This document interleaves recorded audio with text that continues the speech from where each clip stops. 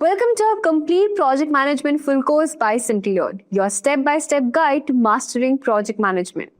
Whether you're building an app or organizing big event, every successful project needs a solid plan. And that's where project management shines. It's the secret sauce that keeps teams on track, ensures deadlines are met, and guarantees things done right.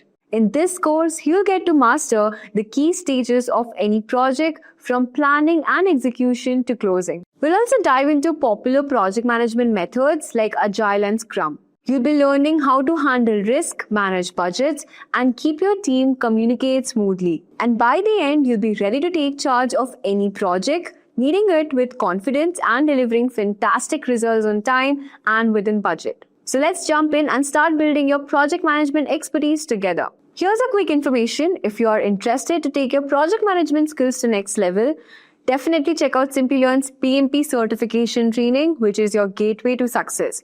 Now, as a globally recognized PMI partner, we offer top-notch training designed to help you pass the PMP exam on your first attempt. Our course includes exclusive masterclasses in generative AI for project management, helping you stay ahead of the curve with the latest trends and technologies. You'll be earning 35 PDOs, access to a simulation assessment, and get over 500 premium practice questions to sharpen your skills.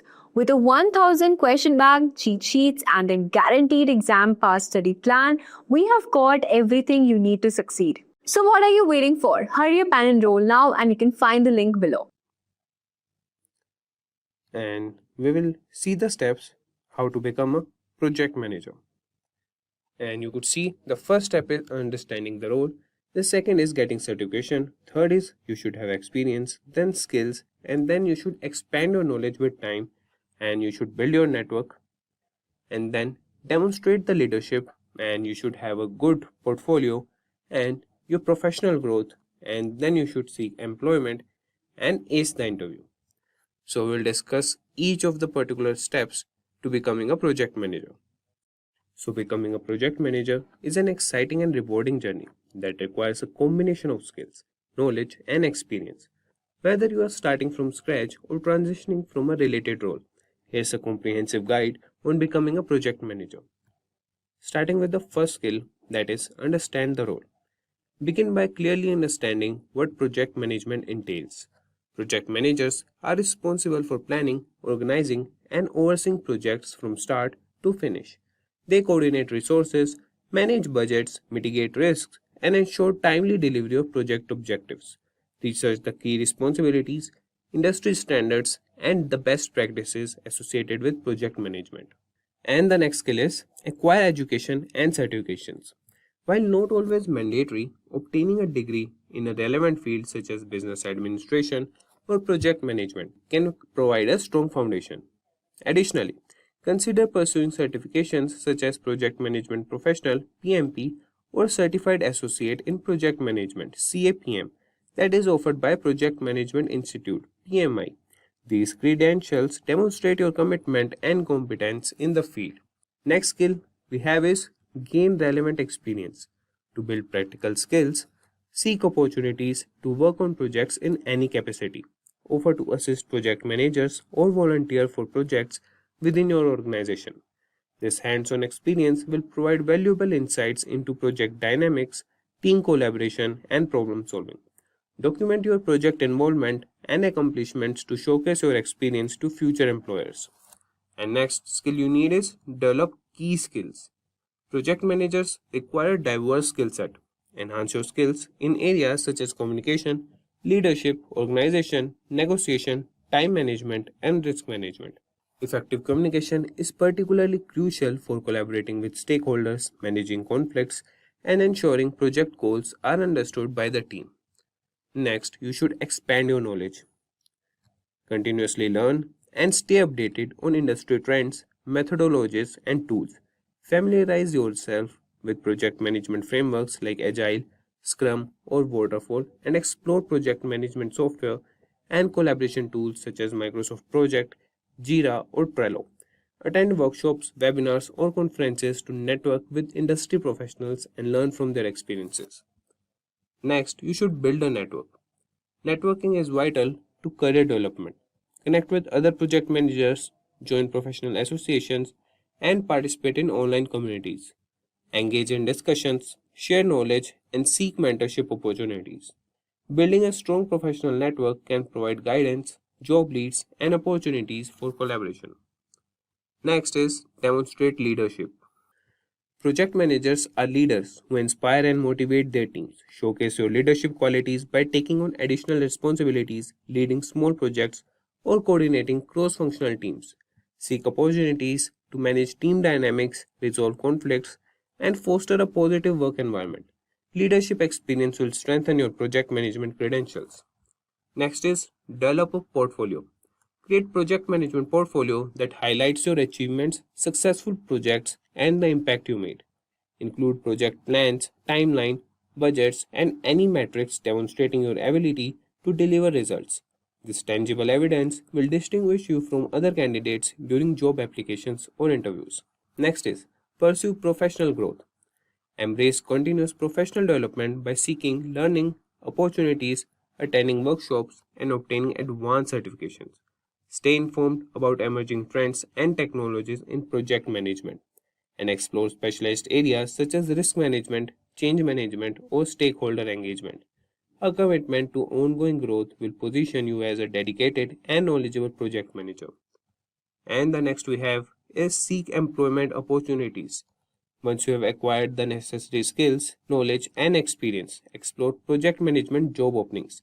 Tailor your resume and cover letter to highlight your project management expertise, showcase relevant achievements, and emphasize your ability to deliver successful outcomes.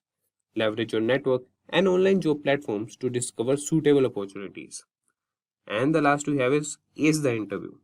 Prepare your project management interviews by familiarizing yourself with common interview questions and crafting well thought out response, highlighting your experience, problem solving skills, and leadership capabilities. Demonstrate your ability to handle. Having known about the steps and processes of becoming a project manager, let's proceed with the most critical aspect of project management as a career, that is, salary of a project manager.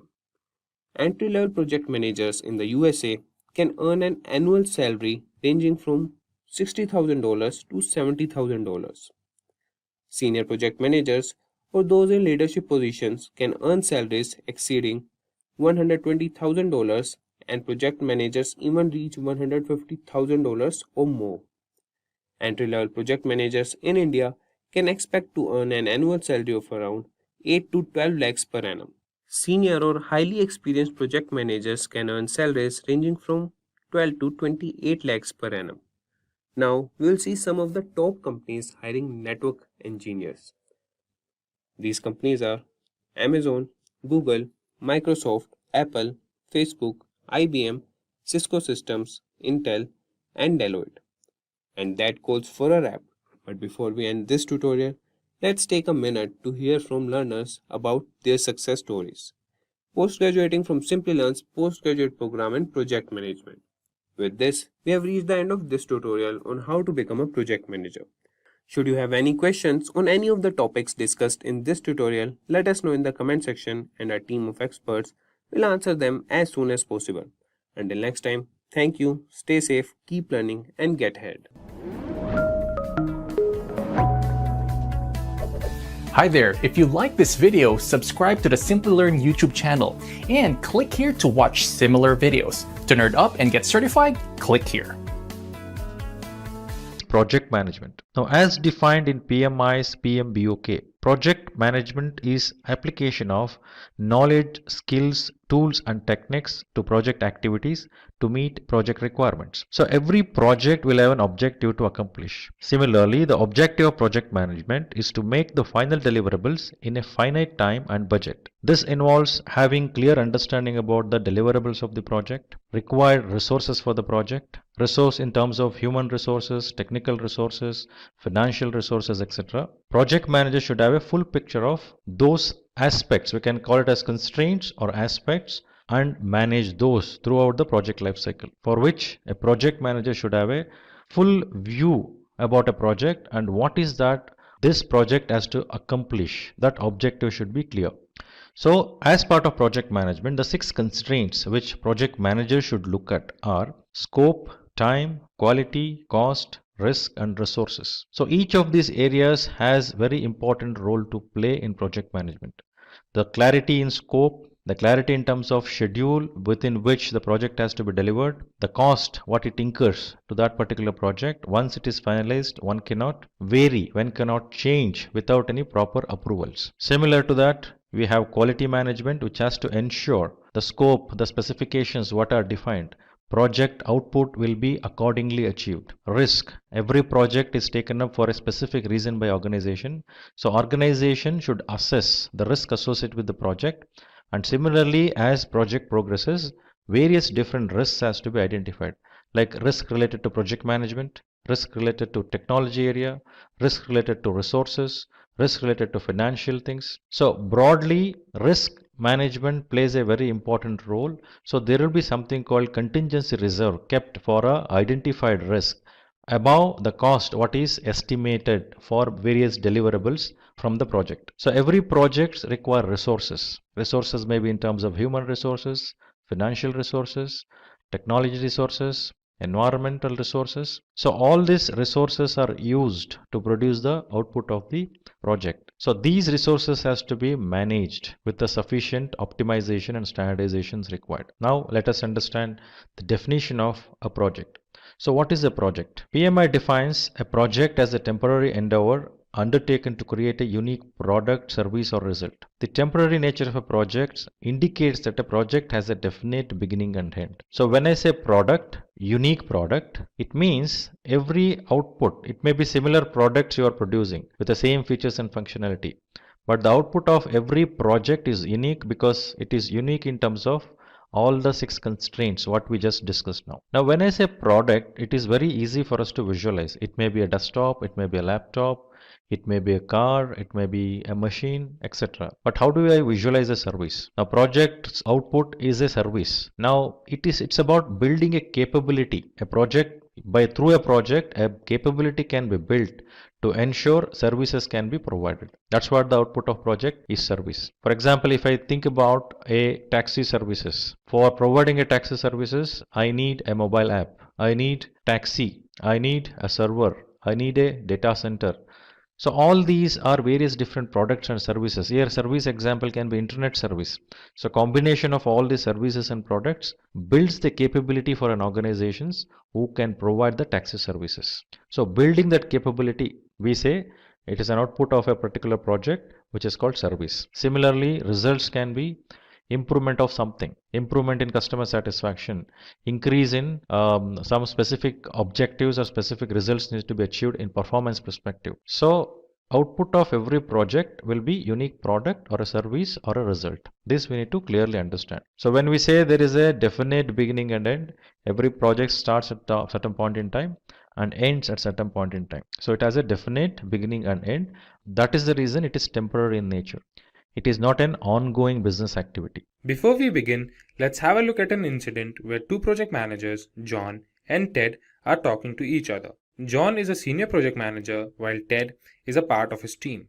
John finds Ted to be upset, so he asks him is there anything he can help him with, to which Ted replies that his project failed. John further asks him what could be the possible reason for the project failure. Ted tells him that it's because he was not able to manage the time and budget. Now John asks him if he is PMP certified, to which Ted says he isn't. Then John suggests Ted that he must take the PMP certification, which will not only give his project better performance, but also help him upskill in his career.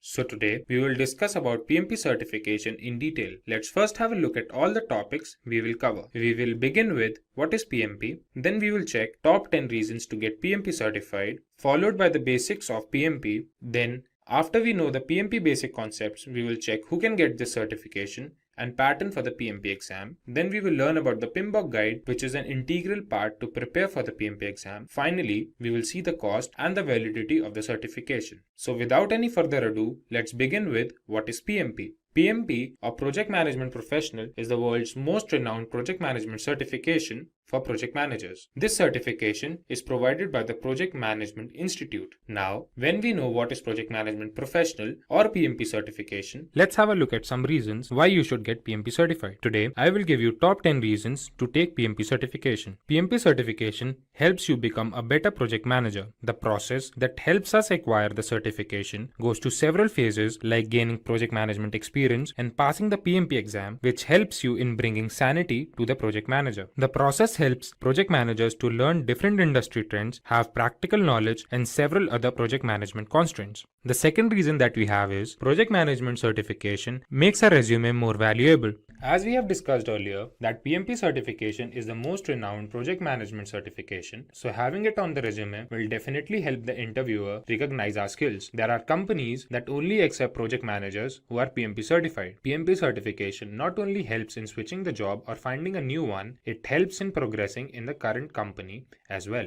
The third reason that we have is it provides more job opportunities. When one acquires the PMP certification, it proves that one has expertise in completing the project effectively and efficiently. So the certification increases the trust factor of the interviewer in you and increases your probability of getting that job. The fourth reason that we have is salary hikes. PMP certified project manager is one of the highest paid jobs around the globe, and this trend will continue to grow. The global survey by the Project Management Institute shows that PMP certified project managers tend to get 20% more salary than the non-certified project managers. The next reason that we have is PMP certification validates your dedication to the job. The certification requires several months of training. It requires several hours of project management experience and exposure. This experience and exposure explains the seriousness of a project manager towards its career path. Then, sixth we have is PMP certification is globally acknowledged. PMP certification is the most renowned certification all over the world. It helps project managers to be a part of different types of industries all over the globe. PMP certification is the most renowned certification all over the world. Project managers who are PMP certified may get jobs in different types of industries all over the world. PMP certification not only provides theoretical knowledge but also helps in gaining practical knowledge, which further helps in increasing the confidence of a project manager. The next reason that we have is better project performance. PMP certified project managers tend to deliver better projects than the non-PMP certified project managers. This is because PMP certified project managers are well aware of 5 process groups, 10 knowledge areas, and 49 processes, which helps them have a clear picture of different aspects involved in a project.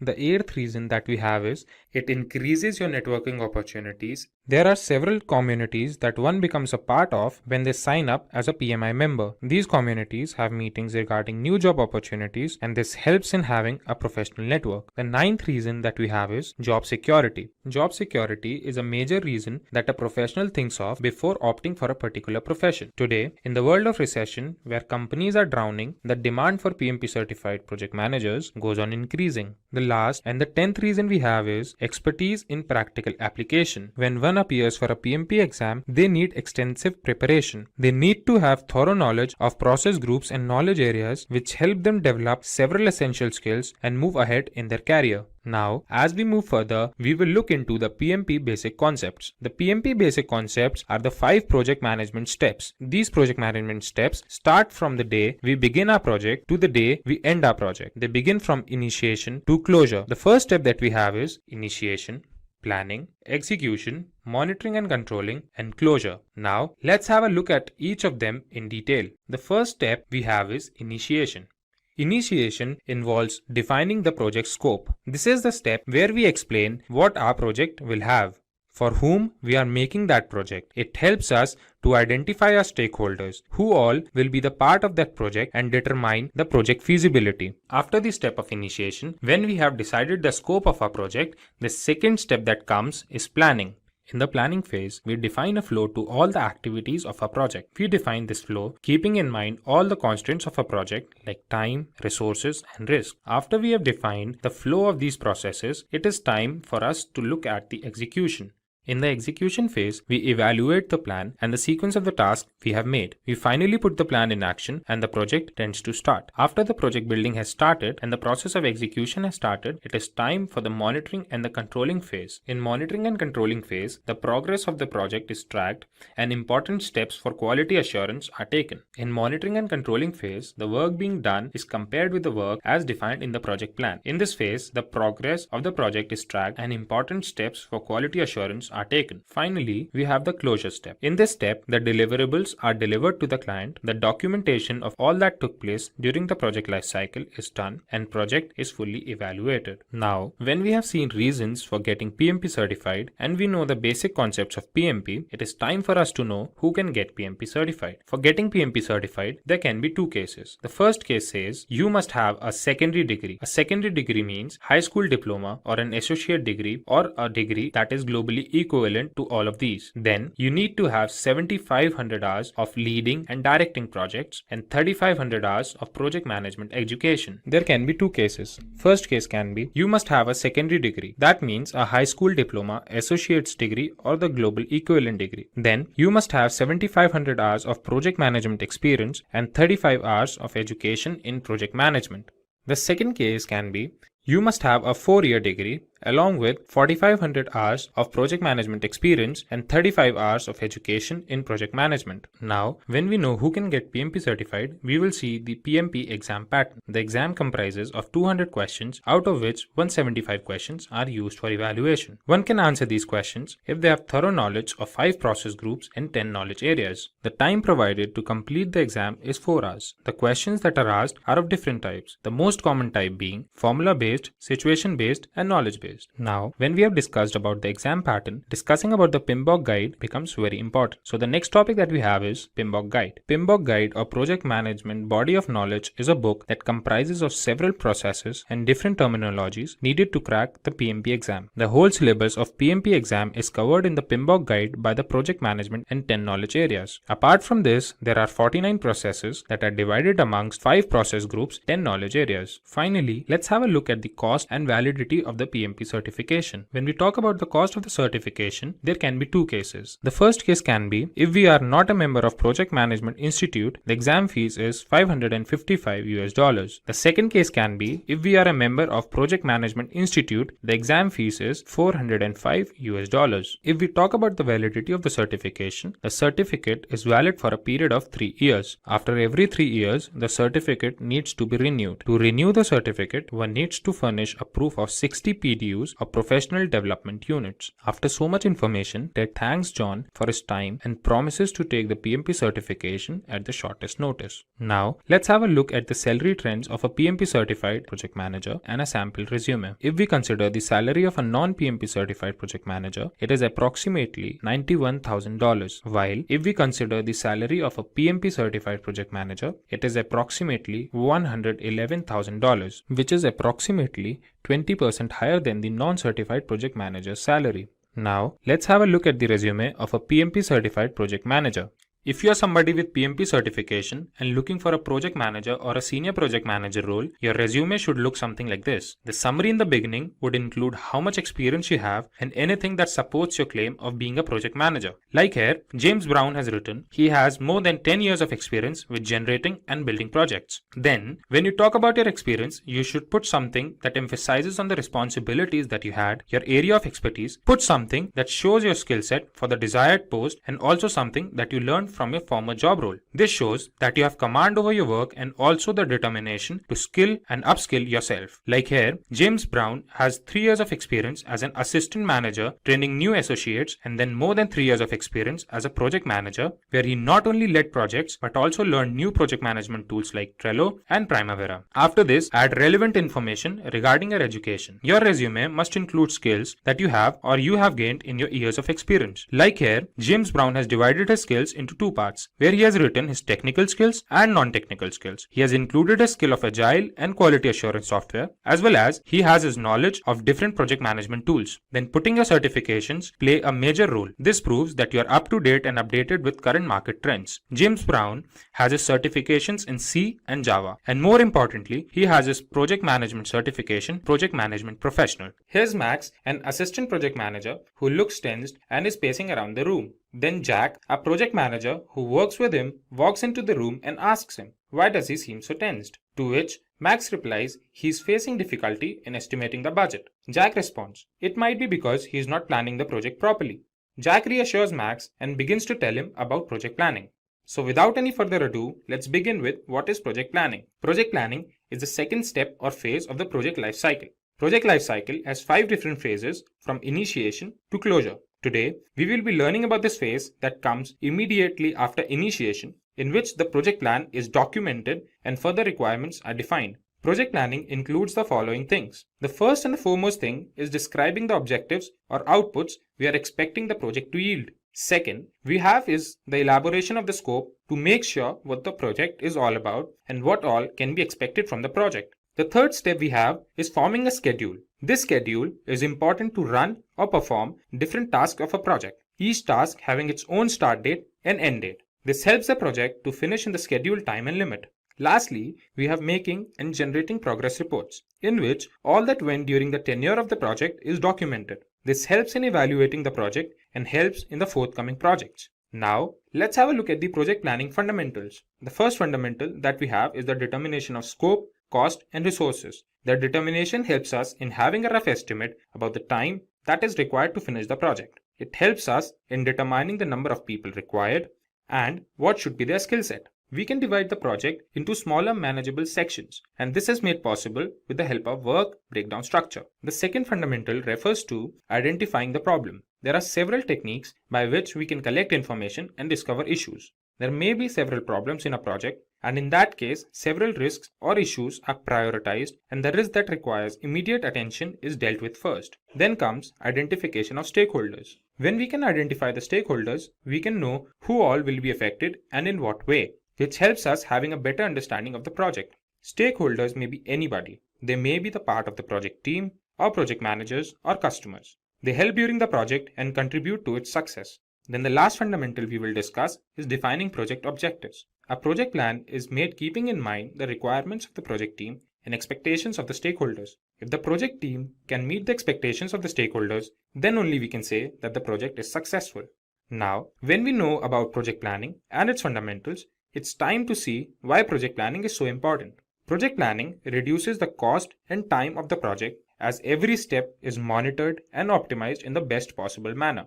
Project planning increases employee satisfaction as every employee who is a part is engaged in the team for improved project performance. Project planning helps in the implementation of quality assurance as the output of every step is duly tested. Lastly, project planning helps in reducing project risk as planning helps to analyze, prioritize, and deal with that risk.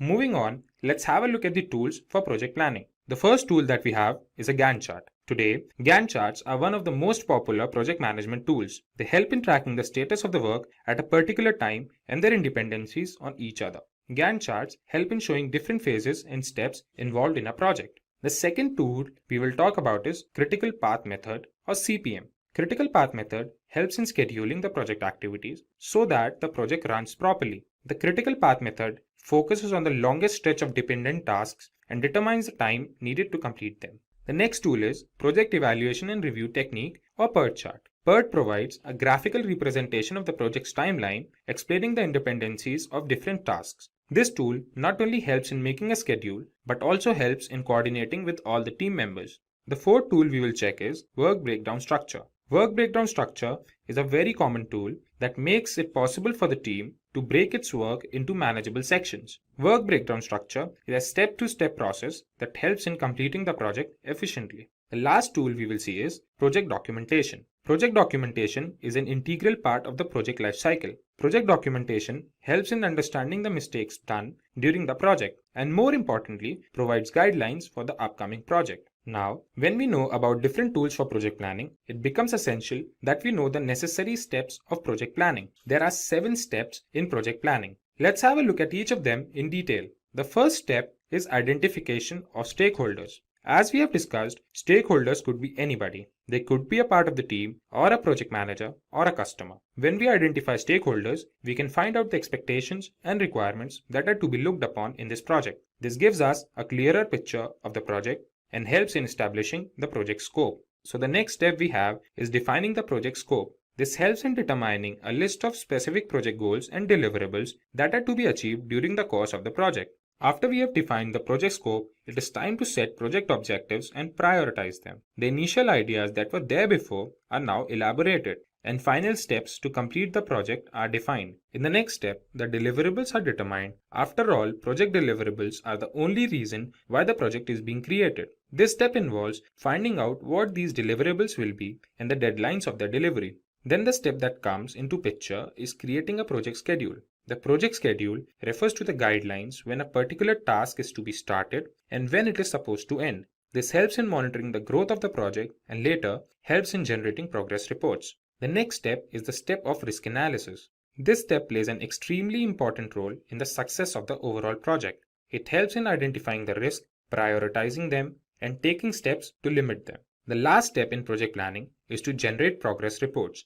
In this step, we update the stakeholders about the project growth, and it is done so that all the concerned team members can have a look at the progress of the project. After all this information, Max thanks Jack for the explanation and looks forward to plan projects within the budget and of better quality.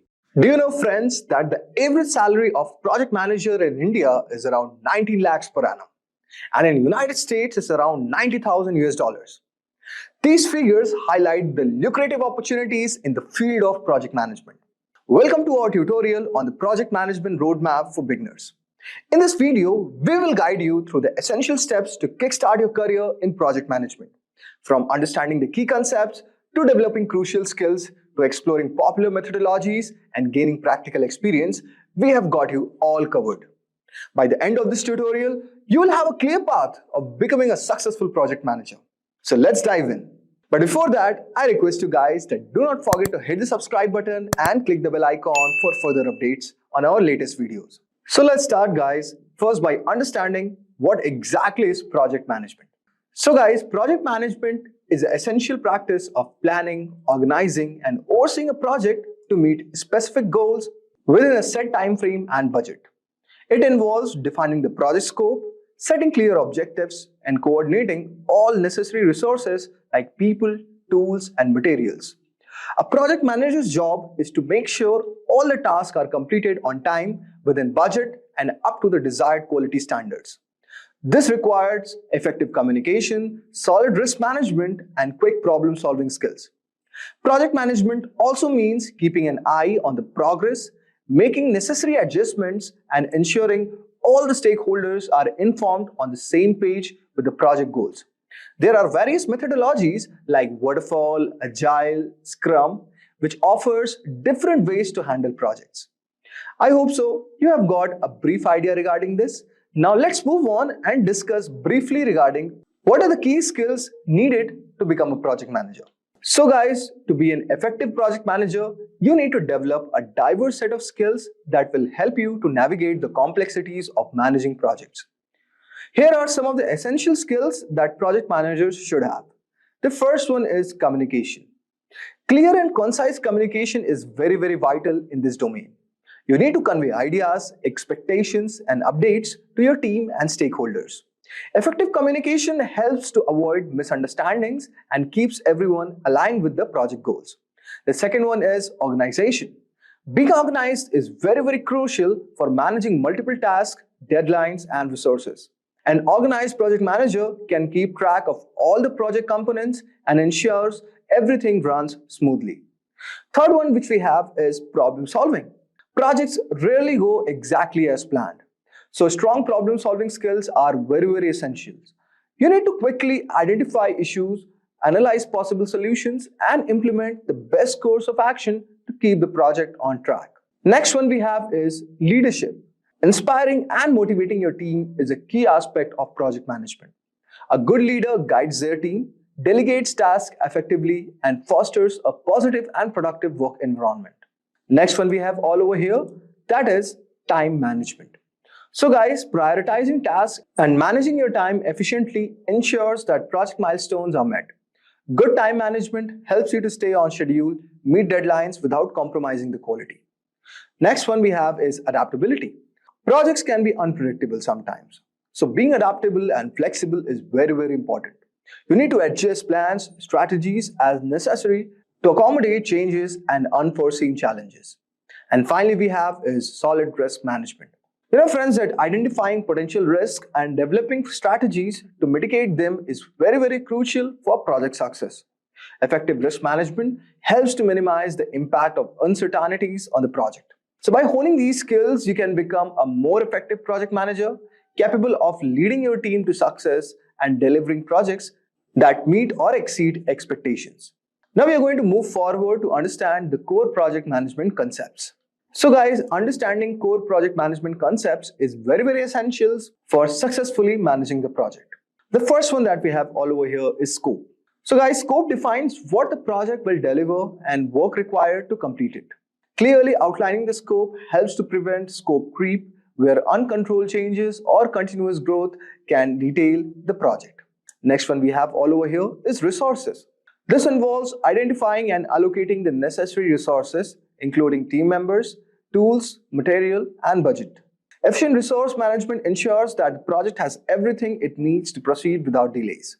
The third one that we have all over here, that is schedule. So guys, the project schedule outlines the timeline for all tasks and milestones. Creating a detailed schedule helps you to keep the project on track and ensures that deadlines are met. The fourth one that we have all over here is budget. So guys, this is very, very important factor. And managing the project budget involves estimating cost, setting budget, and controlling expenses to ensure the project remains financially viable. Effective budget management helps prevent cost overruns. Finally, we have is risk management and quality. Let's first talk about risk management. So guys, identifying, assessing, and mitigating risk is very, very crucial. A proactive approach to risk management can help anticipate potential issues and develop contingency plans, reducing the impact of the project. If we talk about quality, then ensuring that the project meets the required standards and specification, it is very, very required for it to become a success. So quality management also involves setting quality criteria, continuously monitoring, and evaluating the project deliverables. Now let's move on and discuss about project management methodologies. So guys, project management methodologies provide a structured approaches to managing projects and ensuring efficiency and consistency. The first one that we are going to discuss all over here is called waterfall model. It is a linear and sequential approach where each phase of the project must be completed before moving on to the next. It's best suited for projects with well-defined requirements and minimal changes. The next one that we have all over here is called Agile. Actually, Agile is an iterative and flexible approach that focuses on delivering small, incremental improvements. Agile promotes adaptability and continuous feedback, making it ideal for projects with evolving requirements. The third one that we have all over here is called Scrum. Scrum is basically a subset of Agile. Scrum breaks into the project for short, time-bound iteration called sprint, which basically lasts for 2 to 4 weeks. So, in this, there are regular meetings such as daily stand-ups and sprint reviews, which ensures constant progress and feedback. So guys, choosing the right methodology depends upon the project's nature, requirement, and team dynamics. Ensuring a tailored approach to project management is very, very crucial. Now let us discuss about some of the tools that you should be aware of if you want to become a project manager. Effective project management relies on the tools to organize, track, and manage tasks efficiently. Some of the popular project management are, the first one that we have is Trello. Trello is a visual tool that uses boards, lists, and cards to organize tasks and projects. It's highly intuitive and flexible, making it ideal for teams that prefer a straightforward, visual approach to managing tasks and tracking progress. Next we have all over here is Asana. Asana offers a comprehensive suite of features for task management, project planning, and team collaboration. With its ability to create projects, assign tasks, set deadlines, and track progress, Asana helps to ensure that everyone stays on the same page. The third one that we have all over here is called Microsoft Project. This tool is a powerful project management software which is used for planning, scheduling, and managing projects. It offers advanced features like Gantt charts, resource management, portfolio management, making it suitable for complex projects. Next one that we have all over here is called Jira. Originally designed for software development teams, Jira is an excellent tool for managing agile projects. It supports Scrum and Kanban methodologies, which enables teams to plan sprints, track issues, and monitor progress through detailed reporting. Next one that we have all over here is called Slack. While primarily it is a communication tool, but Slack integrates with many project management tools to facilitate seamless collaboration. Teams can communicate in real time, share files, integrate other tools to create a centralized hub for project activities. So these were some of the tools that you should be aware of, and by leveraging these tools, project managers can enhance their productivity, improve collaboration, and ensure that projects are completed on time and within budget. Now let us move to our final part, that is certification and education. So guys, pursuing formal education and certifications can significantly enhance your career in the project management. Here are some of the key educational paths and certifications you can consider if you want to become a project manager. The first one is degree programs. A bachelor's degree in business administration, management, or a related field provides a strong foundation in essential business and management principles.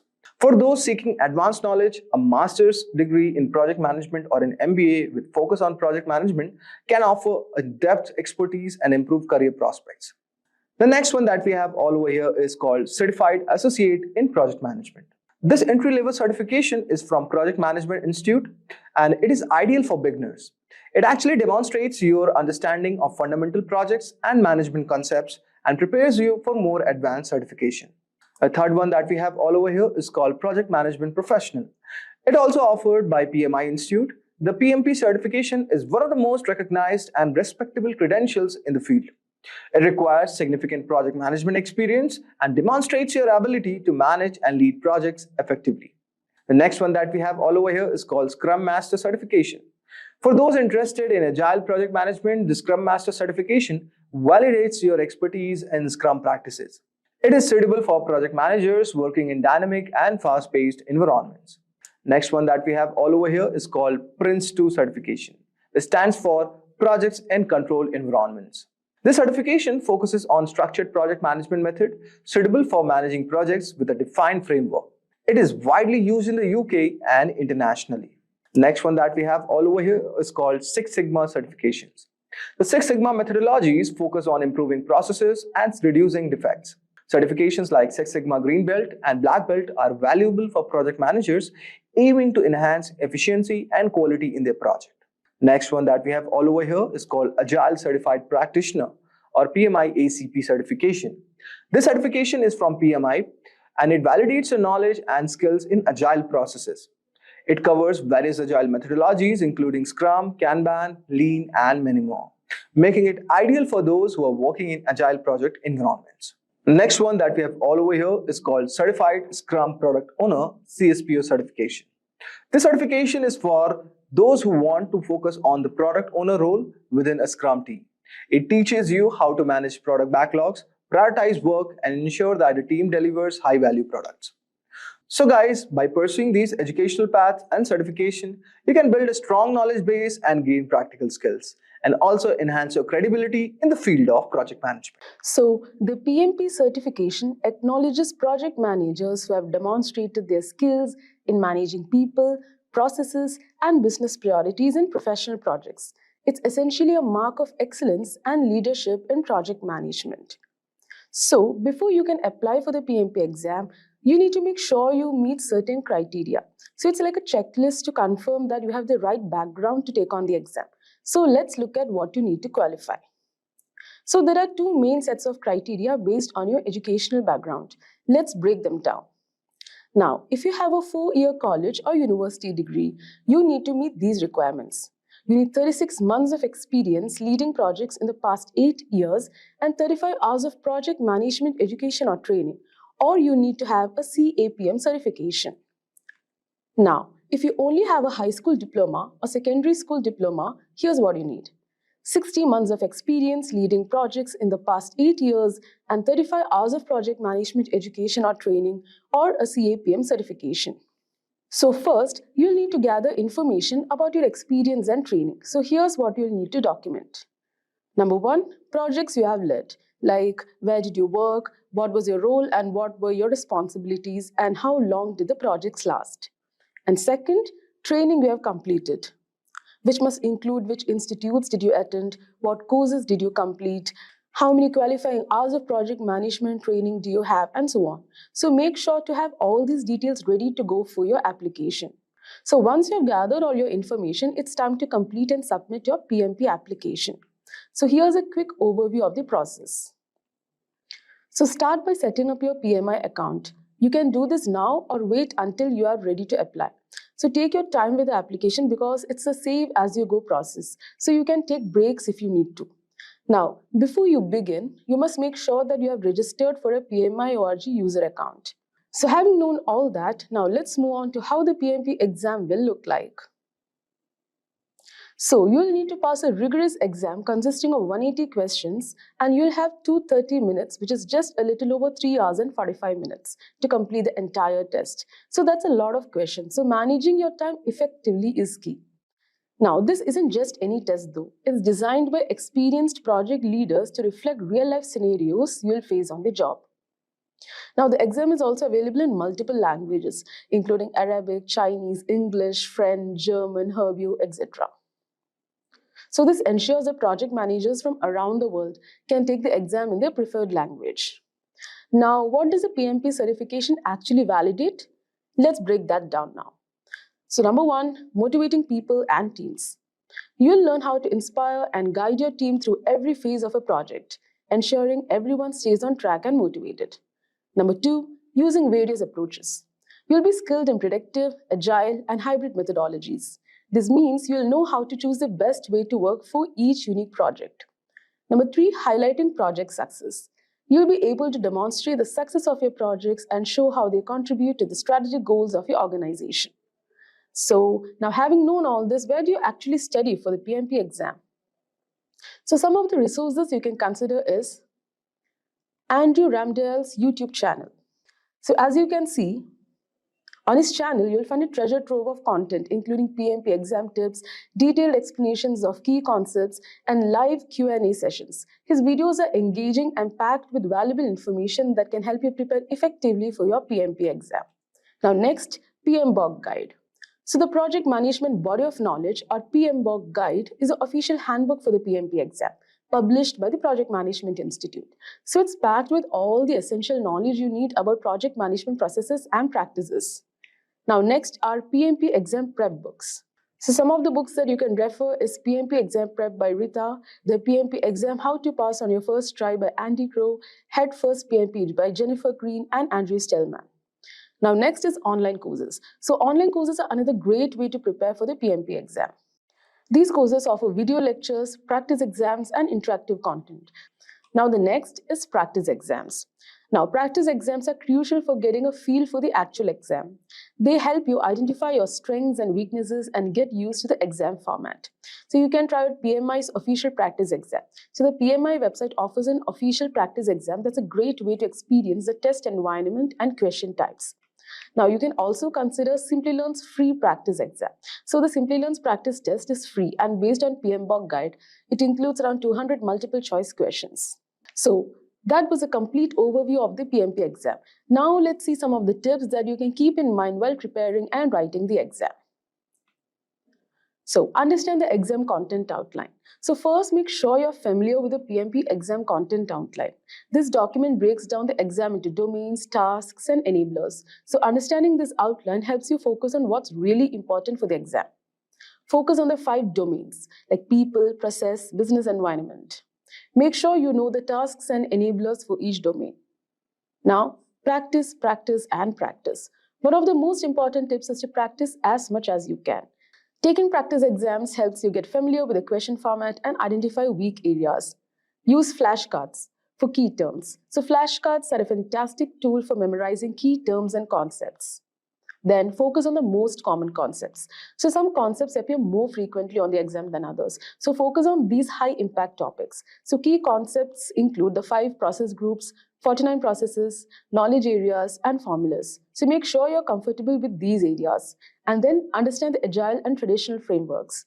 So the PMP exam tests both agile and traditional project management approaches. So understand the principles of agile as well as the traditional PM methodologies. Review the Agile Manifesto, Scrum framework, and how Agile practices integrate with traditional PMP processes. Now, while writing the exam, read questions carefully. So during the exam, read each question carefully. Make sure you understand what's being asked before you jump to an answer. Now, manage your time wisely. So time management is crucial for such exams. You have 230 minutes for 180 questions, which means you should aim for around 1.5 minutes per question and then eliminate wrong answers. So if you're unsure about a question, what you can do is use a process of elimination to narrow down your choices. So that's a wrap on our tips for passing the PMP certification exam. I really hope you found these insights helpful and that they boost your confidence as you prepare. If you're interested in becoming a certified project manager, then you are at the right place. This tutorial will teach you everything you need to know about the project management professional certification. We'll cover all the important stuff like how to start a project, how to make sure it goes smoothly, and how to finish it strong. By the end of this video, you'll have all the skills and knowledge to lead projects like a pro and stand out in your career. Now, before we move on, let us discuss our agenda for today's session. But before that, I request you guys that do not forget to hit the subscribe button and click the bell icon for future updates. So we are going to start our session with an introduction to what is a PMP certification. Moving ahead, we are going to discuss about advantages of PMP certification. Then we are going to discuss the job roles.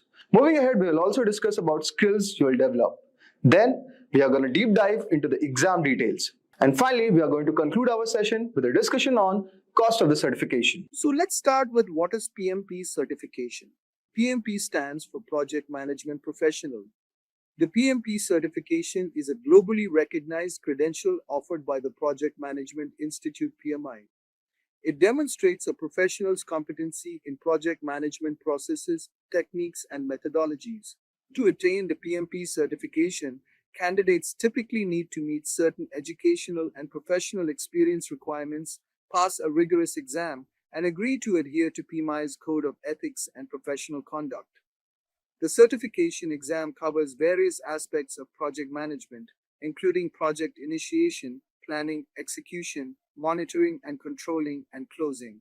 Having a PMP certification can enhance a project manager's credibility, potentially leading to better job opportunities and higher salaries in the field of project management. It's a valuable asset for anyone looking to advance their career in project management. I hope so you would got brief idea regarding what is PMP certification. Now let's move on to PMP certification advantages. The PMP certification cost is high because it is a globally recognized certificate. A professional certified by PMI can land a job anywhere in the world with an undoubted edge over other job candidates. A PMP certification benefits professionals in the following ways. New skills.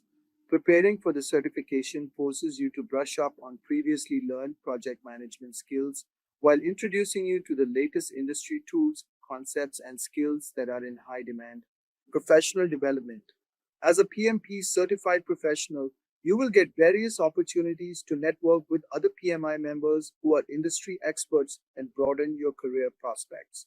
Higher salary. According to PMI statistics, certified professionals are the first preference for any role and earn 20% more than their non-certified counterparts. Job commitment. Preparing for the PMP exam, passing it, and achieving the certificate demonstrates your dedication and commitment toward the job. I hope so you would got brief idea regarding certification advantages. Now let's move on to job roles. Having a PMP certification opens up various job opportunities across industries and sectors. Here are some common job roles for individuals with a PMP certification. 1. Project manager. The most obvious role, PMP certified professionals often work as project managers, leading teams to successfully execute projects from initiation to completion. 2. Program manager. Program managers oversee multiple related projects and ensure they align with organizational goals and objectives. PMP certification equips professionals with the skills needed for this role. 3. Portfolio Manager.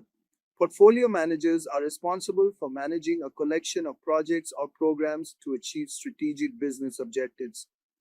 PMP certification provides the necessary knowledge to effectively manage portfolios.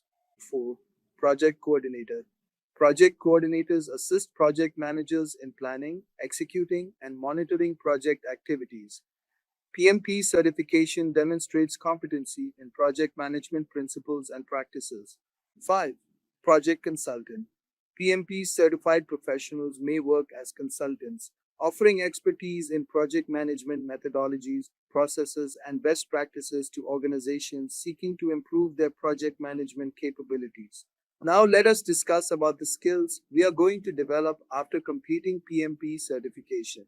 Completing the PMP certification equips individuals with a comprehensive set of skills that are essential for successful project management across various industries. Here are some of the key skills one would develop. 1. Project Planning. PMP certification provides a thorough understanding of project planning processes, including scope management, scheduling, resource allocation, and risk management. This skill ensures that projects are effectively planned to meet objectives within constraints. 2. Leadership. PMP certified professionals learn leadership skills to motivate teams, resolve conflicts, and foster collaboration among project stakeholders.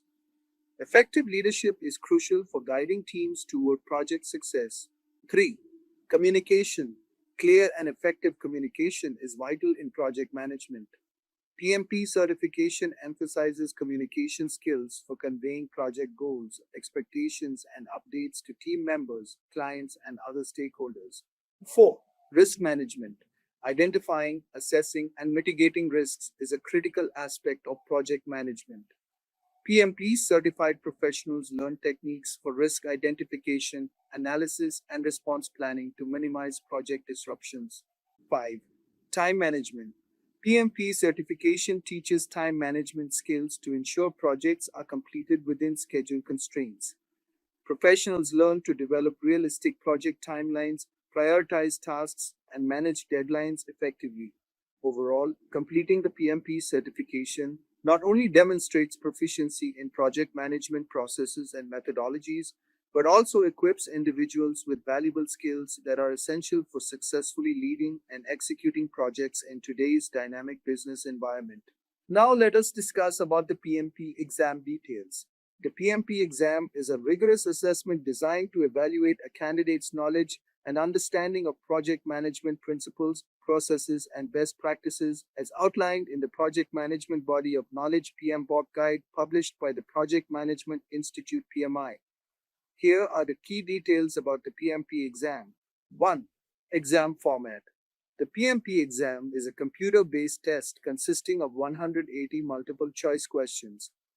Out of these, 175 questions are scored, while the remaining 5 are pretest questions used for future exam development and do not affect the candidate's score. 2. Exam content. The exam content is based on the PMBOK Guide and other reference materials designated by PMI. It covers 5 domains of project management: initiating, planning, executing, monitoring, and controlling. Closing. 3. Exam duration. The PMP exam has a duration of 230 minutes, 3 hours and 50 minutes. This includes the time for completing the exam and a 10-minute break if desired. 5. Exam eligibility. To be eligible to take the PMP exam, candidates must meet certain educational and professional experience requirements set by PMI. As of my last update, the general requirements include a 4-year degree bachelor's or global equivalent and at least 3 years of project management experience, with 500 hours leading and directing projects, plus 35 hours of project management education, or a secondary degree, high school diploma, associate's degree, or global equivalent with at least 5 years of project management experience, with 500 hours leading and directing projects, plus 35 hours of project management education. It's essential for candidates to thoroughly review the exam handbook and familiarize themselves with PMI's policies and procedures before scheduling and taking the PMP exam. Now let us discuss about the PMP certification cost. PMP certification cost. Wondering what the cost of quality PMP is? PMP cost incurred to earn 35 PDAs varies from country to country from $300 to $5,000. Re-examination fee structure. For PMI members, $275. For non-PMI members, $375. A person choosing to become a PMI member at the time of application will have to shell out a PMP price of $555, which will cover both the examination and the membership fees. Interestingly, even if a person doesn't wish to become a PMI member, HESH will anyway have to pay the same PMP exam fee. Hence, we recommend you to apply for the PMI membership option so that paying your PMP course fee is more practical. After going through the PMP certification cost, let us next learn what exactly is its renewal fee. Now, let us learn about project management in Excel. Microsoft Excel is one of the most common applications these days. It is used in both offices and at homes. Microsoft Excel is an easy project management tool that allows the team members to easily see the tasks in a project, develop a plan, and track its progress. Before we learn more about project management in Excel, let's first have a look why do we use Excel. Microsoft Excel is an easy tool to plan a project, so it can be used by people who are beginners in terms of project management. In Excel, one can find several analytical tools like concatenate, len, and counter, so this makes data analysis easy and effective. As the entry of data is easy, same is tracking and controlling of project status. Then, there are several project management templates in Excel that help us to have an effective distribution of project data. We will be checking several project management templates towards the end of this video. Now, let's have a look at the process of making a Gantt chart in Excel. Before we begin this, it's important we know what is a Gantt chart. A Gantt chart is like an horizontal bar chart that is used for project management. With the help of a Gantt chart, we can check the status of the task, the date they start, the date they end, and their dependencies on each other. Gantt chart helps in coordinating and monitoring different tasks in a project. Now, let's have a look at the steps that will help us in making a Gantt chart. First step we have is make a project table. We have several rows and columns. Like here, we have 3 columns. In the first column, we have the tasks. In the second, we have a start date. And in the third column, we have the duration or tenure of the task. The second step is to make a bar chart in Excel. For this, we will select the entire second column. Then we will go on the Insert tab and click on the bar graph chart. There, we can select stacked bar graph in 2D bar charts. As a result, we will have the entitled bar graph on the screen. In the third step, we will add the duration to the bar graph. We will right click on the chart and in the menu that appears, we will select Data option. A window that appears on the screen. In that window, we will select Add option as shown. We can also see the start date is already in the entry section. Then in the dialog box that appears, type tenure in the series name and click on the range selection icon that's shown in the figure. Now select the relevant data from the tenure column and click on OK. Now we can see a bar graph that has 2 colors on the screen. This bar graph now has the duration of the tasks. The fourth step we have is adding description to the Gantt chart. Now we will open the box again and in that box we will select the edit option as shown in the figure. Then we will select the tasks as we had selected the duration of the tasks before and click on OK.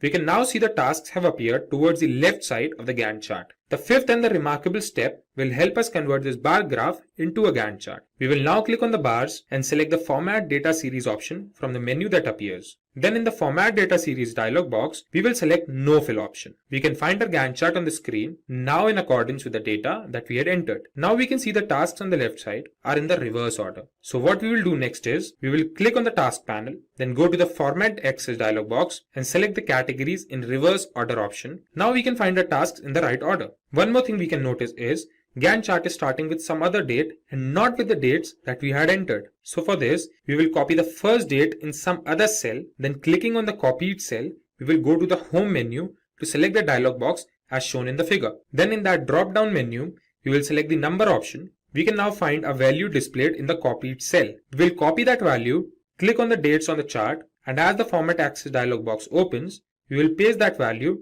in the box that says minimum shown in the figure. As a result, we will have our final Gantt chart on the screen. In the last step, we can give several designs to a Gantt chart, change colors, and make it more presentable for us. Now when we know the basic steps of making a Gantt chart, I will show that practically to you in Microsoft Excel. Our first step is to open Microsoft Excel, and in Microsoft Excel, we will make a project table.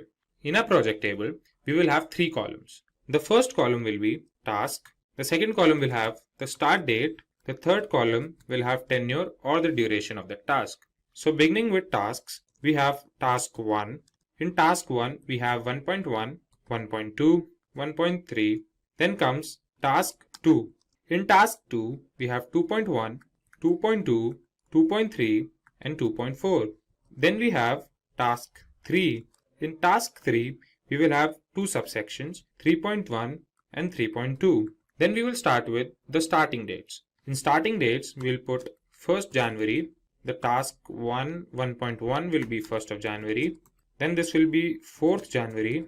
Let's say this is 5th January.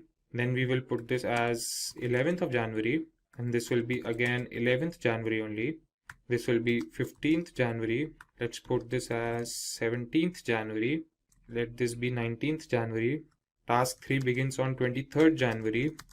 And the 3.2 section begins at 26th of January. Now let's put the tenure or the duration of the task. We will begin with task 1. It takes 12 days. Then 1.1 takes 7 days. We say this takes 4 days and this takes 8 days. Then for task 2, it again takes 12 days. It takes 5 days, 5 days, and let's say this takes 6 days and this takes 4 days. Then we come to task 3. This takes 8 days and let's say this takes 6 days and the 3.2 section takes 5 days. So this is how our project table is ready. In the second step, we will select the entire second column. After we have selected this column, we will go to the Insert tab. In the Insert tab, we'll go to the bar columns, and in this, we will select 2D stacked bar charts. Now we have the entitled bar chart in accordance to our data on the screen. Then comes the third step. We will add the duration of the tasks to the bar graph. We will click on the chart, and after we click on the chart, we will select Select Data option. In the Select Data Source dialog box, we find the start date is already there. Now we will click on Add, and after we click on Add, in the series name section, we will put tenure. Then in the series value, we will click on this icon and select the entire tenure series and click on OK. So this is the bar graph that we have now. This is now in 2 colors, the orange color and the blue color. This bar graph now has the duration of all the tasks in our project table. Now in the fourth step, now it's time for us to add description to our Gantt chart. Instead of this 1, 2, 3, 4, 5, we will put task 1, task 2 and the subtasks. So what we will do is, we will again go to that box, we will left click on the Gantt chart, select the Select Data option, and then we'll go to the start date. Here, we'll select the Edit option. In the Edit option, we will select all the tasks and click on OK. Now we can see all the tasks are aligned towards the left of the bar chart. As we can see, this is a bar chart or a bar graph and not a Gantt chart. The next step we have is converting this bar graph into a Gantt chart. So we will click on the bars and select the Format Data Series option from the menu that appears. Here we have this Format Data Series option. Now we can see the dialog box on the screen. Here we'll go into the color section, fill section, and then we will select no fill. Now we can see the blue lines have disappeared. So this looks like a Gantt chart. So now when we have a Gantt chart on the screen, we can notice that the tasks here are in the reverse order. So what we will do is, we will click on these tasks and select the Format Axis option. Here, we will select Categories in reverse order. We can see our Gantt chart is now in order, like we have our task 1 on the top and task 3 at the bottom. The dates are starting from 11th of December, but the dates we have provided are from 1st of January. Now we will copy this cell, then go on the dates box. Here, we'll go to Format Axis. In the Format Axis, we can see minimum. In this minimum, we will paste this value and press enter. As we press enter, we can see our Gantt chart starting from the date that we wanted to start, and that too in the correct order, starting from task 1 to task 3. Now as a result, we have our final Gantt chart on the screen. In the last step, what we can do is make our Gantt chart more representable. We can change the color of these bars, we can give them shapes, and we can do many other things to make it more presentable. We will first select the bars, like what we will do is, we will select task 1 and let's say we give it the color blue. Then task 2, we will give it color green, and in task 3, we'll give it the color black. So here the subsections will give different colors to the subsections as well. Then we come to task 2.1. This is how we can change the color of these cells, or apart from changing colors, we can select a bar graph and do the gradient fill. So this is how we can make a Gantt chart more presentable. After changing the colors or changing the shapes, we have our final Gantt chart on the screen. Finally, let's have a look at some Microsoft Excel templates for project management. Microsoft Excel templates help in collecting data, putting them into order, and check their dependencies with each other. With the help of these templates, we can monitor the status of the tasks, and we can also check the progress our project has made. Moving forth, we will check some important Microsoft Excel templates. The first template we have is Excel Project Review Template. This template helps us have an overview of the project. We can have a clear understanding of all the tasks that are planned and that are completed. This helps project managers to measure the progress of the project and take further steps accordingly. Second template we will check is Excel Budget Template. In this template, we can monitor all the expenditures of our project. It helps us in managing the budget of a project and also helps in comparing the budget of a project at different phases. Let's have a look at the budget template in Excel once. We can download this template from officetimeline.com. The Gantt chart towards the right is in accordance with the dates towards the left. If we fluctuate the date, we can see the template working. The start date for task 1 could be changed to 10th June. If we change this date to 10 June, we can see the fluctuation in the Gantt chart. So this is how we can use this template directly. Let's have a look at the third template now. Third template we will see is Excel Sprint Project Tracker Template. This template is used majorly in Agile projects, where the project is made in several sprints or sessions. This template includes the start date, the end date, and the duration of each task. We can also see the percentage completed of each task. Let's have a look at the Sprint Project Tracker template as well. We can see the Gantt chart towards the right and the data towards the left. So if we change any data, we can see the Gantt chart changing. For example, we can change the data in Sprint 2 Feature 3. Let's change the start date to July 2nd. We can see the Gantt chart changing. This is how we can use this template directly to track our sessions. Let's have a look at the fourth Excel template. This template is Excel Project Tracker. In this template, we have the data of all the tasks with the status and owners. We can track the percentage of tasks completed and also compare the planned duration of the task to the actual duration of the task. After the critical part tracker, let's check the Excel Project Schedule template. This template helps in effective management of the project as it helps in monitoring the time that each task of the project takes. It provides a clear view of all the work associated with the project. Let's have a look at this template in Excel once. We can see the Gantt chart in accordance to the data. If we change the estimated hours at two places, let's say at the design review, we make it 15 hours instead of 5 hours. And at the create staffing plan, we make it 2 hours instead of 20 hours. We can see the Gantt chart fluctuating. This is how we can use this template to manage the schedule in a project. Moving forward, the next template we will see is Excel Project Status Report template. This template helps us having a list of project deliverables and the risks associated with that project. This template helps the project managers about different crucial activities involved in a project. After this, we have Excel Milestone Tracker. The milestone tracker helps us in tracking or monitoring different tasks in a project. Project managers use this template to monitor the project performance with respect to the timelines. The last template we will see is Excel Project Planner. Excel Project Planner includes a list of tasks with the respected owners along with the start date and the end date of that task. This helps in monitoring each task and comparing the estimated task date with the actual ones. Let's have a look at this template in Excel. We can see the Gantt chart with respect to the data entered. Let's make changes at several places in the data. We can make this 22 to 24. We will make this 23 go to 2. And we can make this 5th September go to 15th September. And when we make the changes, we can realize the Gantt chart is fluctuating. So this is how we can use this template to plan a project effectively and efficiently. A project is a temporary endeavor undertaken to create a unique product, service, or result. For example, developing a new product, service, or result, constructing a building, industrial plant, or infrastructure, and implementing, improving, or enhancing existing business processes and procedures. In the next screen, we will focus on the characteristics of a project. A project can be distinguished based on its characteristics. The definition describes two characteristics of a project. First, it is temporary in nature. Temporary here does not mean short in duration.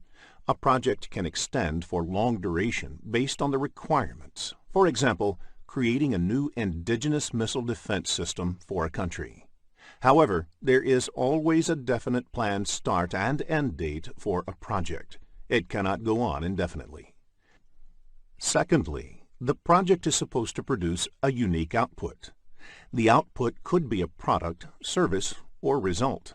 There can be many common activities between two projects, but the outcome of each project should be unique in some way or the other. Now, let us look at what marks the end of a project.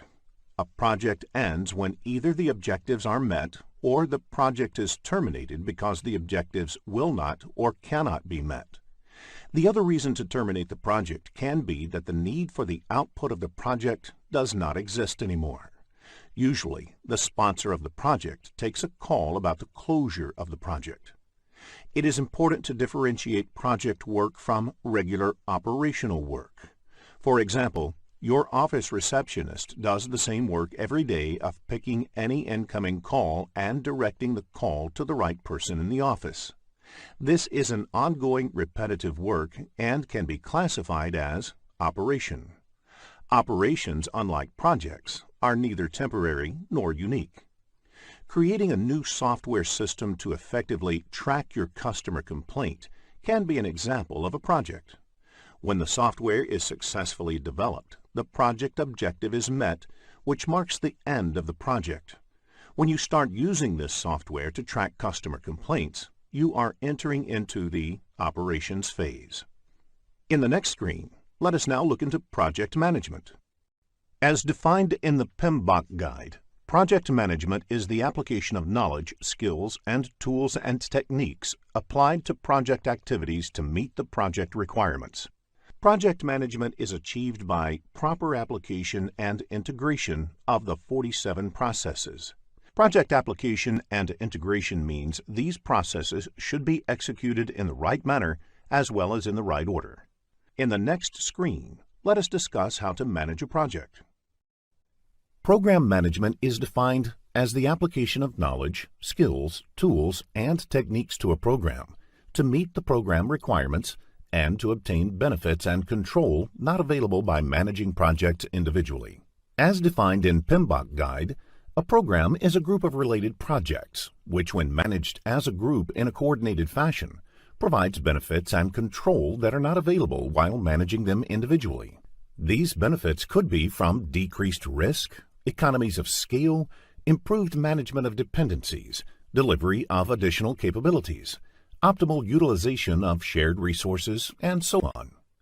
Let us now learn the various features of program management. Random projects cannot be grouped together as a program. The projects in a program should be related in some way or the other, and there should be some value added in managing them together. A project may not be a part of any program, but a program will always have projects.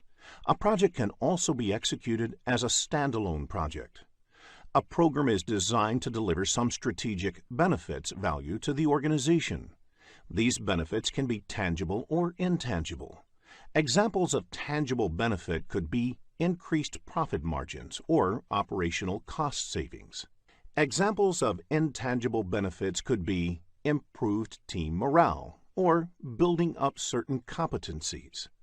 While a project manager focuses relentlessly on the fulfillment of the project's requirements, that is, scope, cost, time, quality, a program manager needs to focus on ensuring that the organizational benefits are realized. In the next screen, let us understand what a portfolio is. Portfolio is yet another term used along with project and program. A portfolio may have multiple projects and programs that are managed as a group to achieve strategic objectives. Note that all projects and programs in a portfolio may not be necessarily interdependent or directly related. A portfolio can be created based on the business objectives. For example, an IT service company can have a portfolio named Japanese Projects, which is formed with an aim to take over the Japanese market by giving more attention to these projects. Within this portfolio, similar projects can be managed as a program, and all banking projects from Japan can be managed as a banking program. In the next screen, let us discuss portfolio management. Portfolio management is the centralized management of one or more portfolios. This includes identifying, prioritizing, authorizing, managing, and controlling projects, programs, and other related work to achieve strategic business objectives. Therefore, whether the company should have Japanese projects as portfolio or not is decided by portfolio management. In the next screen, let us understand the relationship between portfolios, programs, and projects. The image on the screen will help you to understand the terms portfolios, programs, and projects. A portfolio is part of an organization's overall strategy. It represents a conscious decision by an organization to invest in the portfolio. The overall objectives of a portfolio are then cascaded down to the lower-level components. The components could be sub-portfolios, programs, or projects. These components can further be broken down into smaller components for ease of management. Although a project may not contain operations, a program, or a portfolio, it can include other work. This other work may comprise training and development, customer support and services, etc. If the other work has synergy with the overall objectives and adds to the capability to deliver the higher-level benefits, then it can be included in the program or portfolio as well. In the next screen, we will discuss Project Management Office. Project Management Office, or PMO, is a specific type of body or department within an organization. PMO performs several roles in the organization, and these can broadly be classified as primary roles and other roles. Typically, the PMO may take up any one or a combination of the three primary roles. It provides the policies, methodologies, and tools and templates for managing projects within the organization. It provides support and training in organization on how to manage projects. And finally, it provides project managers for different ongoing projects in the organization.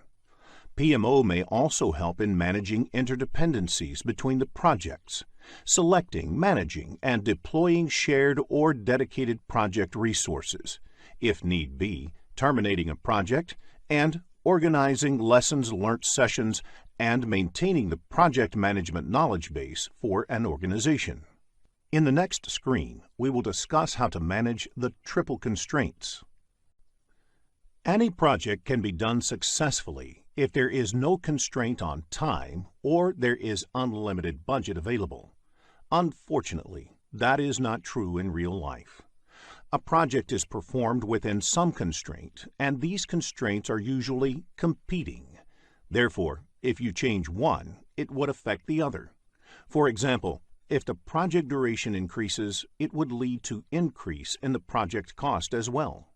Triple constraint is a term that originally referred to the three competing project constraints within which the projects are performed. These constraints are cost, time, and scope. Quality is a primary concern for a project manager. Therefore, the project manager has to make trade-offs to keep the scope, cost, time, quality plane in balance.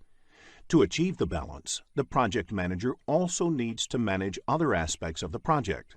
For instance, the people, stakeholders, risks, communication, and procurements. The project manager plays the essential role of integrating all these different aspects of project management. In the PMP examination, you can expect business scenario-based questions focusing on the triple constraints. In the next screen, let us understand who a stakeholder is. A stakeholder can be defined as the one whose interests may positively or negatively be affected or perceived to be affected by the decision, activity, or outcome of the project. As per the definition, the project team, project manager, project sponsor, PMO office, customer, etc. are the stakeholders of the project. A project sponsor is the one who gives a go-ahead for a project and provides the necessary resources to execute the project. Therefore, the head of projects in the organization who provides a green signal to start a project and allocates required resources to the project is the project sponsor. A project sponsor is usually somebody placed high up in the organizational hierarchy of the performing organization. That is, the organization in which the work of the project is being carried out. In the next screen, let us look at stakeholder management. One of the key responsibilities of a project manager is to manage stakeholders.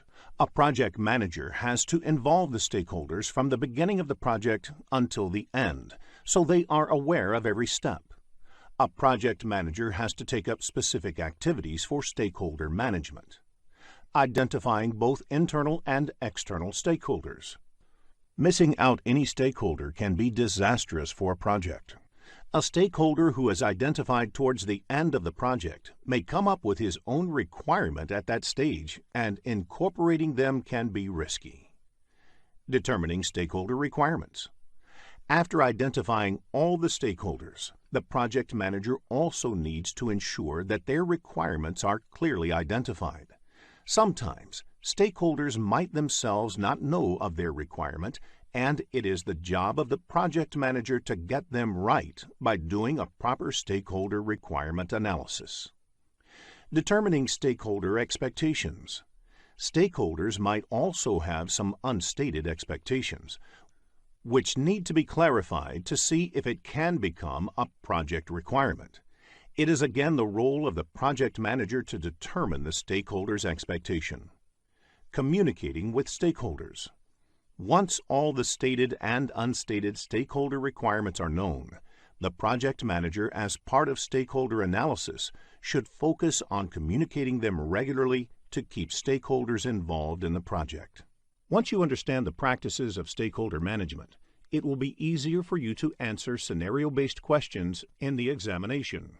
In the next screen, let us look at the various organization structure.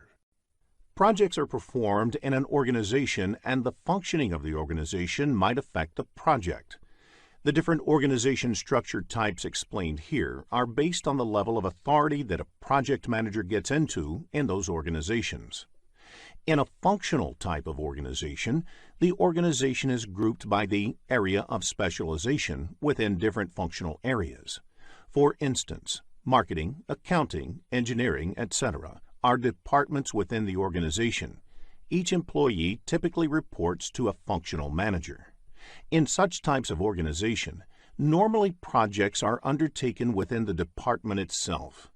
If a project requires any assistance from another department, the request moves from the head of the requesting department to the head of the concerned department. The team members do their normal departmental work in addition to the project work. The next type of organization is projectized organization. In such organizations, there are no departments. The organization's resources mostly work on projects. Team members report to a project manager. The project manager has complete control over the resources. When the project is completed, either they move on to another project or they look for some job outside the company. They do not have a department for themselves. The third type of organization is a matrix organization, which is a blend of functional and projectized organizational structure. A team member belongs to a department as well as they are part of a project team. In such organization, team members have two bosses. One, their department head, and the second, their project manager. Since there are two bosses here, this type of organization is further classified into three different types.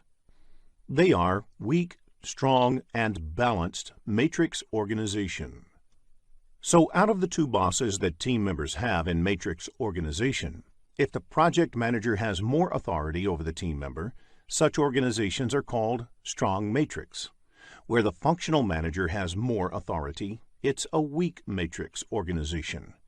If they both share equal authority, then it is a balanced organization. There is another term that you might find in the exam called tight matrix. This generally refers to a co-located team, that is, a team that has been placed in the same location to enhance their performance. In the PMP exam, if there is no mention of the organization type, you can assume it to be a matrix organization. Let us look at each of these organization structures in detail. In the next screen, let us look at functional organization. In a functional organization, the resources of the organization are grouped by functions, sometimes called departments. Examples of functions could be sales, finance, administration, manufacturing, etc. Each function plays a definite role in the organization and is headed by a functional head or supervisor. All the resources in such an organization report directly into their functions. Therefore, a salesperson would report into the sales organizational hierarchy, a purchase executive would report into procurement, and so on. You would notice that in a functional organization, the project manager's role is not explicitly called out. When a functional organization embarks on a project, each of the functions that are involved may volunteer some resources to work on the project. One of these resources may end up playing the project manager's role. The resource assignments may not even be full-time, and sometimes even the project manager is part-time. Since the project manager has no authority over any of the resources, they are dependent on the functional heads. This makes it more challenging for the project manager to coordinate in the team. However, functional organizations provide an opportunity for specialization. For example, if a purchase executive was reporting into the purchase department, that executive would have exposure to all the purchasing that happens within the organization and has a well-defined career path. In functional organizations, project management happens at the functional head level. Next, let us look at the projectized organization in the next screen. The projectized organization has all the resources aligned around projects. The project managers have complete control over the resources working on their projects.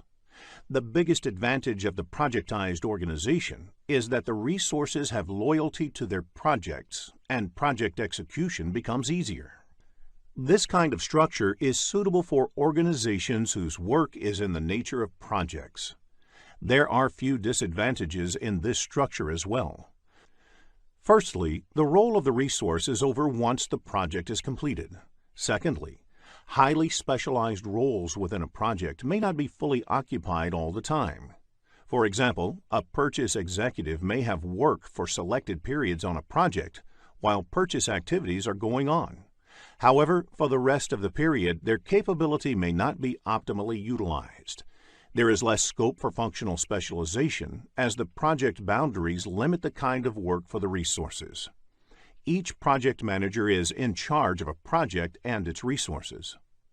Next, let us look at the matrix organization. In a matrix organization, the resources report to the functional managers and are managed by the project managers as well. There might even be a function that represents all the project managers in the organization, which provides project management expertise. The matrix structure has three variants, commonly referred to as weak, balanced, and strong. In a weak matrix, the authority of the project manager is the weakest and strongest in a strong matrix structure. The titles given to project managers in functional or weak matrix organizations are Project Expediter or Project Coordinator. They would be called project managers in a balanced or strong matrix structure and have slightly more authority over the time of the team members. The advantage of the matrix structure is that resources can be optimally utilized while preserving the capacity of the project managers to get projects executed efficiently. Resources can specialize in their functions and have stability in their careers, also contribute to the projects at the same time potentially. The disadvantage of matrix organization is that the communication overhead increases significantly. This is because every resource in the organization belongs into a project and into a function, leading to a dual reporting structure. In a matrix organization, project management happens at project resource level.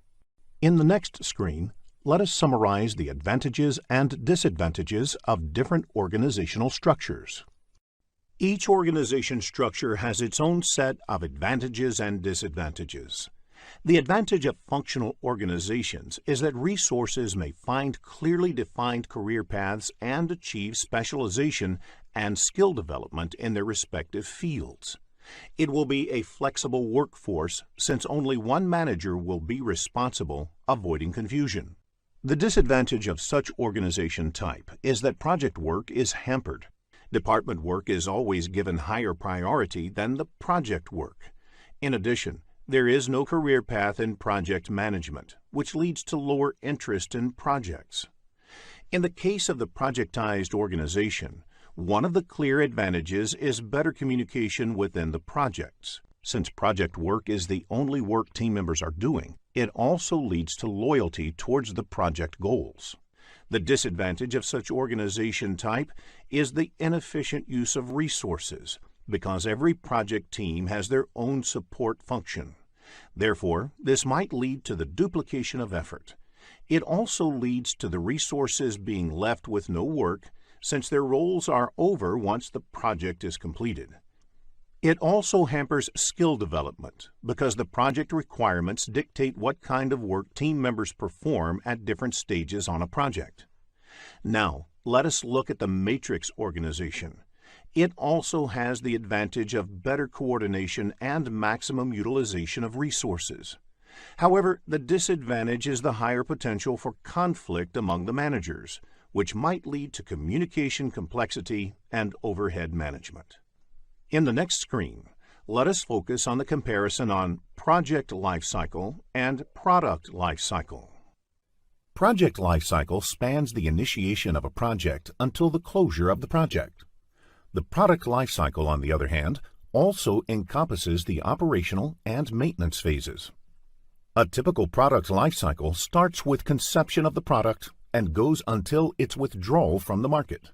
The withdrawal might be because it becomes obsolete, or there is no further need for the product in the market. A product has a long life cycle. A product can require or spawn many projects over its life. For example, a project in product conception phase could be to determine customer needs, whereas a project during product maturity phase could be used to perform competitive analysis. Typically, a product lifecycle is longer than the project lifecycle. A project also has its own life cycle, and this life cycle depends upon the industry and the organization within which the project is being executed. Sometimes different organizations within the same industry use different life cycles. There can be questions in the exam based on the comparison of project life cycle and product life cycle, so understanding the differences will be useful in answering such questions. In the next screen, let us discuss more on project life cycle. A life cycle is composed of phases. Each phase represents a discrete unit of work required to be done on the project. There are different ways of classifying project life cycles. Let us first discuss the sequential versus overlapping life cycle. In sequential phases, the subsequent phase starts only after the previous phase has been completed, whereas in overlapping phases, two or more phases may run in parallel for some time. This could help fast-tracking and compressing the amount of time required. The other way of classifying life cycles is how they go about the process of planning. In predictive life cycles, there is a large upfront planning phase, where all the details of scope, cost, time are planned before beginning the subsequent phases. These phases then are executed in either sequential or overlapping modes. They are suitable for large projects where all the requirements are likely to be known in advance and where upfront planning effort is required to get the necessary approvals. Another feature of predictive life cycles is that each phase may potentially be different in the nature of activities and may require people with different skill sets. For example, traditional software development life cycle has phases like requirements, feasibility, planning, design, construction, testing, and transition. We will continue project life cycles in the next screen. Incremental and iterative life cycles have a short upfront high-level definition and planning phase. The product is then developed through a series of iterations, where iteration increments or adds to the functionality by a little. All the activities are intentionally repeated in iterations. Adaptive or agile life cycles are variants of incremental and iterative life cycles, where iteration is very short, typically 2 to 4 weeks. Agile methodologies are becoming very popular in the software development industry and in other industries where the requirements are highly changeable and frequent feedback is beneficial. Let us now check your understanding of the topics covered in this lesson. A project manager is supposed to fulfill a project's requirements, that is, to deliver a unique output in a timely manner. It starts in the form of an idea that is approved by a project initiator or sponsor. The project manager and the project team then elaborate their understanding of the requirements and produce the final deliverable, which can be a product, a service, or a result. Throughout the project management team needs to ensure that the stakeholders are engaged in the project and their expectations are being managed. The project management team also needs to ensure that there is good communication between the project team and the stakeholders. In addition, the team should make sure that the constraints of scope, cost, time, quality, and others are balanced. In addition to producing deliverables, a project generates data. Such historical data, archives, or records are important for planning future projects. There are 5 major process groups in project management. In the next screen, we will discuss how these process groups are related to each other. The 5 process groups in project management are initiating, planning, executing, monitoring and controlling, and closing processes. The image shows how these process groups interact with each other. The initiating processes occur only once during a project or phase within a project, at the beginning, whereas the closing processes occur only once towards the end. However, planning, executing, and monitoring and controlling processes are repeated several times during a project. The planning processes take information from the initiating processes and help to prepare an initial baseline version of the plan. As the team starts execution, they understand the ground realities better. The deliverables produced and the data of the progress are fed into the monitoring and controlling process group. In the monitoring and controlling process group, the information generated during execution is processed and utilized in 3 different ways. Firstly, it can be used for revising the plan, which is termed as replanning. Secondly, it can be fed back into execution as defects or corrective and preventive actions or approved changes. And thirdly, the information can result in the cancellation of the project or the successful completion of the project upon validation of the deliverables produced.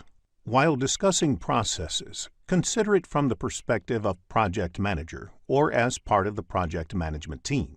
This implies that you are essentially functioning in the integration management knowledge area. The initiating process includes 2 steps, which include getting the project charter approved and identifying stakeholders. Click each tab to learn more. A project manager is concerned about getting the charter for the project approved. Project charter sets the beginning of the project, where the management has decided in its favor and is ready to commit resources for it. The other process in the initiating process group is identifying stakeholders. The project manager and the project team should know the stakeholders and their requirements, which is the starting point for planning. You may get concept-based questions in the PMP exam, so study the initiating process to answer such questions easily. Planning accounts for most of the processes in the project management framework. As many as 24 out of the 47 project management processes belong to the planning process group. The basic objective of the planning processes is to produce the project management plan collectively. The developed project management plan under integration management assimilates the output of all the planning processes under various knowledge areas. The project management plan is the collection of all subsidiary plans that address different aspects of the project. The project management team integrates all these plans and ensures that they are in harmony with one another. The team also prepares a blueprint of how the project needs to be executed, controlled, and closed. The planning process starts with scope planning, which is to understand exactly what you are trying to achieve. This is translated into a project scope statement, which can be decomposed into a work breakdown structure, or WBS, which forms the basis of other planning processes. Any change to the scope invariably has a bearing on other parameters that can affect the project. Following the same logic, it is easier to understand how the planning processes in other knowledge areas, such as quality, cost, and time, can influence the time that will be taken, the cost that will be incurred, and the way quality will be managed. To satisfy the scope, cost, time, and quality equilibrium, the project team needs to manage communications, risk, stakeholders, procurements, and human resources. This is where the planning processes under these knowledge areas come in. All these planning processes interact with each other. Planning is an interactive activity that gets elaborated, refined, and adjusted as more and more information about the project is discovered. Planning without execution is futile, but execution without planning is fatal. However, in execution processes, the project team spends a lot of time putting the plan into action. When you perform the executing processes, you often blend the execution and controlling processes. Execution is all about performing the plan that is producing the deliverables and providing information on the progress. Processing of this information and the validation of the deliverables is a control function. The executing process is the direct and managed project work, where the project manager essentially puts certain mechanisms in place to ensure that the work is being carried out. The project manager primarily focuses on ensuring that the procurements are conducted. These procurements are deliverables or services that the project needs to buy from external sources. The project manager also needs to ensure smooth flow of communication within the project team and with the external stakeholders. The manager should make sure that stakeholders are engaged in the project and that the processes for managing quality are being followed correctly. It is important for the project manager to make sure that the right team is being used. They have the knowledge and competencies to do the job, and they work together as a team. The project manager should also manage the team to make sure they are positioned for success. Monitoring is observing and getting data about how things are going within the project, whereas controlling is taking actions to bring things back on track. Monitoring and controlling apply to different aspects of project management. The image shows the various areas of project management where monitoring and control applies. However, the knowledge area that has a corresponding control process is human resources, because human resources should be managed, not controlled. An important aspect of controlling is having an elaborate mechanism to handle changes. Closing processes bring a project or a phase within the project to an orderly conclusion. Only two knowledge areas include a closing process. These are integration management and procurement management. Closing a project or a phase falls under integration management and applies to the overall project.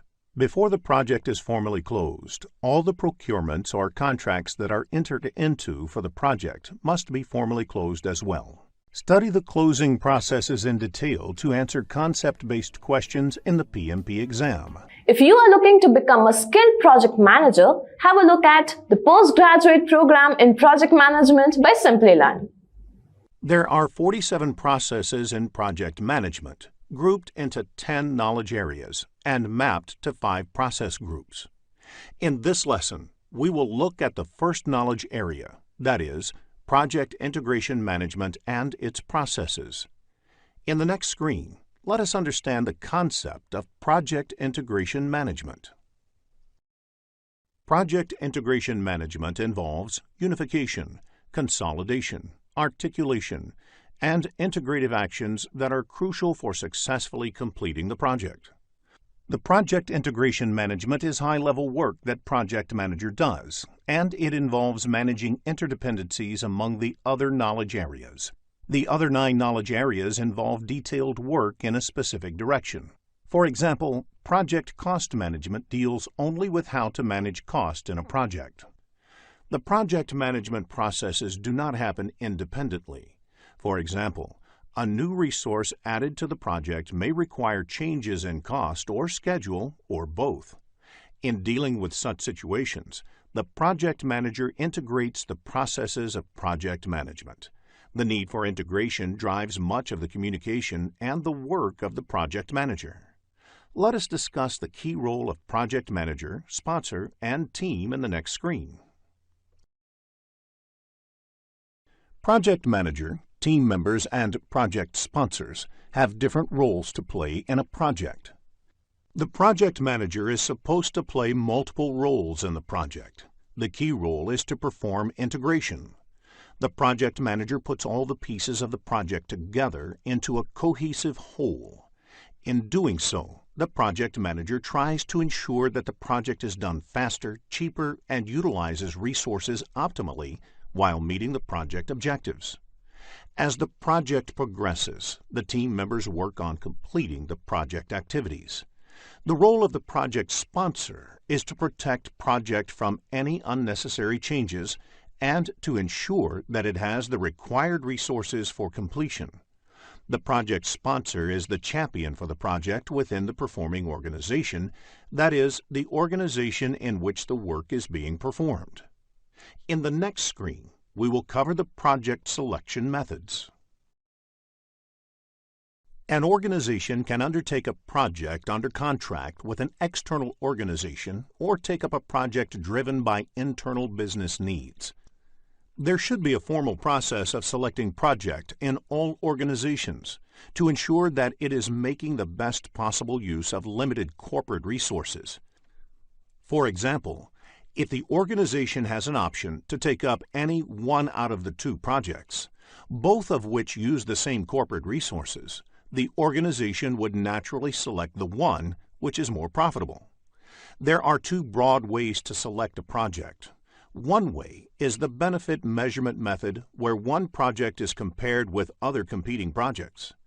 Another approach is based on mathematical models, wherein you examine the most optimal selection of projects by trying to optimize a goal. For example, maximize operating profits. Such methods may be called constrained optimization methods. There are different methods under both these categories, and you should be familiar with the names of these methods. Broadly, the benefit measurement methods focus on ascertaining the costs and benefits of undertaking the project. The methods under benefit measurement method include murder board, where a panel of experts shoots down a new project idea, peer review, scoring models, economic models, and benefit compared to cost. The constrained optimization methods rely on mathematical modeling techniques to determine the best selection of projects to achieve certain business objectives. The methods of constrained optimization method include linear programming. In reality, you might not have seen these methods to be followed in project selection. Often, personal relationship with the sponsor may be more important than anything else. This is quite normal, and any organization worldwide works this way. However, as a certified project manager, it is important for you to be familiar with more scientific methods of project selection. A typical question on the CAPM exam could be, what type of project selection technique is peer review? And the right answer is benefit measurement method. You need to understand the characteristics of various project selection methods to answer scenario-based questions. In the next screen, we will focus on the project selection methods. An organization has limited resources. They cannot execute all the projects that come their way. They can take only those projects for execution which are financially sound for the organization. There are various parameters used in making such decisions. Some of these terms are present value, net present value, internal rate of return, payback period, benefit cost ratio, return on investment, and opportunity cost. Click each tab to learn about the parameters. Present value is today's value of future cash flows. In order to reduce future cash flows to present values, a discount factor has to be applied.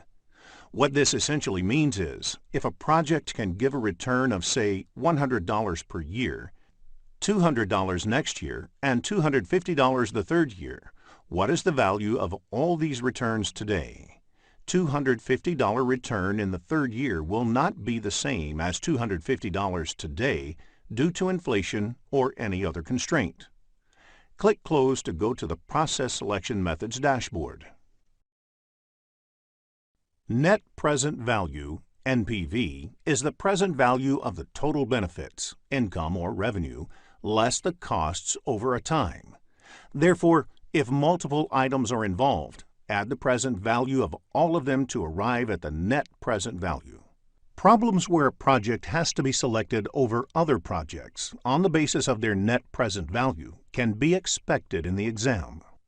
Let us take an example of a typical question that we might encounter in the exam. You have two projects to choose from. Project X will take 2 years to complete and has an NPV of $35,000. Project Y will take 5 years to complete and has an NPV of $95,000. Which one will you choose? The answer is Project Y because it has a higher NPV. Do not get confused with longer duration of the project. It is important that NPV be more. Click Close to go to the Process Selection Methods dashboard. Another term used in evaluating a project is Internal Rate of Return, or IRR. IRR is the rate of discounting at which the present value of costs matches the present value of benefits. It is the rate inherent in the project. Let us look at an analogy to understand the concept of IRR. Consider a project similar to depositing money in a bank account and earning interest. You will prefer the bank that gives maximum interest. Similar is the project. Choose from Project A and B, where Project A has an IRR of 25% or Project B has an IRR of 15%. The answer is Project A, as the IRR is better for Project A. It is obvious, higher the IRR, the better. Click Close to go to the Process Selection Methods dashboard. Payback period is the number of time periods it takes to recover your investment in the project before you start making profit on the investment made in the project. You have two projects to choose from, Project A with a payback period of 5 months or Project B with a payback period of 12 months. Which one would you go for? The answer would be Project A.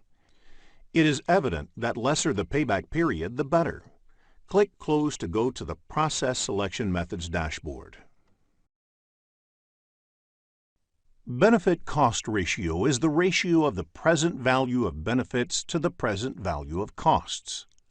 A benefit-cost ratio of more than 1 means that benefits are greater than the costs. If the benefit-cost ratio of Project A is 2.5 and benefit-cost ratio of Project B is 1.5, which project would you select? The answer is Project A, as the benefit-cost ratio is higher in Project A. Click Close to go to the Process Selection Methods dashboard. Return on investment, or ROI, is commonly used in financial parlance to indicate how profitable a project is. Return on investment is the average rate of return or benefits expected as compared to the initial investment. If a project involves an initial investment of $100,000 and generates an average return of $20,000 per year, it means the ROI is $20,000 by $100,000, or 20%. Higher the ROI, the more profitable the project is. Click Close to go to the Process Selection Methods dashboard. Opportunity cost is yet another term used in evaluating competing projects that you might see in the exam. It means the opportunity given up by selecting one project over another. Problems where a project has to be selected over other projects on the basis of their net present value and opportunity cost can be expected in the exam. For example, you may come across a question such as, what is the opportunity cost of selecting Project B if Project A has an NPV of $55,000 and Project B has an NPV of $85,000? The answer is $55,000. This is the NPV of Project A, which was selected over Project B. Click Close to go to the Process Selection Methods dashboard. In the next screen, let us look at the There are 6 project management processes, which are part of Project Integration Management knowledge area. They are the Develop Project Charter, done in the Initiation Process Group, Develop Project Management Plan, undertaken in the Planning Process Group, Direct and Manage Work Carried Out in the Executing Process Group, Monitor and Control Project and Perform Integrated Change Control, undertaken in the Monitoring and Controlling Process Group, and Close Project or Phase done in the Closing Process Group. Let us look at each of these processes in detail. In the next screen, let us understand how to read process-related information. As you can see in the Project Management Process diagram, these elements within the knowledge area represent the inputs from the same knowledge area. These elements represent the inputs from other knowledge areas. These represent the tools and techniques used in the process. These are outputs of the process. These represent the output within the same knowledge area, whereas these outputs are fed into the knowledge areas other than the one that the process is a part of. You can observe that the process in the image is color-coded based on the process group. Initiating Process Group is in yellow. Planning Process Group is in blue, and so on. You can read the processes and their color codes in the legend box on the bottom left of the screen. The process group affiliation is also indicated in the text of the description. It is important to understand the process group context to appreciate what the process does. In the next screen, let us look at the Develop Project Charter process. Develop Project Charter is an initiating process. A project charter is essentially a document that authorizes a project. Once a project has received a charter, it means that the project manager can start employing the organization's resources for the project activities. Let us look at the key inputs to be considered in preparing the project charter. The first input is the Project Statement of Work.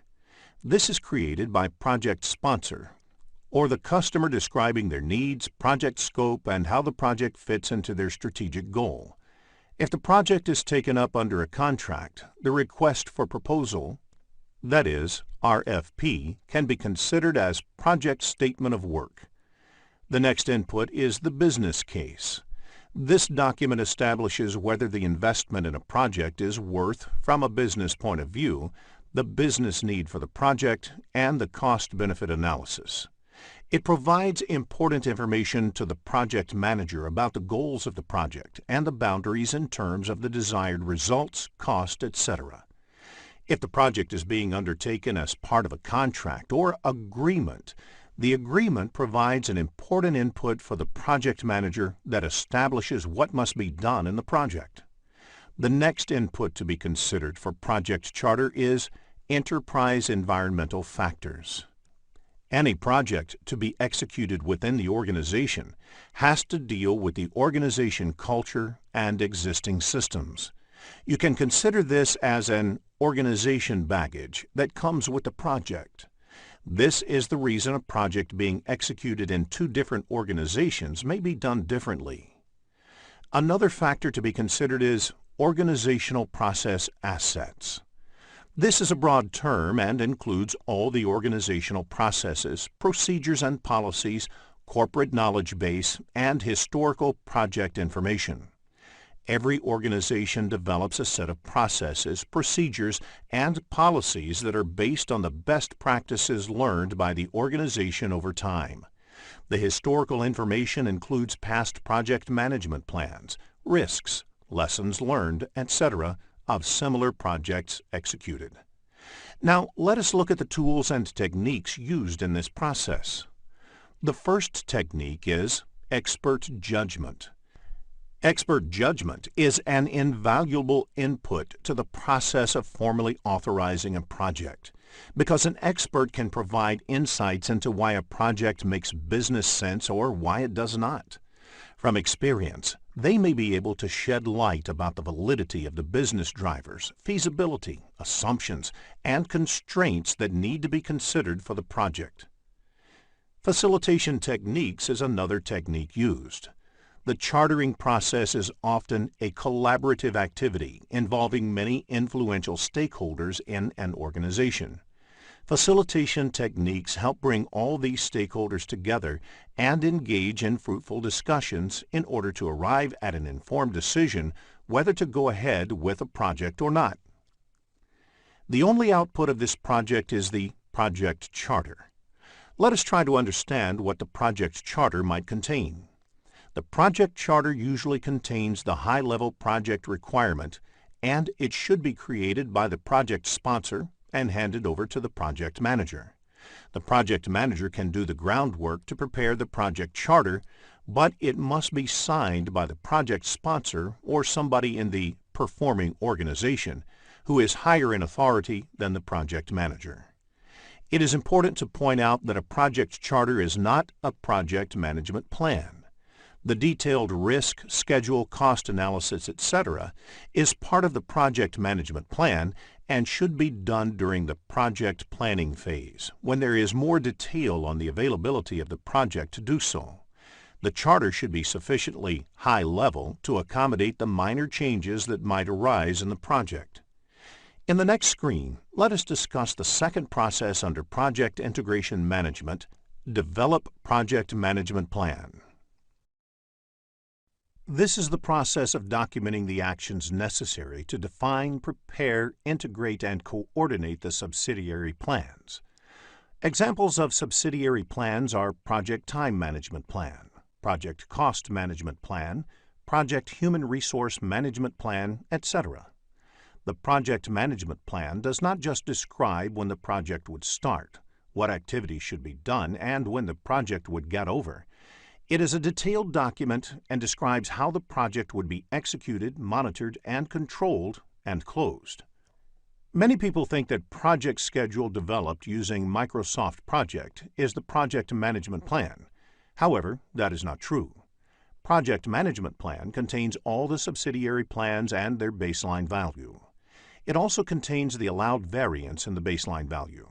Performance measurement baseline of project's time is the total of project baseline time and the agreed time variance for the project.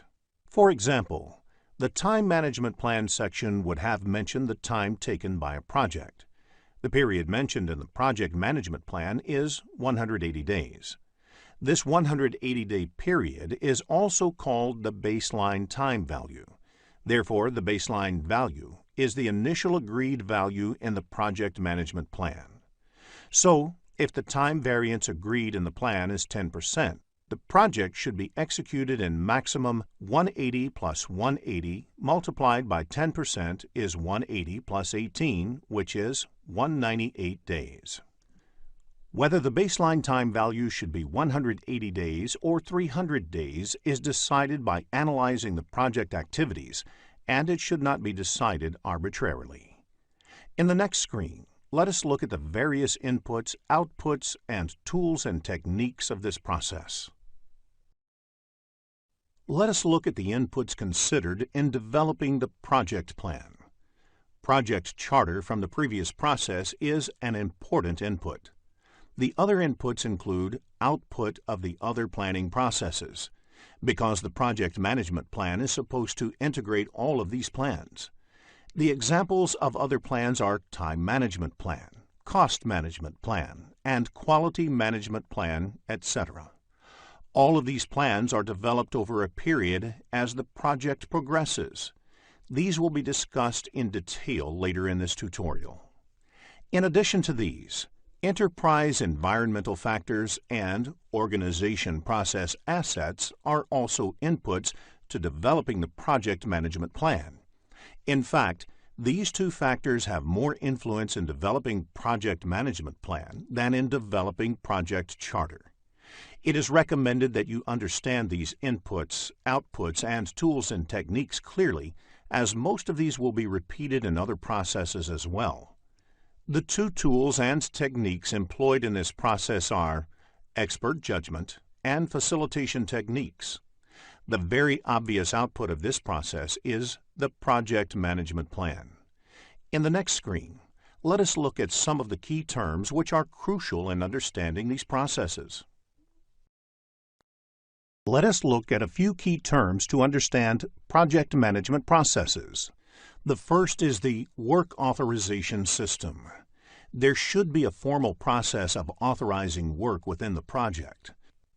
So, be it internal team members or project contractor, there should be a formal process of giving go-ahead to start work on the project. The next two related terms are corrective and preventive action. You will come across these terms throughout this PMP tutorial. Corrective action is any action taken to bring expected future project performance in line with the project management plan. For example, if a project milestone is delayed, as a corrective action, you include additional resources to ensure that the final project deadline is not delayed.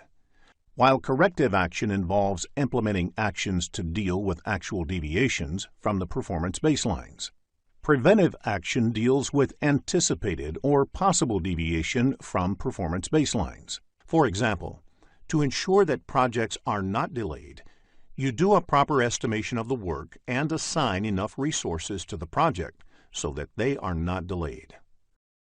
A very important system that needs to be established early on in a project is the change control system. Since projects are executed in a dynamic environment, it is quite natural to expect changes in the project requirements. The change control system is the formal documented procedures, paperwork, tracking systems for authorizing changes. Therefore, the change control system analyzes each of the incoming change requests and decides whether to accept the change request or reject it. A configurable item is any product, service, or result within the project whose characteristics need to be identified, documented, and placed under change control mechanism. Examples of configurable items are project documents, source code, physical parts such as tools, recommended settings for machinery, etc. When a formal configuration management system is put in place, it is essentially establishing a control system that can preserve the characteristics of these items.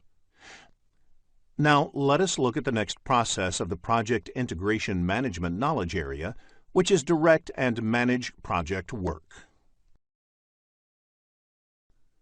Direct and manage project work is the process of performing the work defined in the project management plan to achieve the project objective. This process marks the performance and completion of activities in a project.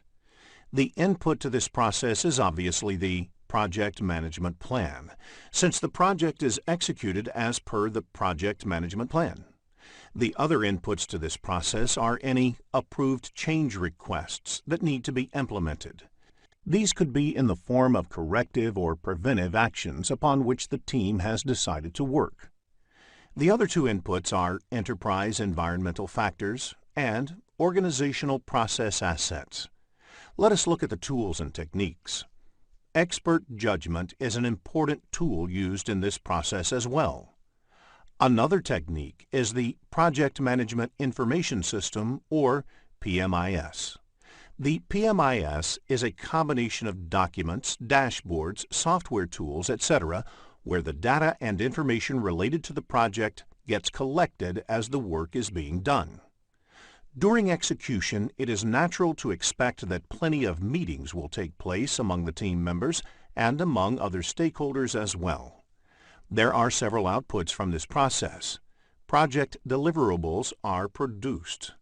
As the deliverables are being produced, there would also be data related to the project performance that will be generated, such as what was done, how long did it take, how much did it actually cost, etc. Along with these key outputs, there are changes that new change requests may emerge. This could be because, during the execution phase, the team or the stakeholders may realize that what is being produced is not meeting the expectations or needs and that something else may need to be done. In the process, project documents and project management plan get updated. Let us look at monitor and control project work in the next screen. Monitor and control project work is the process of tracking, reviewing, and regulating the progress to meet the performance objective or objectives defined in the project management plan. Now, the estimated time performance measurement baseline is 180 days and 10%. The monitor and control project work is the process area that tracks whether 180 days and 10% time performance baseline is being met or not. Let us also look at the key inputs for the monitor and control project work process. Project management plan is the key input, as the performance measurement baselines are part of the project management plan. The other key input to monitor and control project work is work performance information. It is the status of the project, that is, the status of the project deliverables, the cost incurred, the time elapsed in the project, etc. Along with the work performance information, forecasts related to the cost and time form important inputs upon which the project manager has to act.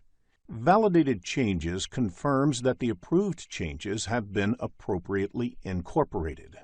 Enterprise environmental factors and organization process assets are also inputs to this process.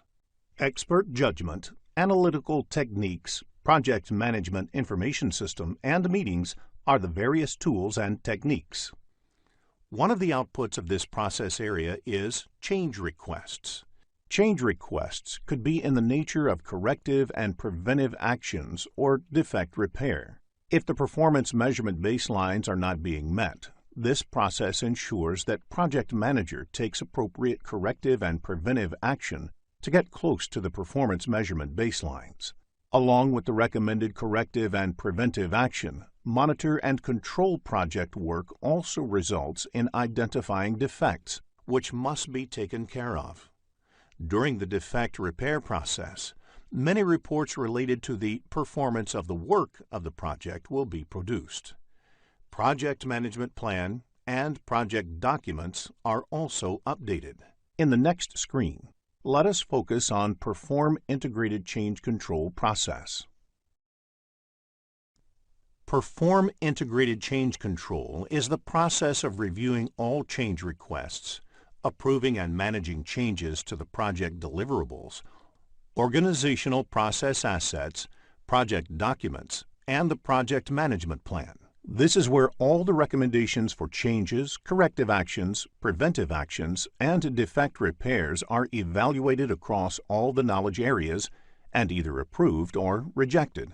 The inputs to this process are similar to that of the monitor and control project work process. Project management plan, work performance reports, enterprise environmental factors, and organizational process assets. The only additional input is the change request, since the Perform Integrated Change Control process is supposed to take care of managing the incoming changes. To make a judgment about the change requests, project management plan and the work performance reports are also referred to. Another important tool and technique used in this, along with expert judgment and meetings, is change control tools, and most important among them is Change Control Board. The team takes up the ownership of analyzing each of the incoming changes and also does the impact analysis for the changes, and finally approves or rejects a change. The project manager, project sponsor, and a few of the important stakeholders and team members may be part of the Change Control Board. The process should produce change requests that are approved, a log of change requests processed, requests that were either approved or rejected, and a few updates to the project plan and other documents.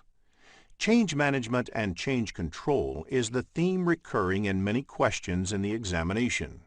You can expect questions in the exam which test a project manager's response to a particular change in the project. In the next screen, let us take a closer look at functioning of this process. Now, let us look at the process of change. First, the project manager should determine that a change has either already occurred or if the change is necessary. One of the important qualities of a good project manager is that they will push back on unnecessary changes. The next step is to evaluate its impact on the project in totality. The team needs to understand what would be the impact on the time, cost, quality, risk, resource requirements, and so on. Once the impact is known, the project manager along with the team should look for various possible options to accommodate the change. For instance, in order to accommodate an increase in scope, it may be necessary to extend timeline, add resources, increase budget, or a combination of the above. Once the impact analysis and exploration of possible options are completed, the project manager should present it to internal as well as external stakeholders for their approval. It should be presented to internal stakeholders first, because the management of an organization may decide to absorb the change within the project's reserves without opting to bill the customer.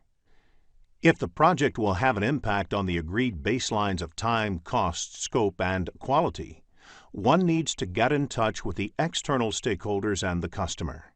These steps are an important aspect of a project manager's job, and the ability of a project manager to manage change will be tested in the CAPM examination. In the next screen, let us look into a business scenario to understand this concept better. After reading the problem statement, click the Solution button to look at a possible answer. Close project or phase is the last process of the project management integration knowledge area. This process ensures that the project or a phase is formally closed after completion. Remember that PMI expects a mature organization and a trained project manager to be diligent in following closure formalities. Without going through the formal closure formalities, the project cannot abruptly be closed. The project should be formally closed, even if it is terminated due to some problem. The key input to this process is the accepted deliverables. The deliverables have to be brought into a state that they can be properly transitioned. Transition means they are handed over to the organization or group that will be responsible for operations, maintenance, and support. The other inputs are project management plan and organizational process assets. Expert judgment, analytical techniques, and meetings are the commonly used tools and techniques. The closure of a project or phase results in a product, service, or a transition. In the process, one of the important outputs is updates to the organizational process assets. These include the actual performance against the plan, the key lessons learned during the project, the risks identified, the updates to the skills and experience of the team members, etc. Updating these assets is mandatory as it helps the organization gain maturity and learn from the experience. In the next screen, let us look into a business scenario to understand this concept better. After reading the problem statement, click the Solution button to look at a possible answer. Here is a quick recap of what was covered in this lesson. Project integration management involves unification, consolidation, articulation, and integrative actions that are crucial for successfully completing the project. Integrating the project activities is the key role of a project manager. The project team focuses on completing the project activities, and the project sponsor warrants the team against unsolicited changes. Benefit measurement methods ascertain the costs and benefits of undertaking the project, while constrained optimism methods rely on mathematical modeling to select the best projects that achieve business objectives. Various project integration management processes are develop project charter, develop project management plan, direct and manage work, monitor and control project, perform integrated change control, and close project or phase. Hello, and welcome to CAPM Certification course offered by Simplilearn. In this lesson, we will focus on project scope management. Let us begin with the objectives of this lesson. After completing this lesson, you will be able to define project scope management, differentiate between project scope and product scope, identify the key terms used in project scope management, explain work breakdown structure, describe the project scope management processes. In the next screen, let us take a look at Project Management Process Map. There are 47 processes in project management grouped into 10 knowledge areas and mapped to 5 process groups. In this lesson, we will look at the second knowledge area, that is, project scope management and its processes. Let us begin with the first topic of this lesson, that is, project scope management. Project scope management includes the processes required to ensure that a project comprises all and only the work required to complete the project successfully. The project scope management is concerned about the scope. What is not there in the scope is also clearly identified. In the next screen, let us look at the key activities performed under project scope management. Let us look at a few of the typical activities that happen as part of the project scope management. Constant monitoring is essential to make sure that all the project work is being completed. The gradual, uncontrolled increase in scope of the project is referred as scope creep. It is necessary to define the project scope boundaries and not let people randomly add to the project scope. Gold plating is doing more than what is required as part of the project scope. This has to be avoided in projects. As per the published statistics about projects done globally, less than 40% of projects can be considered successful.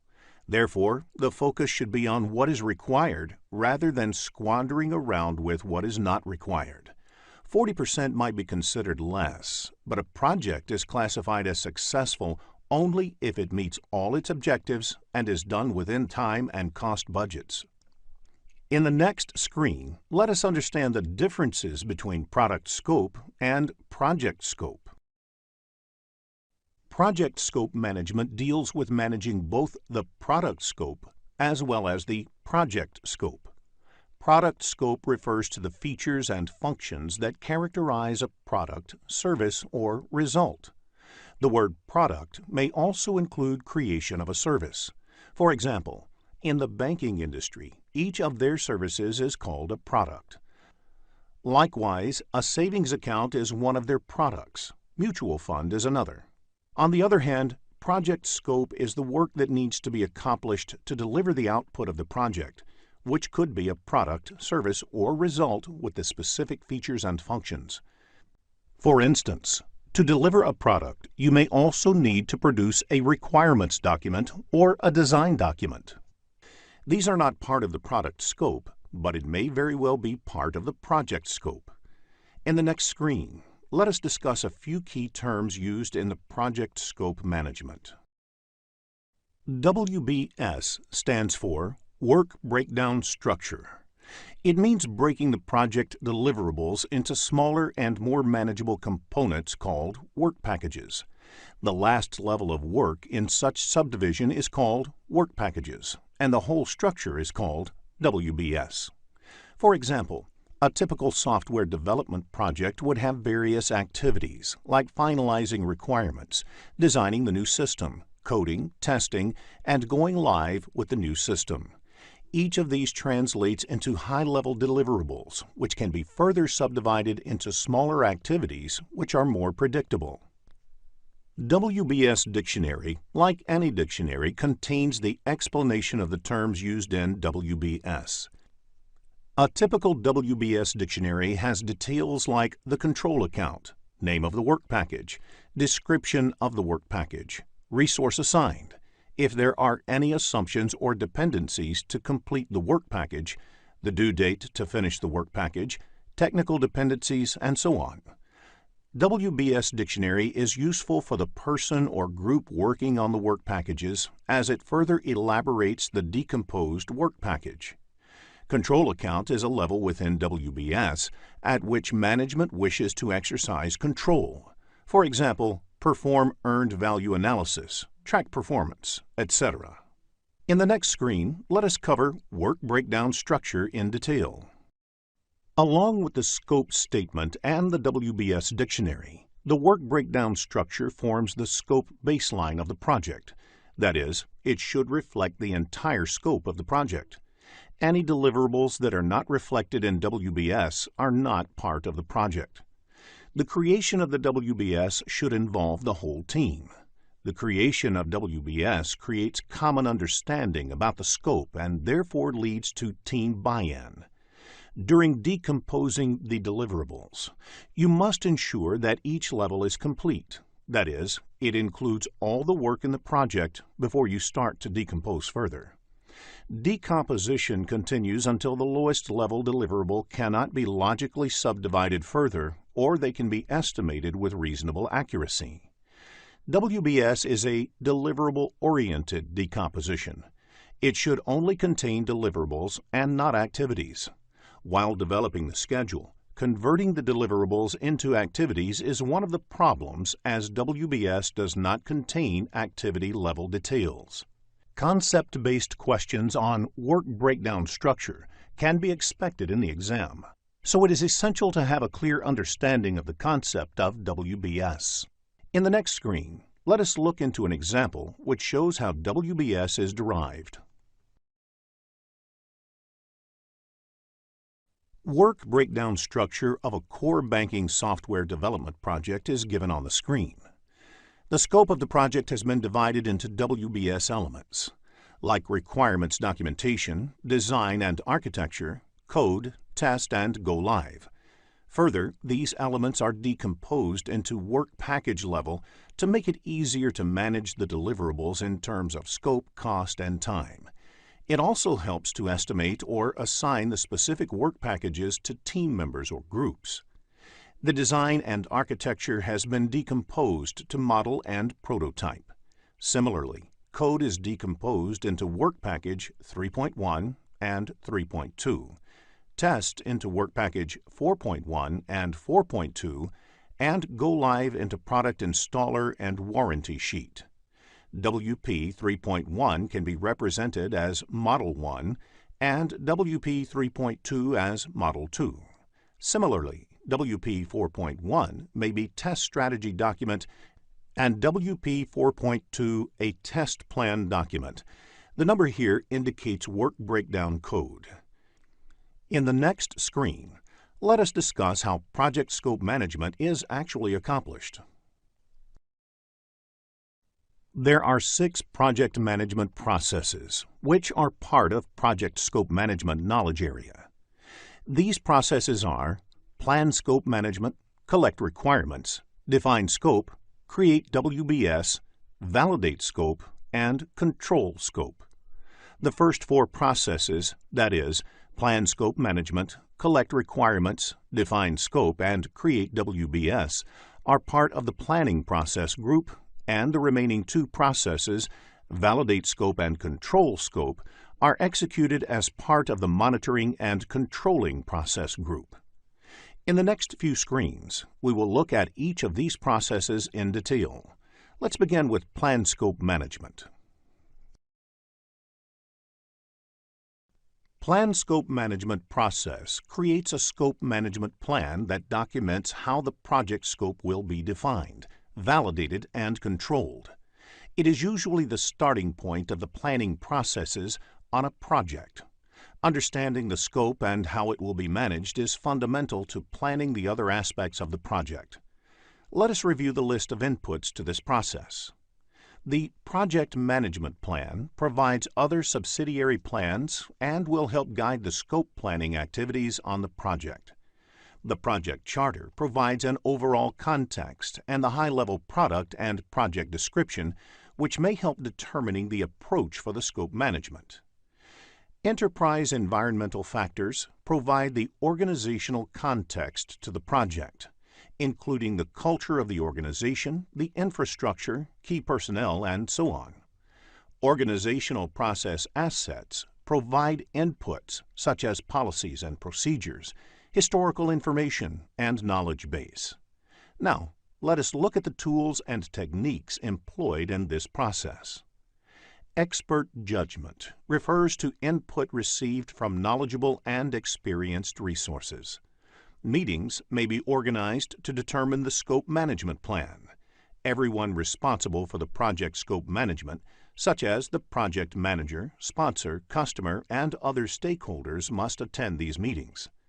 Now, let us look at the outputs of this process. The scope management plan describes how the project scope will be defined, like who will be involved in the process, whose inputs will be sought, what techniques may be used to get these inputs, etc., developed, that is, in what form will the scope be elaborated and documented, monitored and controlled, and verified. The plan may also describe how WBS will be created from the scope statement, how changes to the scope will be managed, how deliverables will receive formal acceptance, etc. The Requirements Management Plan is a subsidiary of the Project Management Plan that describes how requirements will be analyzed, documented, and managed. A requirement is voiced by a customer or a stakeholder, whereas scope represents what the project team will do or deliver in order to meet that need. The Requirement Management Plan may also describe how the configuration management of requirements will be carried out, how they will be prioritized, how the metrics will be used to rationalize these choices, and how the traceability of the requirements will be maintained throughout the project. You may get questions in the CAPM exam based on the inputs, tools, and techniques and outputs of plan scope management. So, understanding of these topics will help you to answer concept-based questions correctly. In the next screen, let us look at the second process, collect requirements. Collect requirements is the second of the 6 project scope management processes. It is the process of defining and documenting stakeholders' needs to meet the project objectives. Let us look at the inputs to this process. Scope management and the Requirements Management Plan provide clarity on how the team should go about collecting and documenting the requirements for the project. The Stakeholder Management Plan provides insights into the stakeholders' communication requirements and the level of stakeholder engagement needed. The Stakeholder Register may provide useful guidance about which of the stakeholders could provide the requirements for the project. It is very important that all the stakeholders' expectations are captured adequately and represented in the requirements document. The Project Charter provides high-level requirements and expectations and may be used to detail out the requirements. Now let us look at the tools and techniques that can be employed to collect the requirements. It is important for the project team to use a combination of techniques that will give them maximum clarity about the requirements. Some of the techniques may include direct interaction like interviewing, forming focus groups, conducting workshops, and using group creativity techniques like brainstorming and group decision-making techniques. It may also include some offline activities like conducting surveys via questionnaires, etc. Observation can be a very powerful way to capture requirements that may be difficult to state or articulate. Prototyping is a powerful technique where the team comes up with a model or sample artifact that helps the users visualize and gain more clarity about what is being developed. Benchmarking is useful for understanding and learning from the industry and organizational benchmarks about the bare minimum expectations. Use of context diagrams and analyzing the documentation provided can also help in collecting requirements. Requirements documentation is one of the most important output. The second output of this process is Requirements Traceability Matrix. This table helps trace whether the work has happened on the requirements, whether all requirements are reflected in the final product of the project, etc. In the next screen, let us look into a business scenario to understand this concept better. After reading the problem statement, click the Solution button to look at a possible answer. Plan Scope Management process creates a scope management plan that documents how the project scope will be defined, validated, and controlled. It is usually the starting point of the planning processes on a project. Understanding the scope and how it will be managed is fundamental to planning the other aspects of the project. Let us review the list of inputs to this process. The Project Management Plan provides other subsidiary plans and will help guide the scope planning activities on the project. The Project Charter provides an overall context and the high-level product and project description, which may help determining the approach for the scope management. Enterprise environmental factors provide the organizational context to the project, including the culture of the organization, the infrastructure, key personnel, and so on. Organizational process assets provide inputs such as policies and procedures, historical information, and knowledge base. Now, let us look at the tools and techniques employed in this process. Expert judgment refers to input received from knowledgeable and experienced resources. Meetings may be organized to determine the scope management plan. Everyone responsible for the project scope management, such as the project manager, sponsor, customer, and other stakeholders, must attend these meetings. Now, let us look at the outputs of this process. The scope management plan describes how the project scope will be defined, like who will be involved in the process, whose inputs will be sought, what techniques may be used to get these inputs, etc., developed, that is, in what form will the scope be elaborated and documented, monitored and controlled, and verified.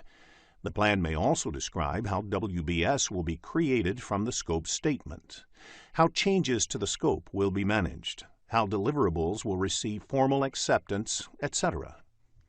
The Requirements Management Plan is a subsidiary of the Project Management Plan that describes how requirements will be analyzed, documented, and managed. A requirement is voiced by a customer or a stakeholder, whereas scope represents what the project team will do or deliver in order to meet that need.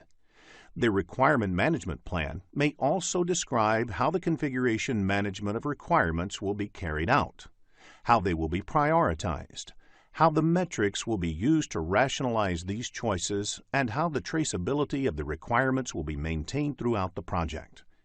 You may get questions in the CAPM exam based on the inputs, tools, and techniques and outputs of plan scope management.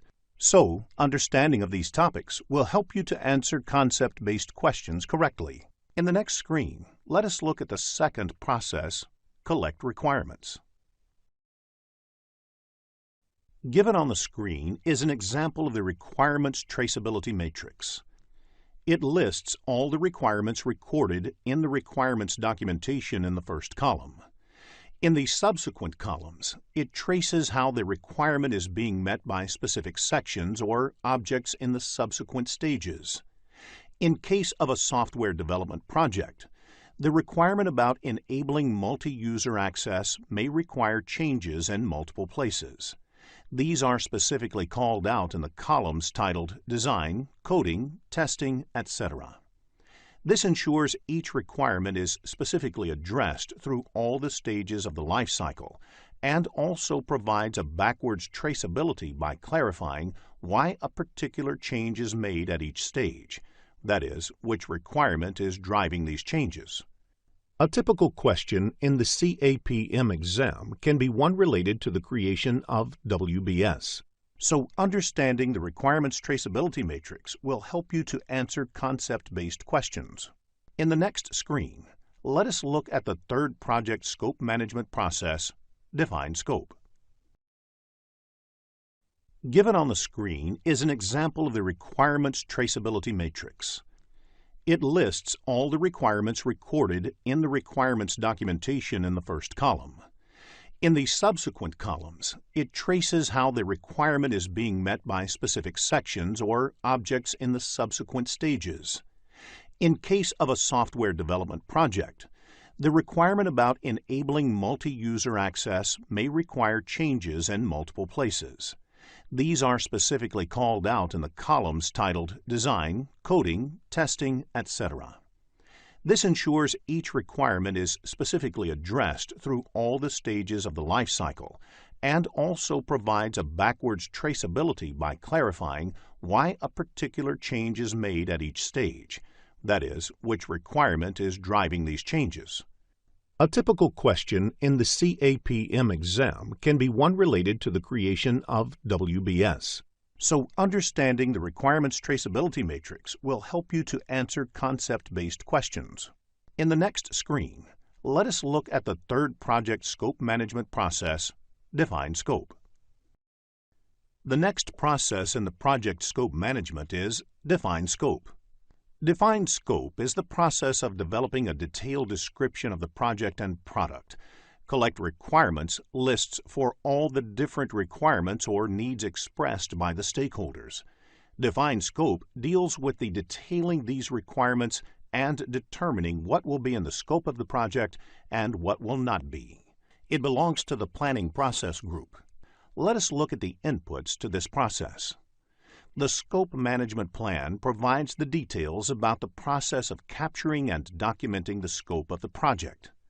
Project Charter, which describes the business need of the project, and requirements documentation developed as part of the Collect Requirement process also form inputs to this process. Organizational process assets are also a part of the Define Scope process. Organization templates may be used to write the project scope or refer to the lessons learned from previous similar projects.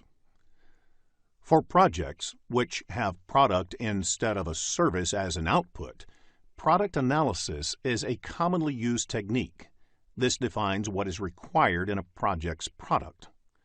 Alternatives generation is a technique used to see if the project requirements can be completed in a different way, similar to lateral thinking. Expert judgment is a technique using an expert, may be an external consultant to look at various requirements and come up with the project scope statement. In order to define the scope, you may also conduct specific workshops that are facilitated to generate ideas around the project scope.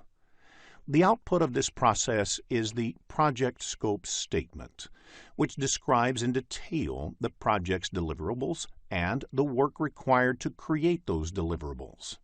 Therefore, the project scope statement has project's product scope description, product acceptance criteria, project deliverables, and project constraints. This process also results in updating the requirements documentation and requirement traceability matrix developed earlier. Let us look at the next process, Create WBS. The final planning process within scope management is Create WBS. Create WBS is the process of subdividing project deliverables and project work into smaller, more manageable components. It belongs to the planning process group. The WBS is created with project scope statement and the requirements document as input. The Scope Management Plan provides the details about the process of capturing and documenting the scope of the project and how the deliverables should be decomposed in the form of a WBS and how it should be maintained. The templates and standards related to the industry and the specific enterprise may be useful in creating WBS. If there is an organization's template for writing down WBS, that is also used. The other two inputs are organizational process assets and enterprise environmental factors. Decomposition is an important technique used in this process. In decomposition, the project deliverables are subdivided into smaller, more manageable components until the work and deliverables are defined at the work package level. The work package level is the lowest level in the WBS and is the point at which the cost and activity duration of the work can be reliably estimated and managed. The level of detail for work packages vary as per the size and complexity of the project. Another technique used is expert judgment. The output of this process is Scope Baseline. The Project Scope Statement, WBS, and WBS Dictionary are collectively referred to as Scope Baseline. Scope Baseline is part of Project Management Plan. This process also results in project document updates.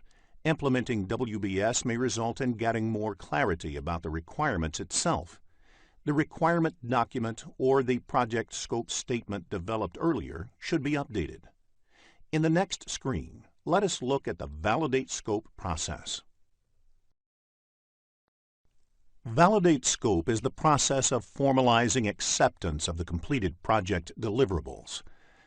Validating scope includes reviewing deliverables with the customer or sponsor to ensure they are completed satisfactorily and obtain formal acceptance. Validate scope is closely related to quality control as well. However, scope validation is primarily concerned with acceptance of the deliverables, whereas quality control is primarily concerned with correctness of the deliverables and meeting the quality requirements specified for the deliverables. Quality control is generally performed before scope validation, but these two processes can be performed in parallel as well. Let us look at the inputs to this process. The Project Management Plan provides information about how the deliverables will be validated and accepted by the customer and other stakeholders. The requirements documentation acts as the basis on which the validation activity is to be carried out. The requirements traceability matrix documents how each of the requirements has been implemented and how it can be validated. The fourth input is verified deliverables and implies that the verification activity is first carried out by the team under the control quality process, and only then the deliverable enters the validation process.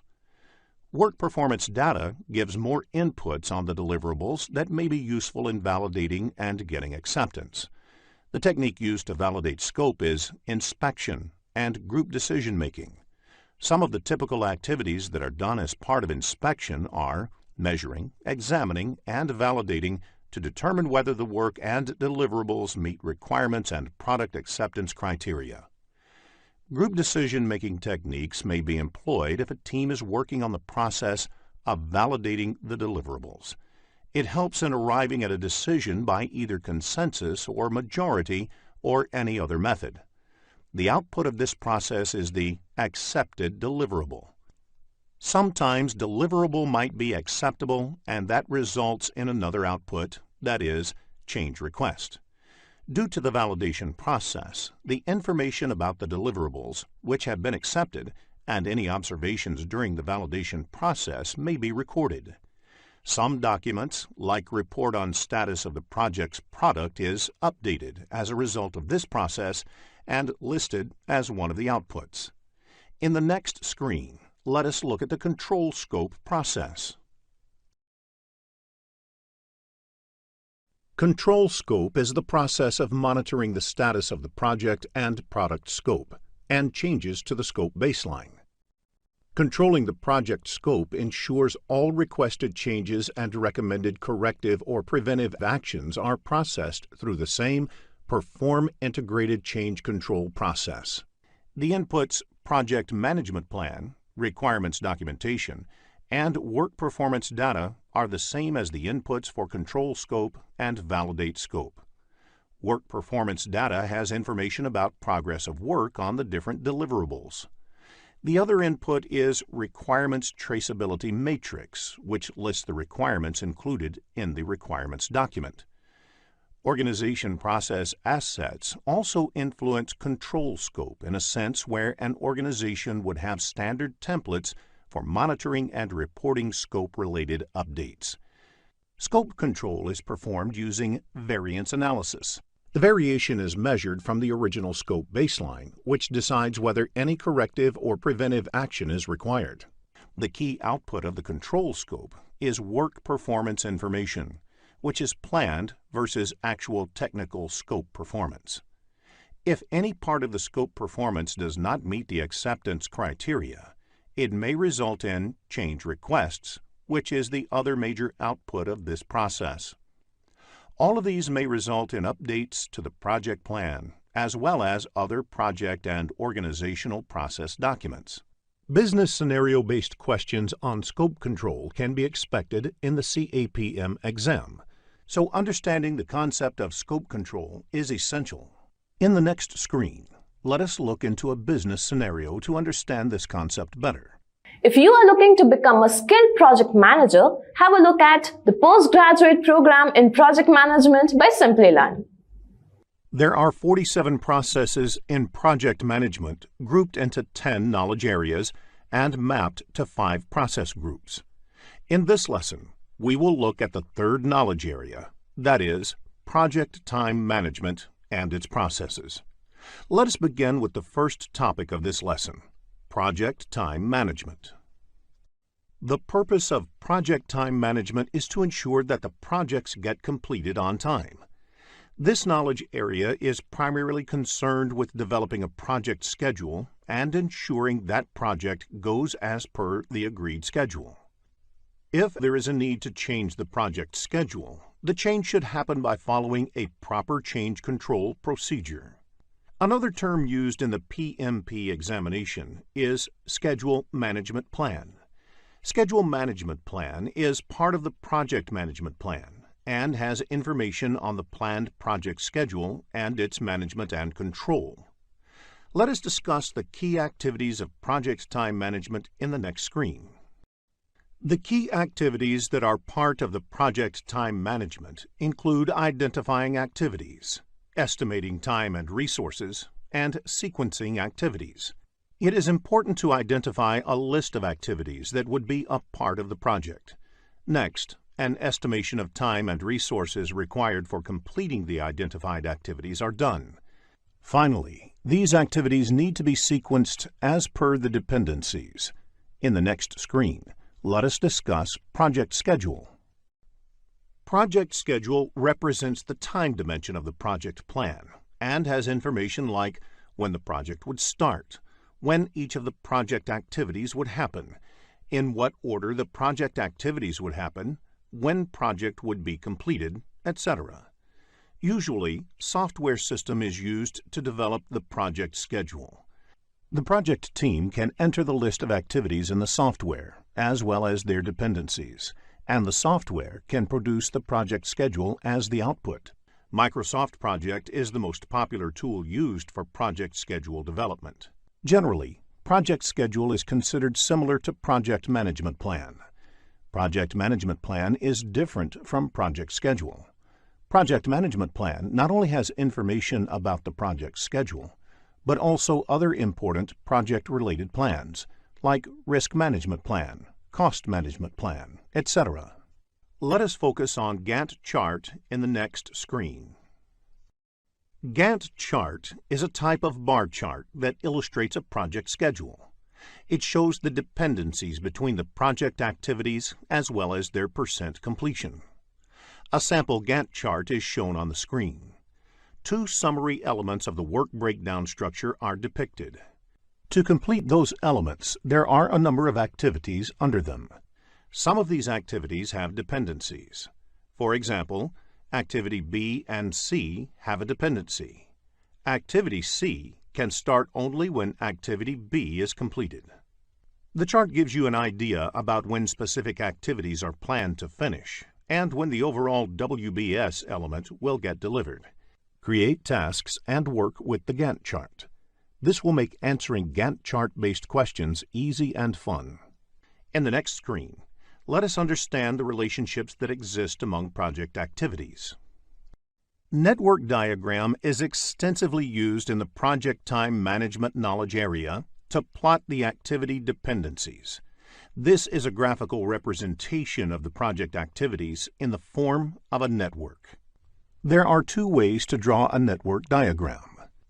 In Precedence Diagramming Model, PDM, or Activity on Node, AON, boxes represent activities and the arrows indicate the dependency. This type of network can have all 4 types of relationships between the activities. In Arrow Diagramming Model, ADM, or Activity on Arrow, AOA, the arrows represent activities. The relationships and sequences can be inferred from the direction of the arrows and linkages between the activities. In such types of network, only finish-to-start relationships can be shown. Such diagrams may need to make use of dummy activities to indicate some dependency between the activities. There may be questions in the PMP exam based on the network diagram, so create and work with the diagram. This will make answering network diagram-based questions easy and fun. In the next screen, let us look at a network diagram. A sample network diagram is shown on the screen. Activities A and C can happen in parallel.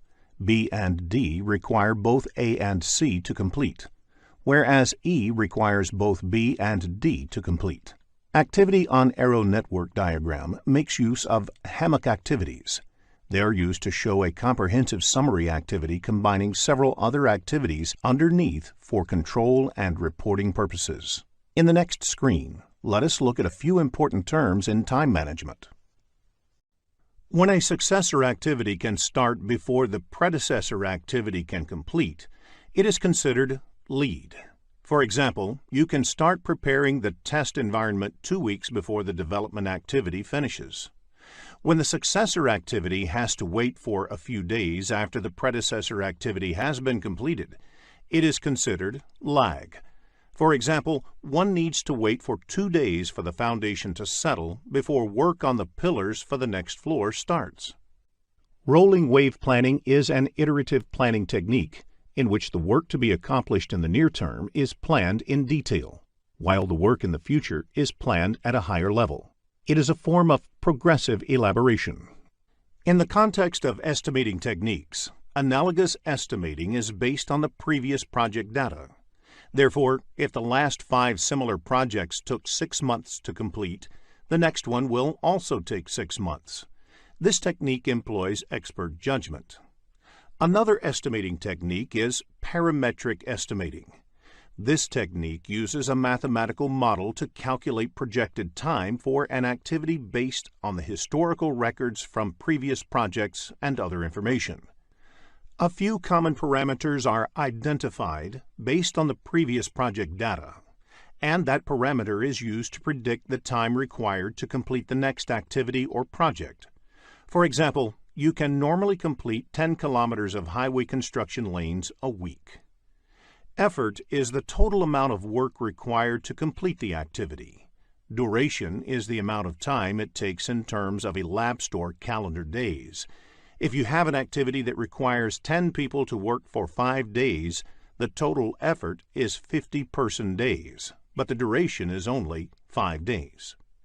In the next screen, let us look at the project time management processes.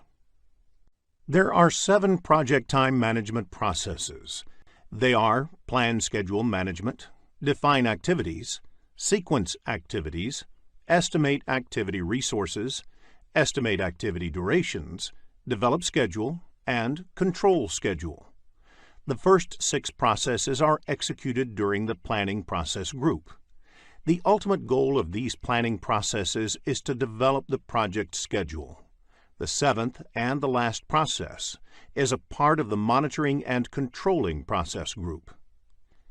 In the next few screens, let us discuss these processes in detail.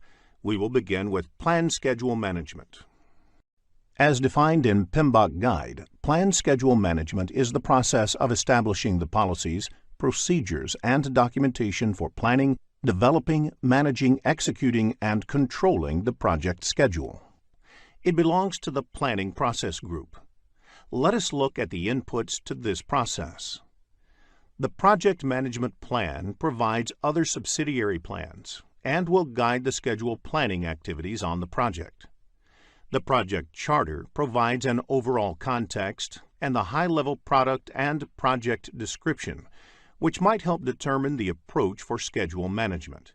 Few projects might have scheduling constraint.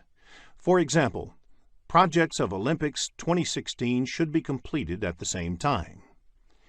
Enterprise environmental factors provide the organizational context to the project, including the culture of the organization, the infrastructure like scheduling systems available, key personnel, and so on. Organizational process assets provide inputs such as policies and procedures, templates, past performance data and estimates, historical information, and knowledge base. Now, let us look at the tools and techniques employed in this process. Expert judgment refers to input received from knowledgeable and experienced resources. Experts can draw from their previous experiences the proper approach to govern the schedule on a project. Meetings may be organized to determine the schedule management plan. Anybody responsible for the project schedule management, such as the project manager, sponsor, customer, and other stakeholders, must attend these meetings. Several analytical techniques may be used to determine the schedule management plan. These may include different planning approaches and philosophies, such as rolling wave planning, or different scheduling software that allowed to build what-if scenarios, and study the effect of advanced scheduling techniques like leveling, fast-tracking, and crashing. Now, let us look at the outputs of this process. Schedule management plan is a component of the project management plan that describes the criteria and activities required to arrive at the project schedule, as well as how the project may be baselined, monitored, and controlled. In the next screen, let us define activities process. Define activities is the process of identifying the specific actions to be performed to produce the project deliverables. It belongs to the planning process group. The important input for the define activities process is the scope baseline. Scope baseline is a term used collectively to refer to project deliverables, constraints, and assumptions of the project. In addition to the scope baseline, the other inputs in this process are enterprise environmental factors, organizational process assets, and schedule management plan.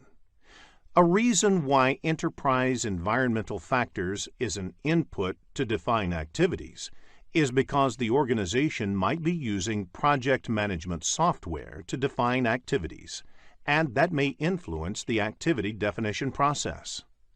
The knowledge base containing historical information regarding activities lists used by previous similar projects is a good example of organization process assets applied to scheduling. The tools and techniques used in defining activities are decomposition and rolling wave planning. The last technique is expert judgment, where the experience of project team members is used in developing detailed activity lists. The output of the process is activity list, activity attributes, and milestone list. Activity list contains a list of identified activities. Activity attributes are the additional information about the activity itself. A milestone is a significant point or event in the project. A milestone list identifies all the milestones and indicates whether the milestone is mandatory or optional. Let us move on to the next process, sequence activities. Sequence activities is the process of identifying and documenting relationships among the project activities and is also part of the planning process group.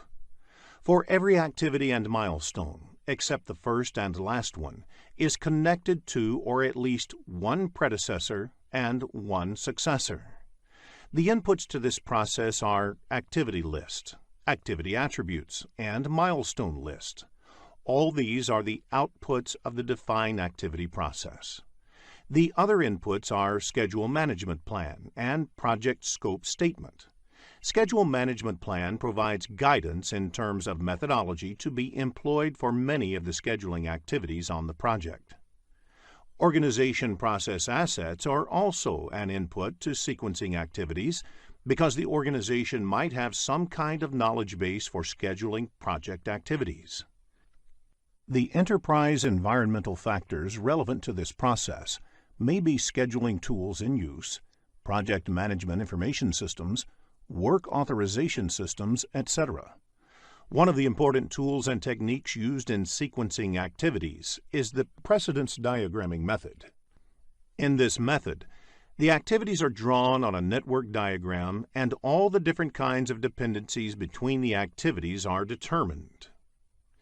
While determining activity dependency, it is important to identify the type of relationship or dependency between the activities.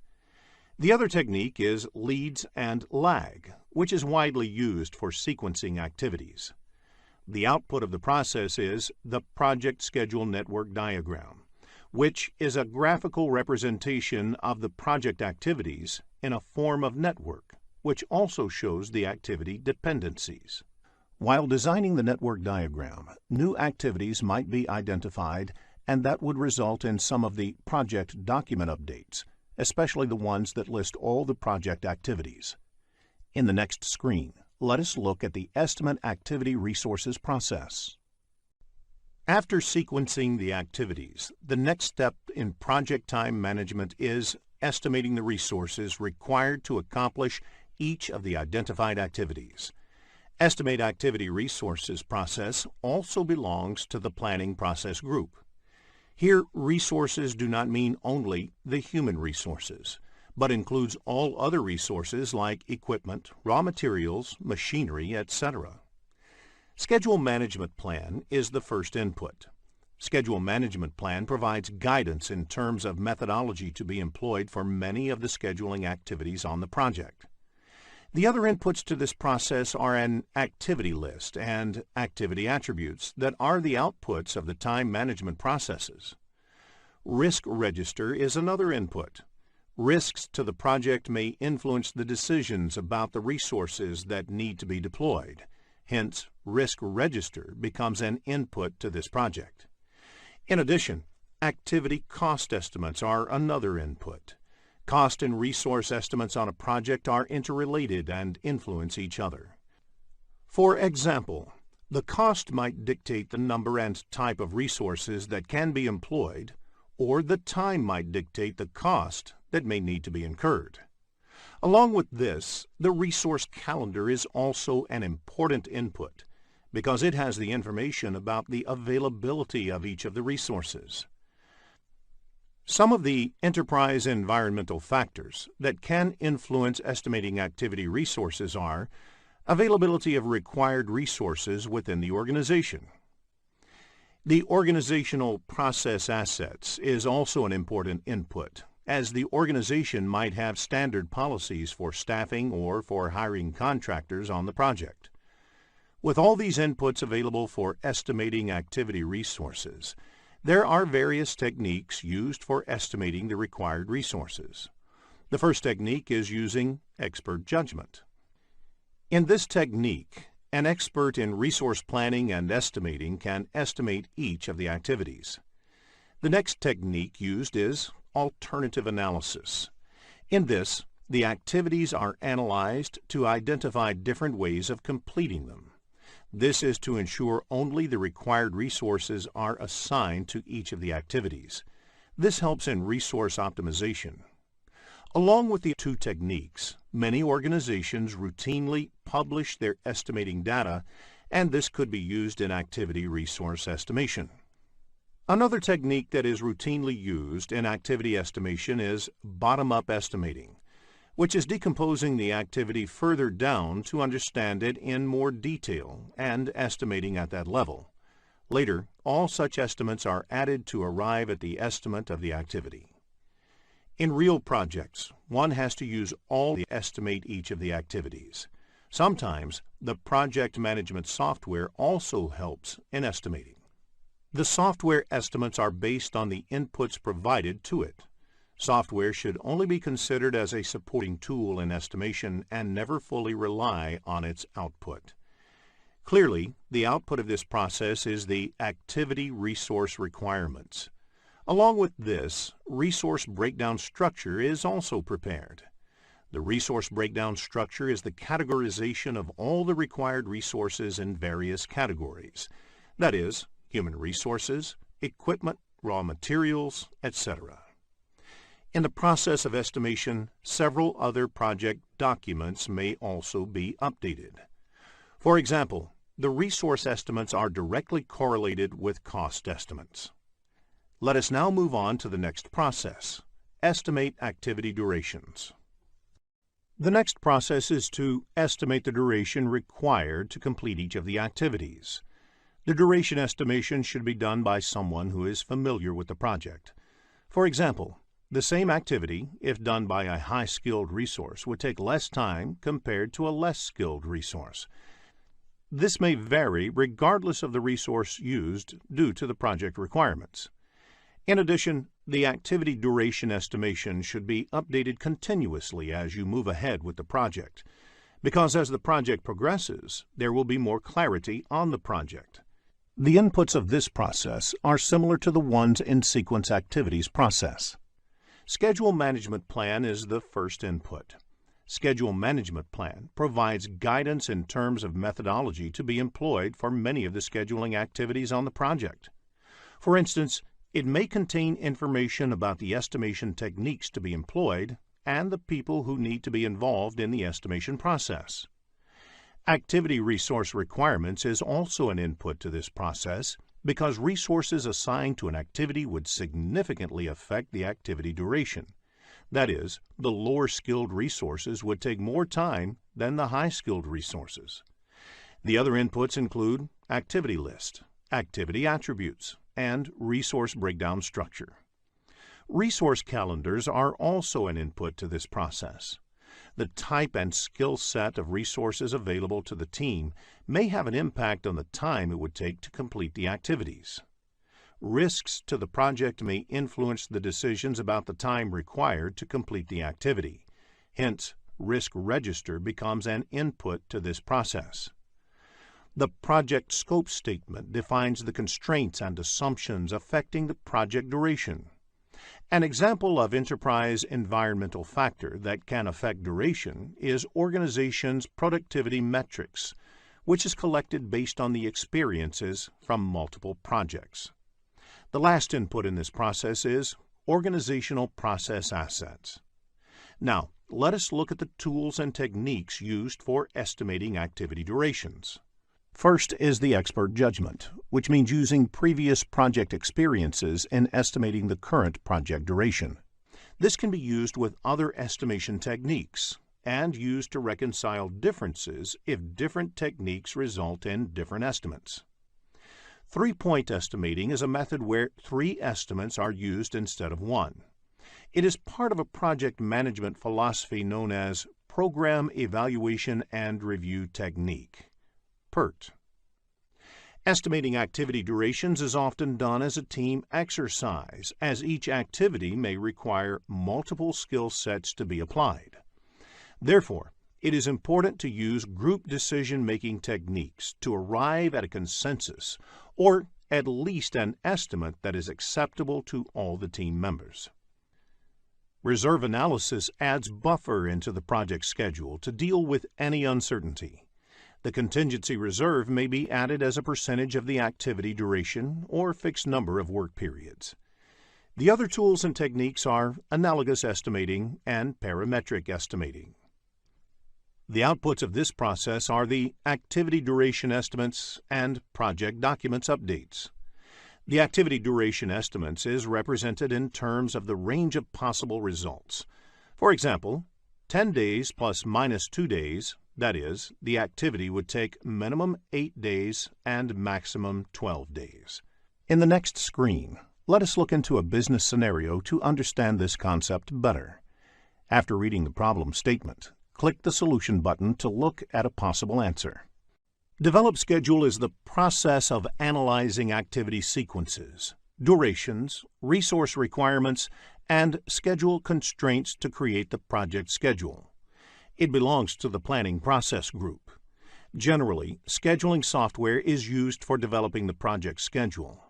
Entering the activities, durations, and resources into a scheduling tool generates a schedule with planned dates for completing project activities. Developing a project schedule is an iterative process. Revising and maintaining a realistic schedule is a task in itself, and it continues throughout the project as the work progresses. The most of the inputs of this process are the outputs of estimate activity durations process. They are risk register, project scope statement, project staff assignments, resources calendars, organizational process assets, enterprise environmental factors, schedule management plan, activity list, activity attributes, project schedule network diagrams, activity resource requirements, resource breakdown structure, and activity duration estimates. Various tools and techniques are used to develop schedule process. Schedule network analysis is a technique that generates project schedule. It employs various analytical techniques such as critical path method, critical chain method, modeling techniques, and resource optimization techniques to create the project schedule. The other tools and techniques include leads and lags, schedule compression, and scheduling tool. Let us now look at the outputs of this process. The project schedule consists of a minimum planned start date and planned finish date for each activity. Although project schedule can be represented in tabular format, it is more often represented graphically using either bar charts or network diagrams, or a combination of the two. The final schedule, which is the output of the developed schedule process, is also called schedule baseline. Once the schedule is baselined, it can be changed only through formal approvals. Meeting the schedule baseline is one of the measures of project success. Schedule data produced may include number of resources, key milestones, etc. Project calendars specify the available working days and the number of shifts in each day.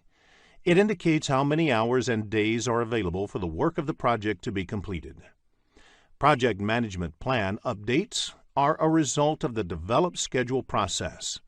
Many of the other subsidiary plans of the project plan may get impacted, which may include cost management plan, scope management plan, risk management plan, etc. This may also result in other project documents being updated. In the next few screens, let us discuss schedule network analysis techniques. It is essential to know if the required resources are available at that time, along with the time estimate of each of the activities. Since schedule is calendar-based, it helps in estimating the same. Schedule network analysis technique generates project schedule. There are various schedule network techniques. Critical path method relies on determining the critical path on a project schedule. Critical chain method is a variant of the critical path method, wherein the critical chain is determined based on the logical, resource, and other kinds of dependencies between the activities. What-if scenario analysis is about trying to vary a certain parameter to observe the impact on the schedule. For instance, you may want to check result if you put in more resources on a particular activity to reduce its duration. Resource optimization techniques try to arrive at the optimal utilization of the resources used on a project. Ideally, you would want the resources to be fully utilized, but you would also want to build in sufficient buffers in case a certain resource is not available due to various reasons.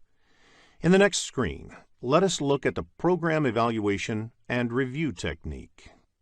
Program evaluation and review technique is based on 3-point estimates for an activity. The pessimistic estimate refers to the worst-case scenario, whereas most likely estimate is what you expect to happen in a realistic scenario. The optimistic estimate, on the other hand, represents the amount of time an activity would take in the best-case scenario. Based on these three estimates, the expected duration of the estimate is calculated as per the formula given on the screen. The formula for calculating standard deviation of an activity and variance of an activity is also given. There is no question asked on variance, but the formula is important because if the standard deviation of the whole project is to be calculated, the process is to calculate the variance of the whole project and then take its square root to calculate the standard deviation of the project. Concept-based questions on PERT can be expected in the PMP exam, so make a note of the formulae while you prepare for the exam. In the next screen, let us understand PERT with an example. Let us now figure out how we can apply the three-point estimation that PERT uses in order to draw some useful conclusions. Assume that the optimistic, pessimistic, and most likely estimates are 20, 70, and 30 respectively. Using these values, you can determine the expected duration and the standard deviation as indicated. Now, if the causes of variation are random, you can assume that the actual values would be evenly distributed about the mean and will follow the normal distribution, sometimes referred to as the bell curve. Further, you can use the properties of the normal distribution.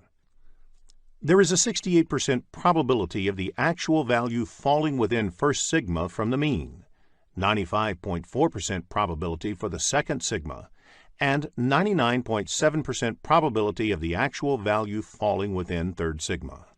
Extending this logic, the notion of Six Sigma is reaching a level of confidence that only 3.4 times out of a million would the actual value fall outside the stated range.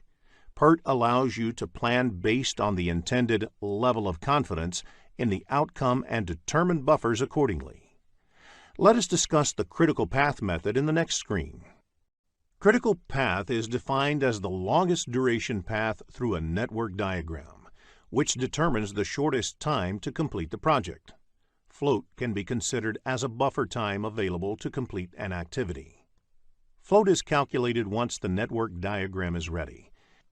It is also called as slack. There are three kinds of float. The first being the total float, which is the amount of time an activity can be delayed without delaying the project end date or an intermediary milestone.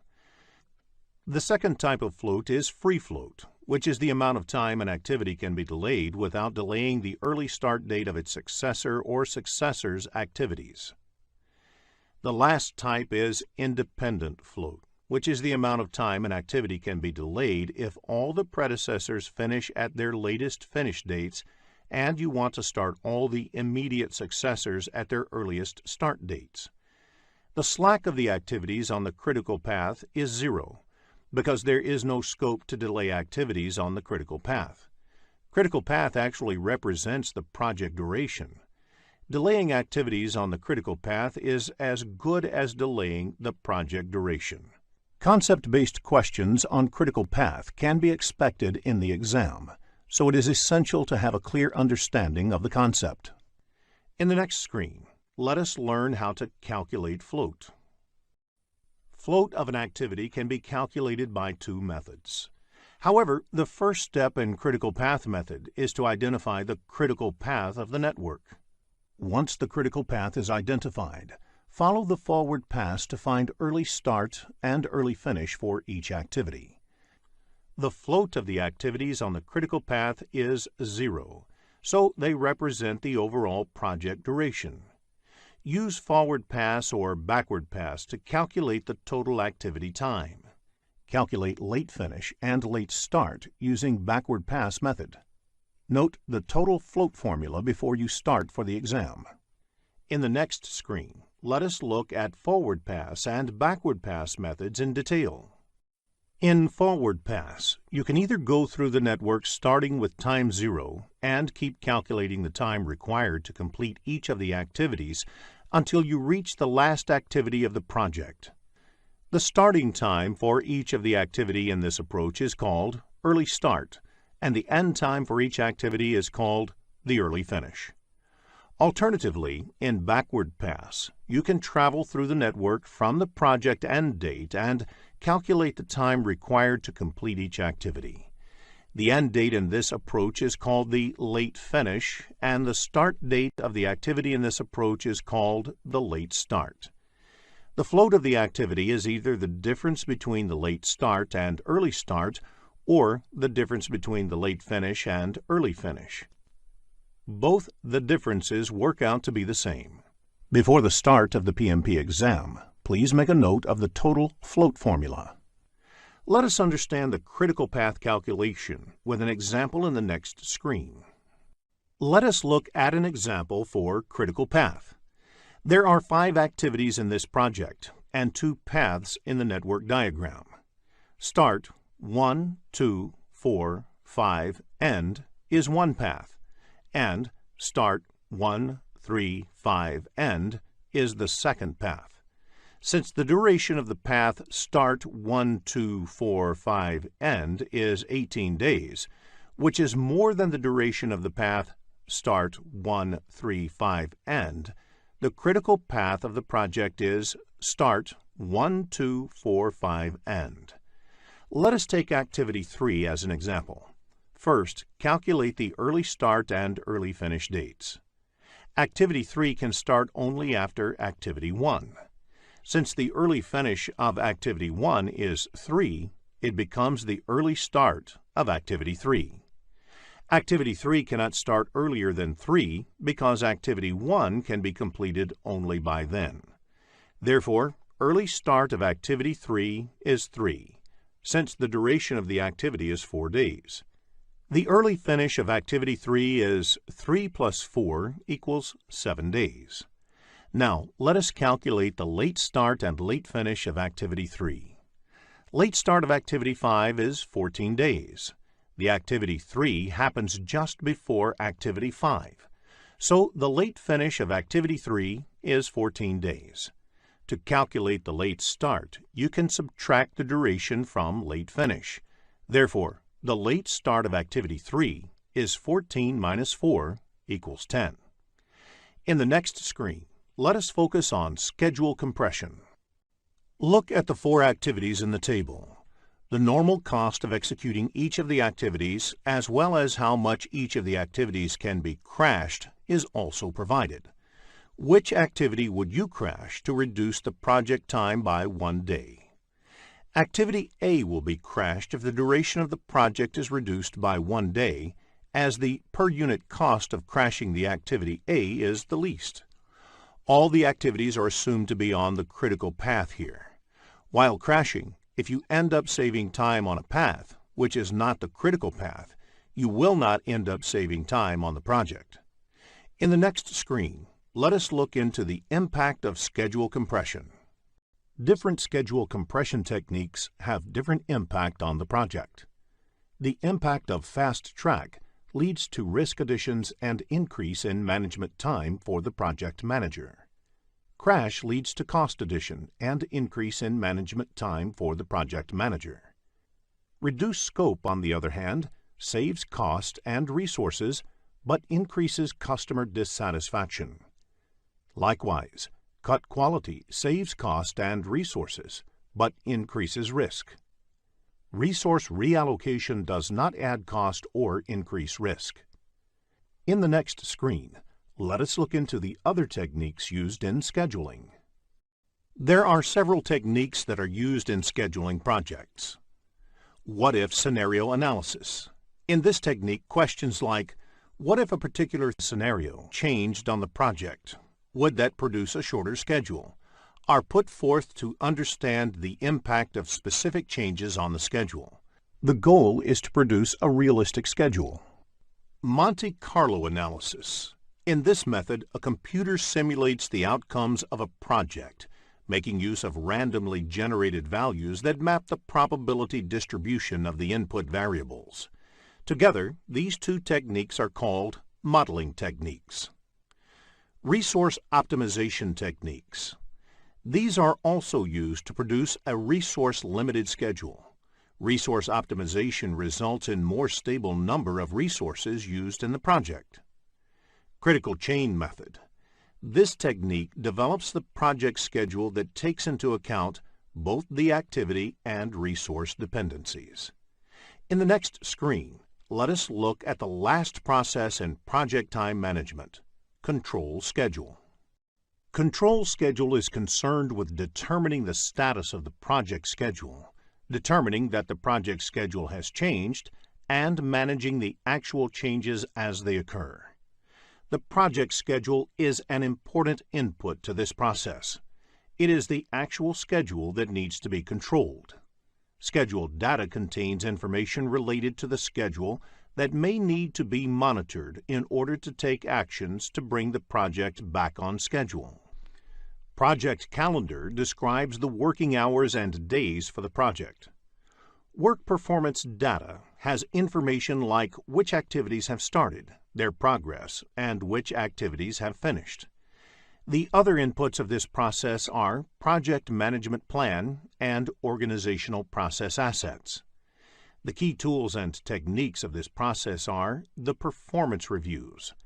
Performance review is measuring, comparing, and analyzing schedule performance such as actual start and finish dates, percent complete, and remaining duration for work in progress. The other tools and resource optimization techniques, modeling techniques, schedule compression, leads and lags, scheduling tool, and project management software. In development schedule process, these techniques are used for the first time to develop the project schedule, whereas in control schedule process, these techniques are used to update the project schedule. The key output of the control schedule process is the work performance information. This is represented in the form of schedule variance, SV, and schedule performance index, SPI. As a part of the control schedule process, the project team will generate forecasts, likely schedule for forthcoming activities, and project as a whole.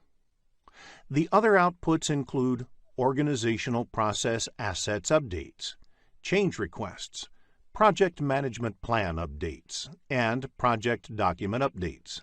If you are looking to become a skilled project manager, have a look at the postgraduate program in project management by Simplilearn. There are 47 processes in project management grouped into 10 knowledge areas and mapped to 5 process groups. In this lesson, we will look at the 4th knowledge area, that is, project cost management and its processes. In the next screen, let us understand the concept of project cost management. Project cost management involves activities like estimating the cost of each of the project activities, adding the cost estimates of the related activities to arrive at the cost budget, and controlling the cost to ensure that project activities are completed within the defined budget. In the next screen, let us discuss Cost Management Plan. The Cost Management Plan is a vital step in project cost management. It contains information like planning the project cost, managing and controlling the project in relation to the cost baseline, and managing cost variances. Project Cost Management Plan is a part of the Project Management Plan. The methods used in estimating the cost of each of the project activities are similar to the ones used in estimating project time. For example, time estimation methods like expert judgment, analogous estimating, bottom-up estimating, and reserve analysis are few of the techniques that are also used in estimating activity cost. Let us discuss control account in the next screen. Control account is an important concept in the project cost management. Project cost is generally estimated at individual activity level. It becomes difficult to manage cost at the activity level in large projects. Therefore, the cost is managed at a higher level. This requires related activities to be clubbed and their cost being managed together as one unit. This unit is called control account. While estimating the project time, WBS is created to break down the project into smaller deliverables. These deliverables are broken down into work packages, and these work packages are in turn broken into activities. Control account is defined at a level higher than the work packages.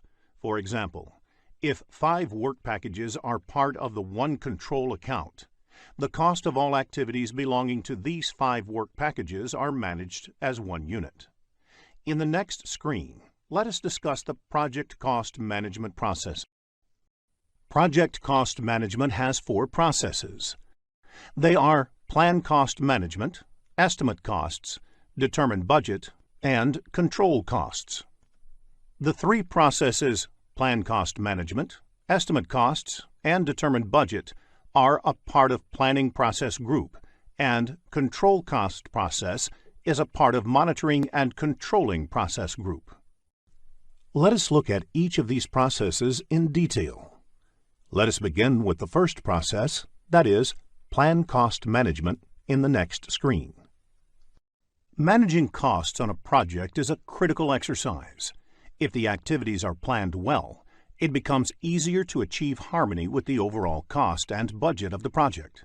Plan cost management is the process of establishing the policies, procedures, and documentation for planning, managing, expending, and controlling the project costs. Let us look at the inputs required for this process.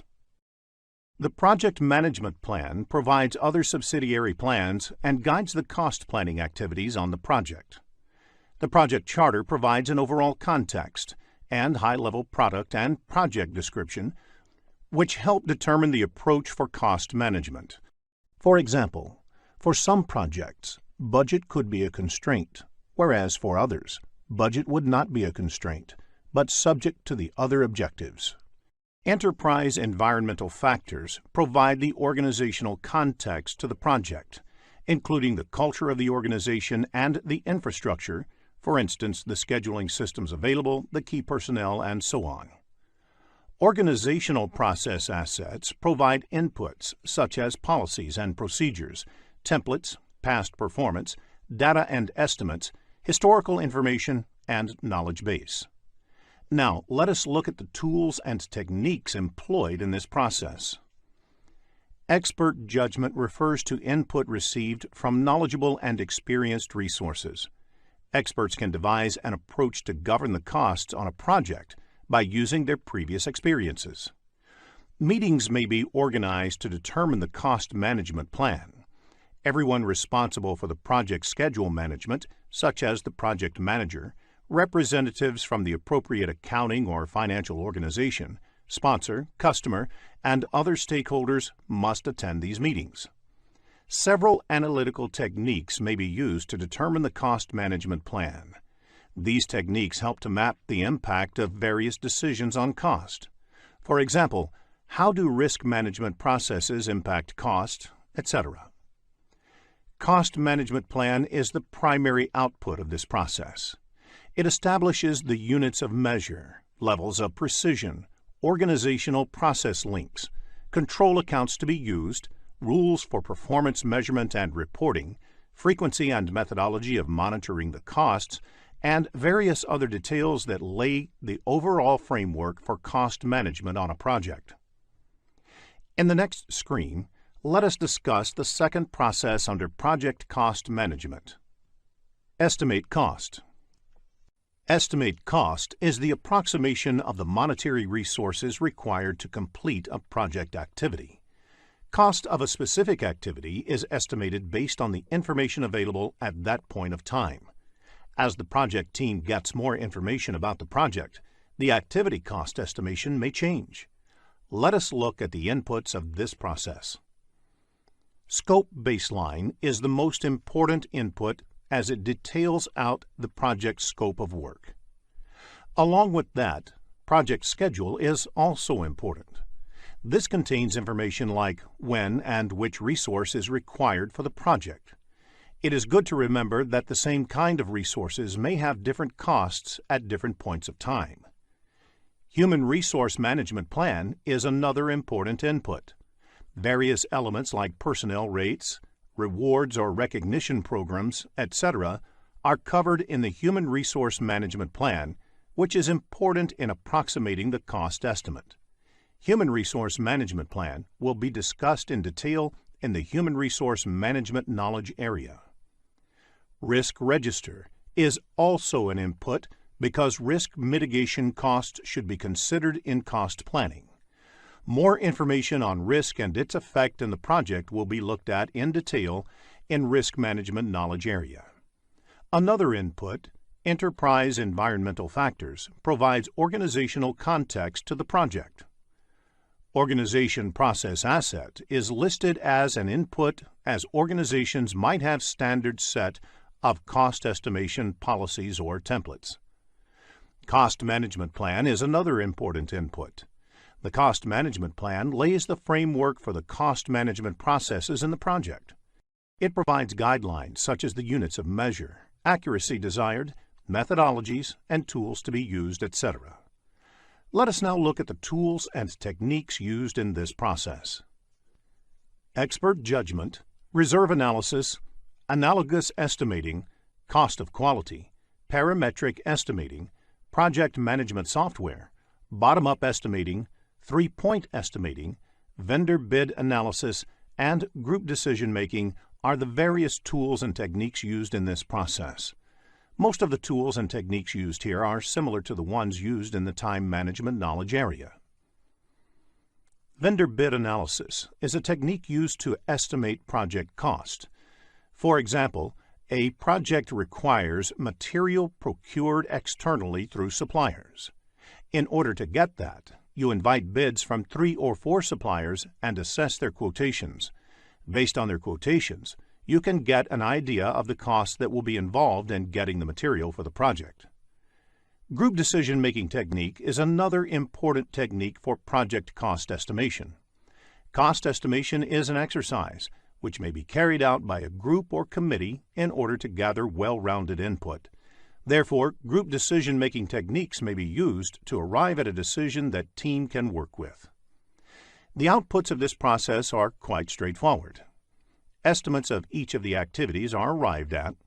Basis of the estimate includes things like how the estimate was developed, what were the assumptions made in estimating, etc. Project document updates is also one of the outputs because the cost estimates may result in updates to other aspects of the project. For example, quality, risk, time, etc.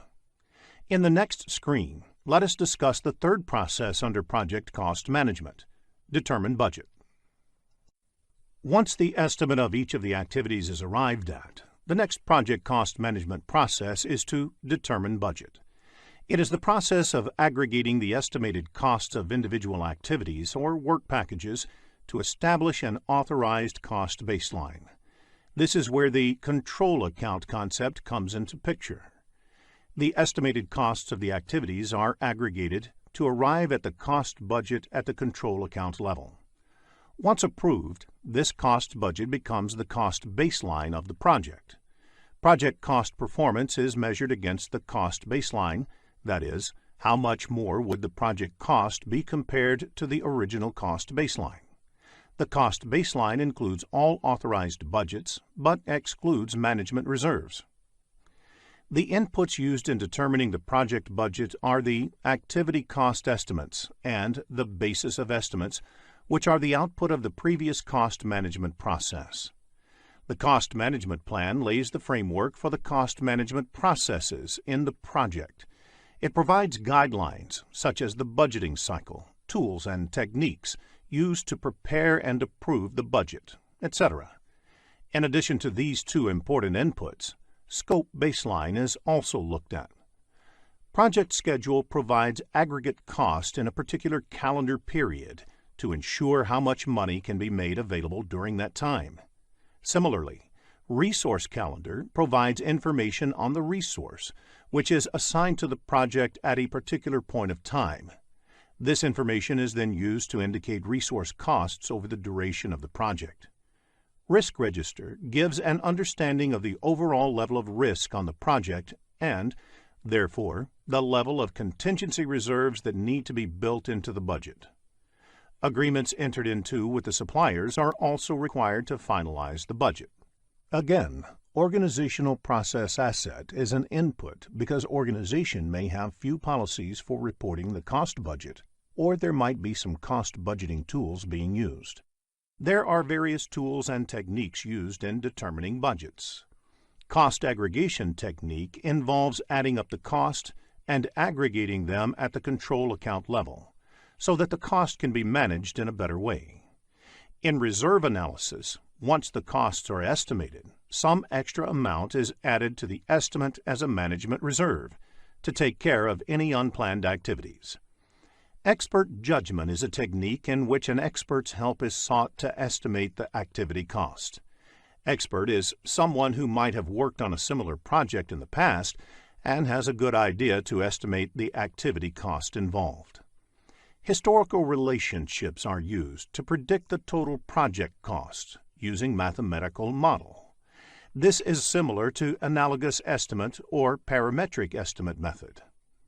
Funding limit reconciliation technique is used to ensure that cost on the project is budgeted or spent as per the availability of the fund.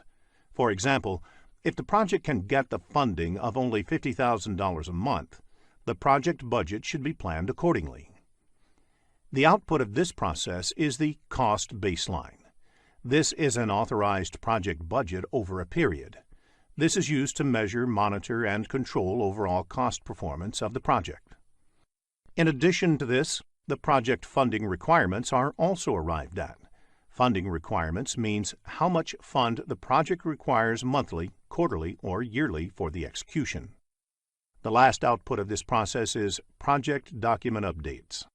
An understanding of determining budget may be useful when answering questions in the PMP exam, so make a note of the inputs, tools, and techniques and outputs of determining budget. In the next screen, let us discuss the last process of project cost management, that is, control cost. Control costs is the process of monitoring the status of the project to update the project budget and managing changes to the cost baseline.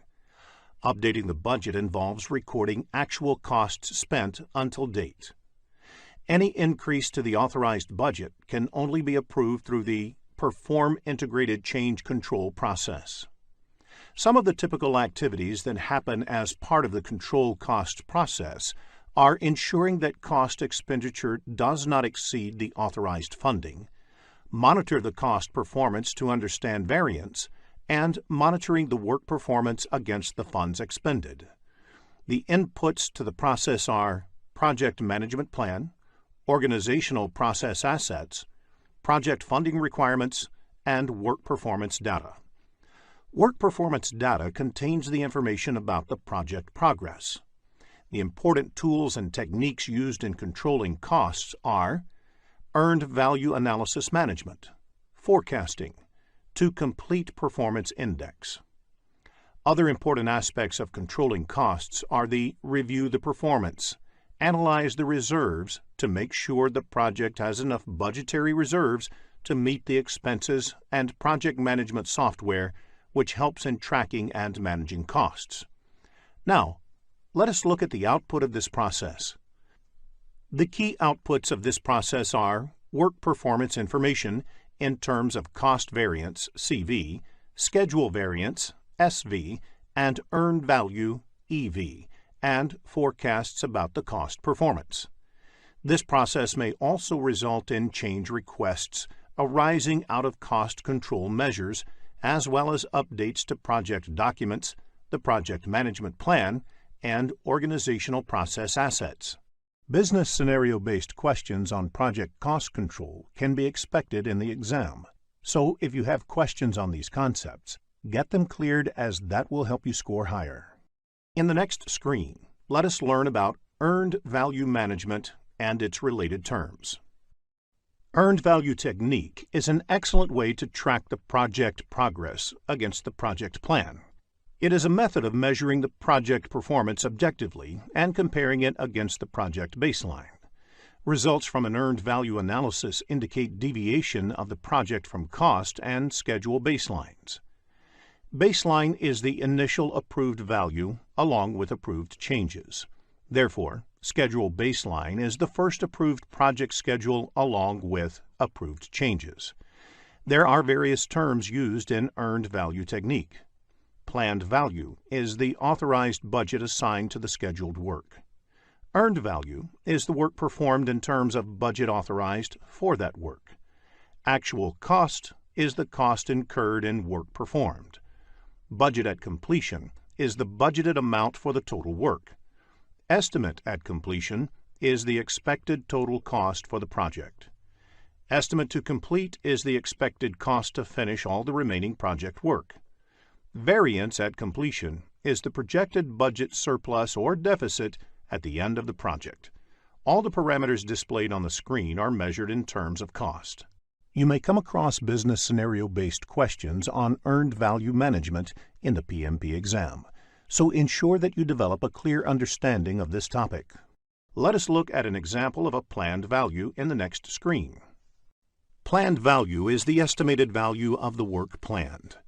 This value is measured in terms of currency, say dollar. If the planned value is $340, then the work planned is worth $340. How do you calculate earned value? The solution is add the budget allocated to each of the activities that have been completed at the point of time. The resulting value is the earned value. In the next screen, let us look at the formula used to calculate earned value. In cost variance, negative means the project is over budget. Positive means the project is under budget. Similarly, in schedule variance, negative means the project is behind schedule, whereas positive means the project is ahead of schedule.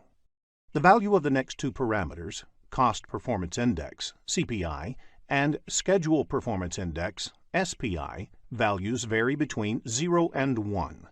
For example, a CPI of 0.8 implies that 80 cents of work is obtained for every dollar spent in the project.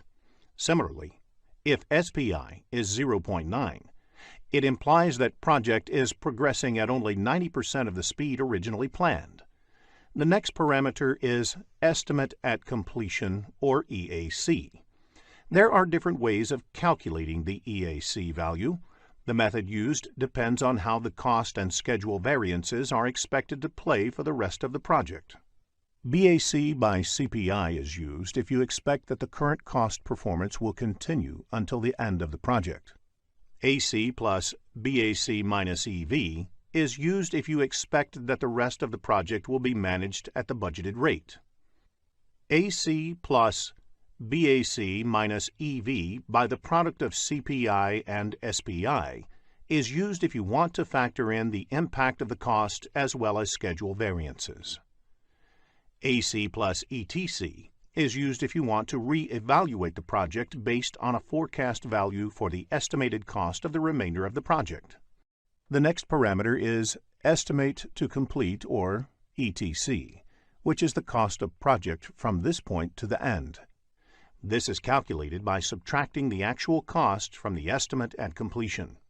In addition, variance at completion can be calculated by subtracting the estimate at completion from the budget at completion. Variance at completion is the cost estimation whether it is over or under budget. Another parameter is the To Complete Performance Index, or TCPI. This is the cost performance needed to achieve a desired outcome. For example, if the project needs to be managed to the original budget, BAC, then TCPI, that is, the CPI that must be maintained for the rest of the project, is calculated as BAC minus EV by BAC minus AC. Similarly, if it has to be managed within a revised target, say EAC, then TCPI is calculated as BAC minus EV by EAC minus AC.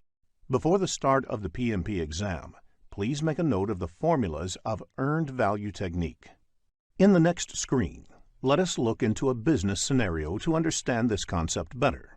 After reading the problem statement, click the Solution button to look at a possible answer. Let us take the example of a software development project. There are 4 phases, and each phase takes a month to complete and is expected to cost $10,000. The phases are planned to be completed one after the other. The status of the project at the end of the month 3 is summarized in the table. Requirements definition is completed and actual spending on this is $10,000.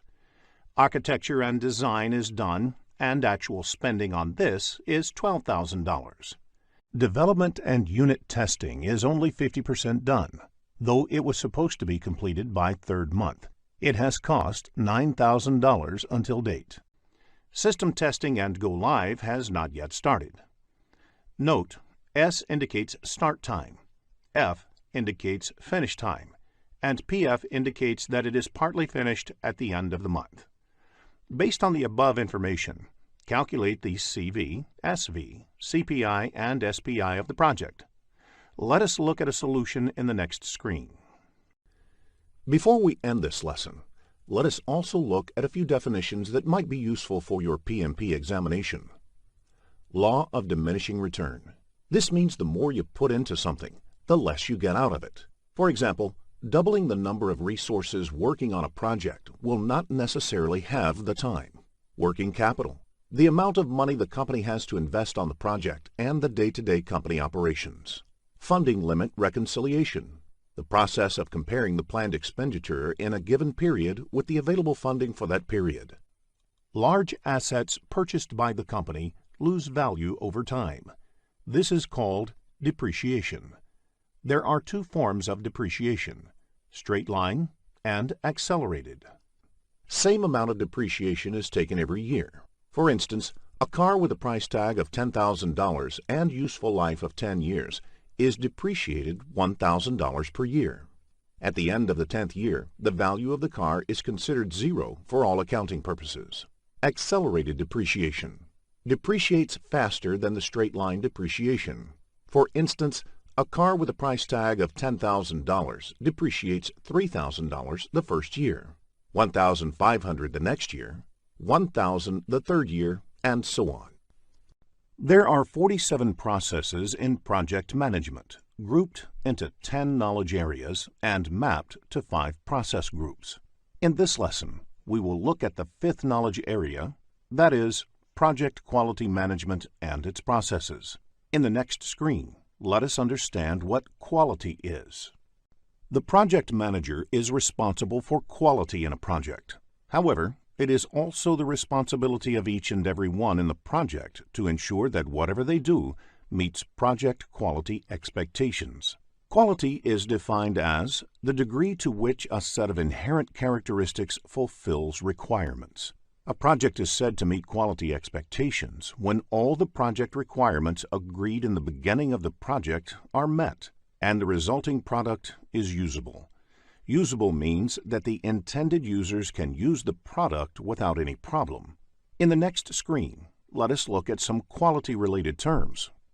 It is important to discuss a few terms to understand the concept of quality better.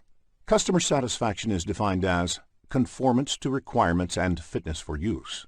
It is important to understand the subtle distinction between quality and grade.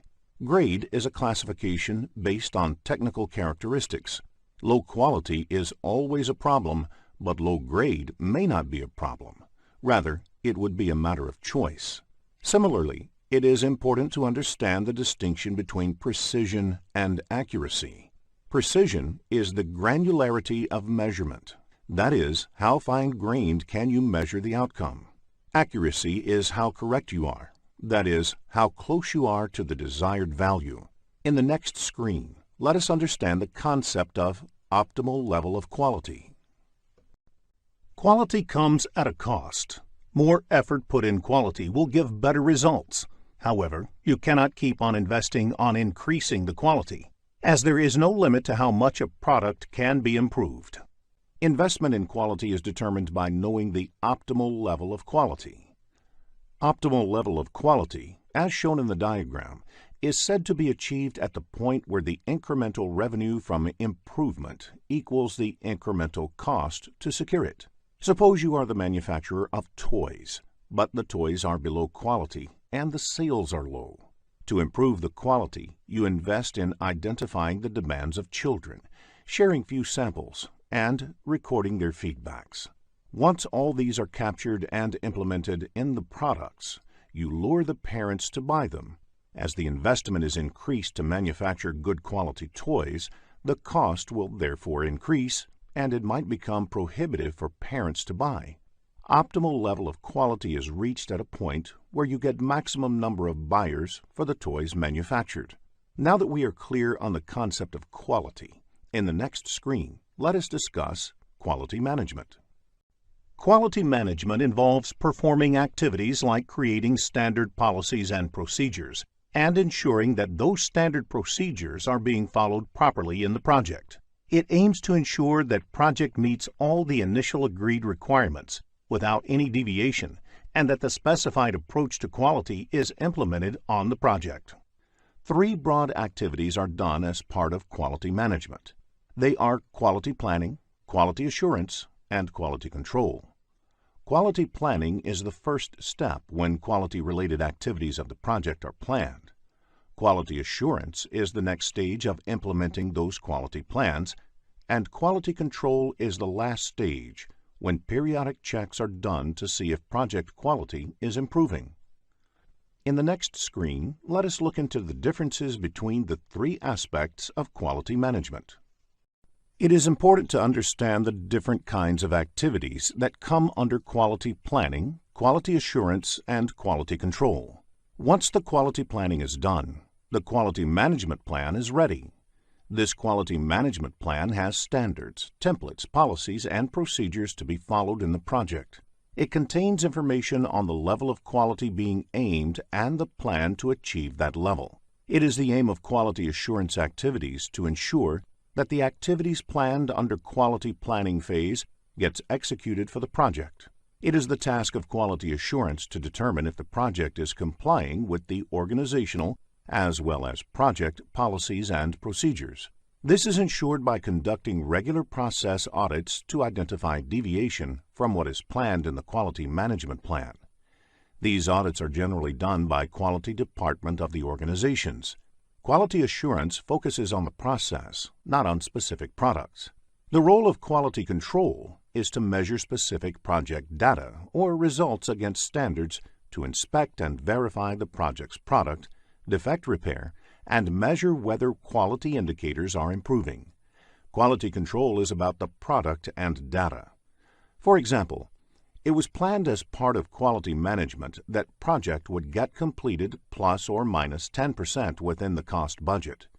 3 months back, when the measurement was done, project was over budget by 20%.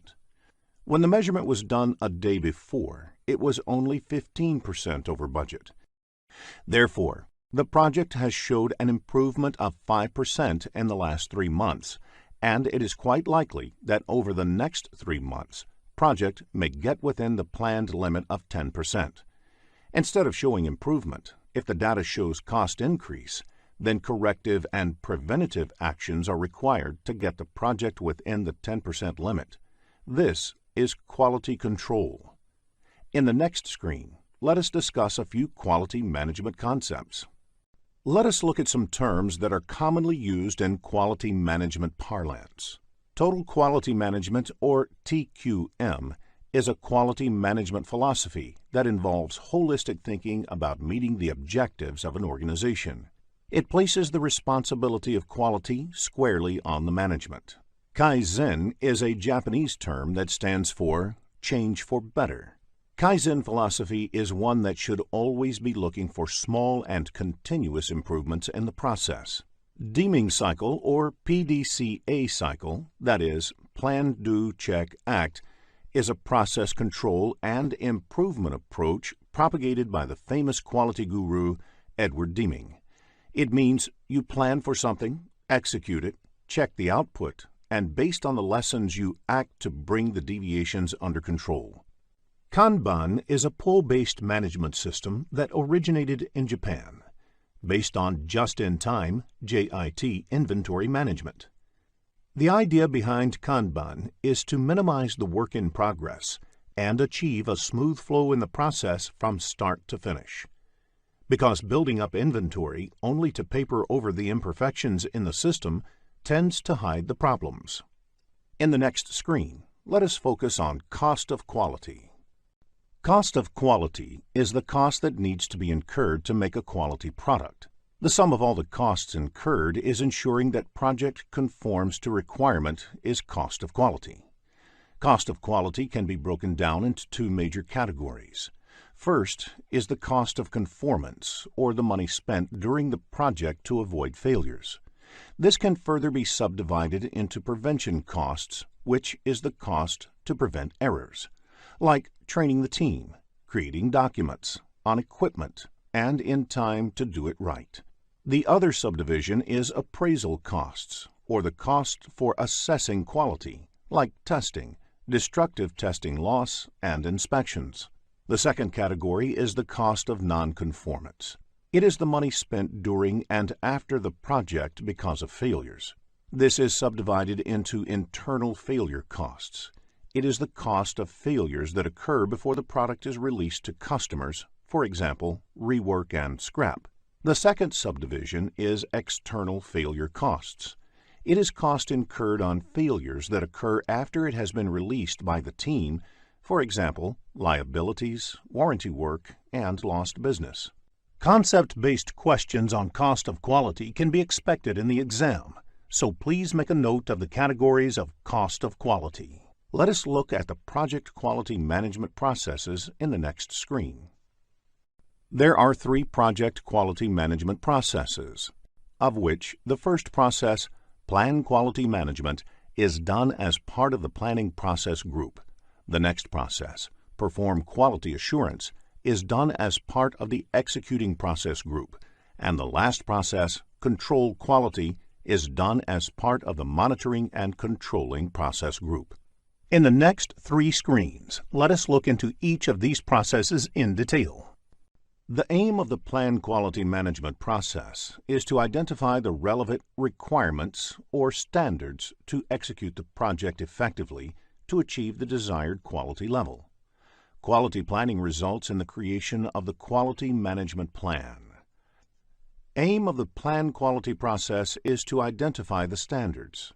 A standard is an agreed-upon process to work or achieve a result. A standard can be set from within the organization or government.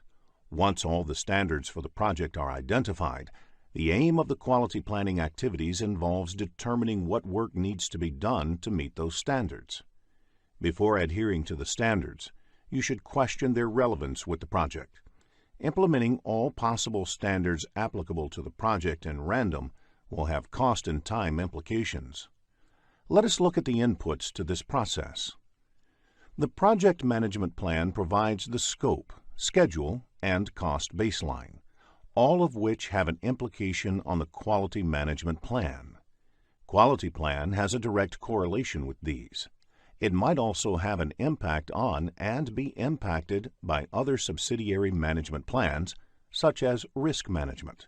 The stakeholders of the project may have specific requirements and views about the quality parameters of the project, and these have to be considered.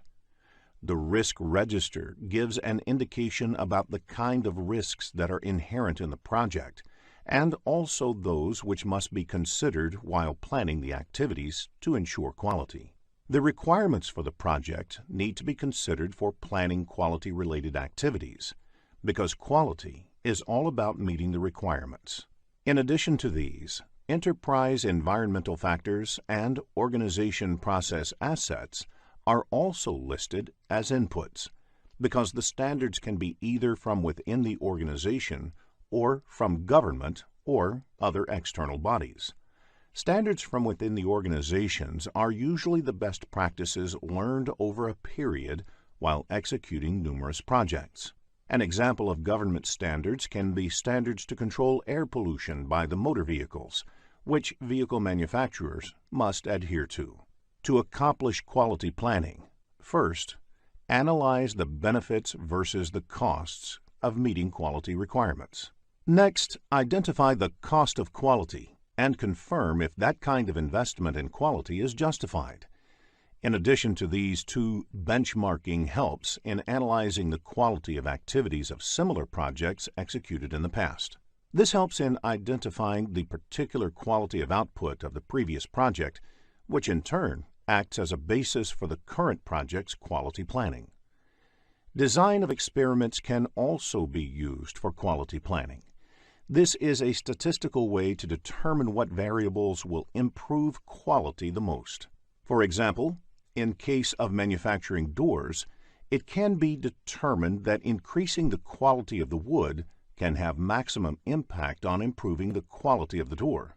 In addition, the 7 basic quality tools, also known as the 7 QC tools, are used to determine the plan to achieve the desired level of quality.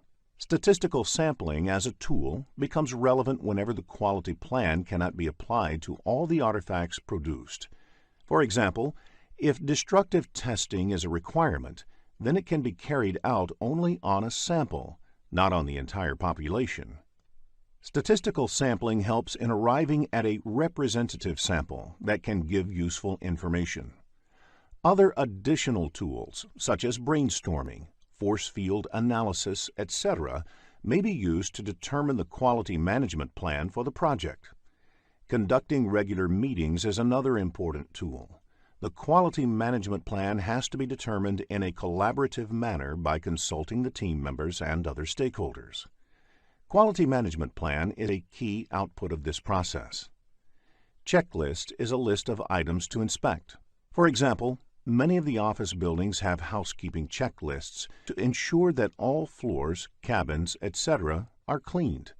Checklists are created during quality planning and used in quality control. Metrics are project-specific data that need to be measured to check the status of the project. The simplest project metrics can be cost and schedule. Metrics are also decided during quality planning and used in quality control. One of the roles of the project manager is to not only manage the project, but also improve processes in the project to decrease the instances of defects, which in turn saves time and money. Such activities are listed in the Process Improvement Plan, which eventually becomes part of Project Management Plan. As a result of the planning activities, other project documents may also get updated. For example, the Quality Management Plan may result in updates to the cost or resource requirements. There may be questions in the PMP exam based on the Plan Quality Management process, so please ensure you have a fair understanding of the concept before you take the exam. In the next screen, let us discuss the second quality management process. Once the quality planning is over, the next process in project quality management is quality assurance, which involves determining whether the standards are being met and the processes are being followed. Therefore, the input for this process is the work that has been completed during the quality planning stage. They are project documents, quality management plan, process improvement plan, quality metrics, and quality control measurements. Let us look at the tools and techniques used in this process. Quality audit is the process to check whether the project is complying with the organization policies, standards, and procedures, and determine whether these policies, standards, and procedures used are efficient and effective. So a good audit not only looks at this compliance, but also for the new lessons learned from the current project that can help make the future projects better. Process analysis involves using the lessons learned from doing the initial few work to make the remaining work more efficient. For example, if the project involves installing a software package, then the lesson learned from the first few installations can be used to improve the process on remaining installations. Apart from these, all the quality management and control tools, such as the 7 basic quality tools, will be relevant to this process. The key output of this process is project documents updates to ensure that if there is any deviation from agreed standards, it is corrected. Also, if there are any lessons learned that can help improve the future projects, the organization process assets get updated. This quality assurance may result in improvement suggestions, change requests may be generated, and the project management plan may need to be updated. Understanding characteristics of quality assurance tools and techniques may be useful while answering the exam, so prepare this topic well before you take the exam. In the next screen, let us discuss the last process of quality management. The key focus of the quality control activities is on the correctness of the work. Quality control helps answer questions like, is everything okay with the project? Does the project plan require changes to successfully execute the project? Will the project succeed, etc.? Let us look at the inputs to this process. The quality metrics measurements are done continuously to see whether the project quality is improving. The project deliverables are inspected against the planned checklists. Quality control acts upon the deliverables and work performance data produced in execution. It also refers to the project management plan for understanding deviations from the plan. It also considers the approved change requests. information from other project documents, and organizational process assets. There are 7 popular tools and techniques used in doing the quality control activities.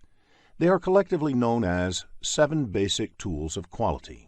Other relevant tools are statistical sampling, inspection or testing, and review of the approved changes.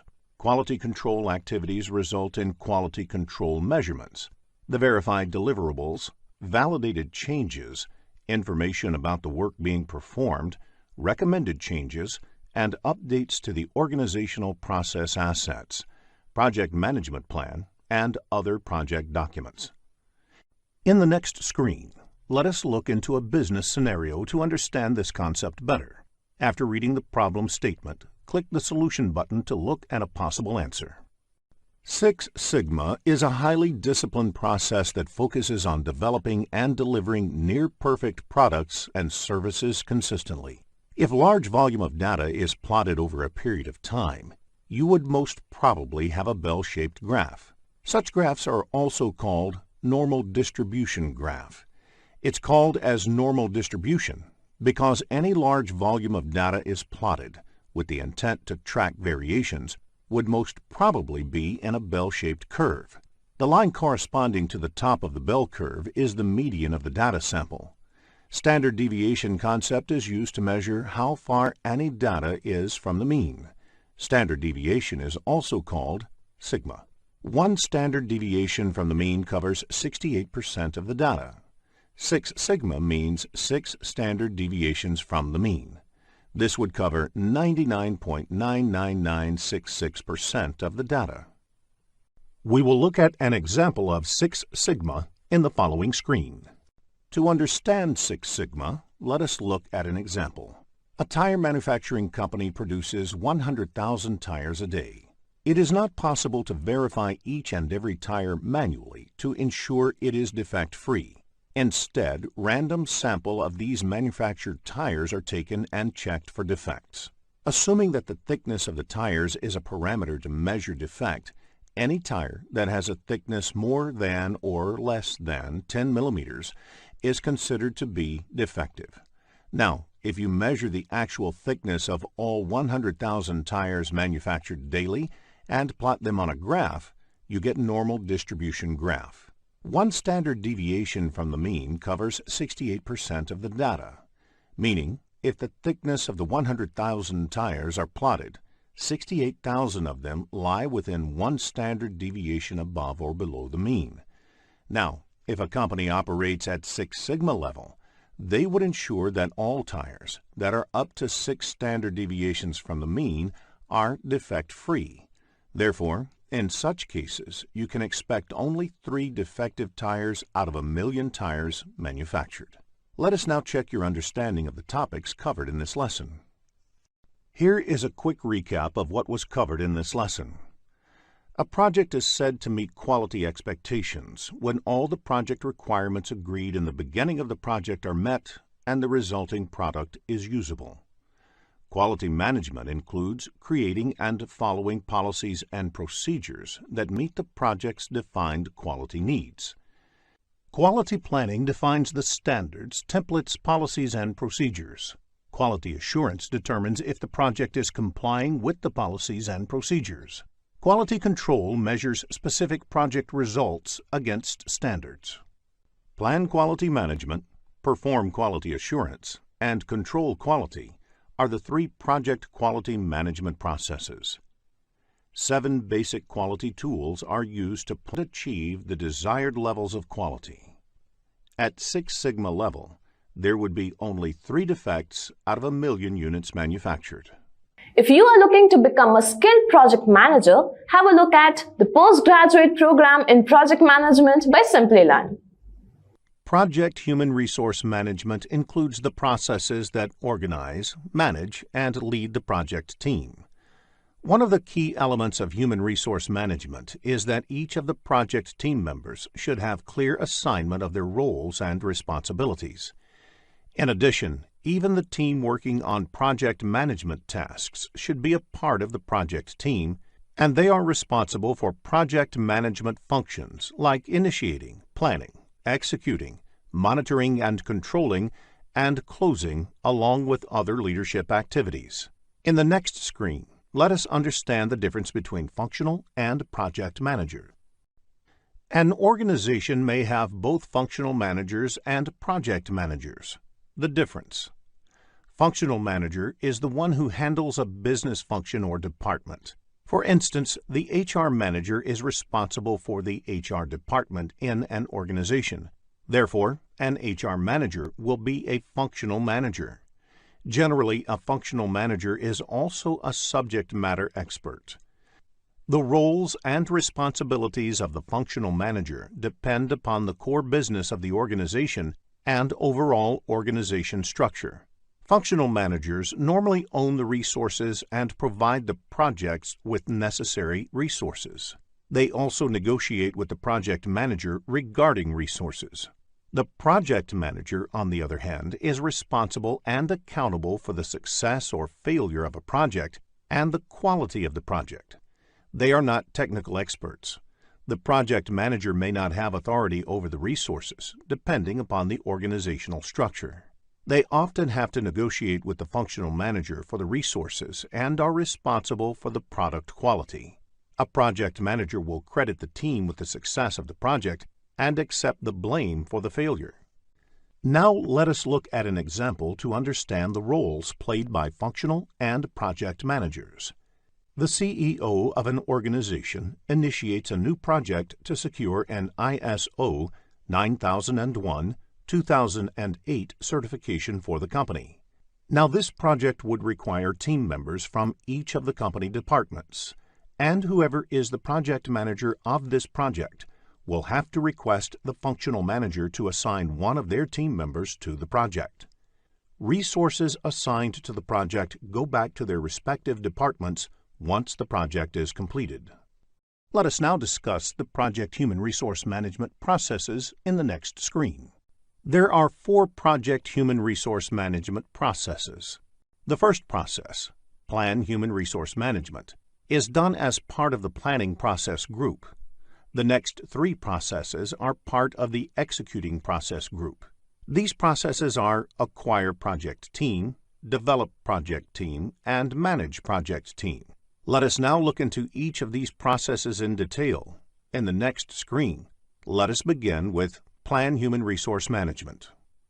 Plan Human Resource Management is the process of identifying and documenting project roles, responsibilities, required skills, reporting relationships, and creating a staffing management plan. This process is part of the planning process group. In addition to that, finalizing the project hierarchy of who reports to whom, and designing the staffing management plan is also part of this process.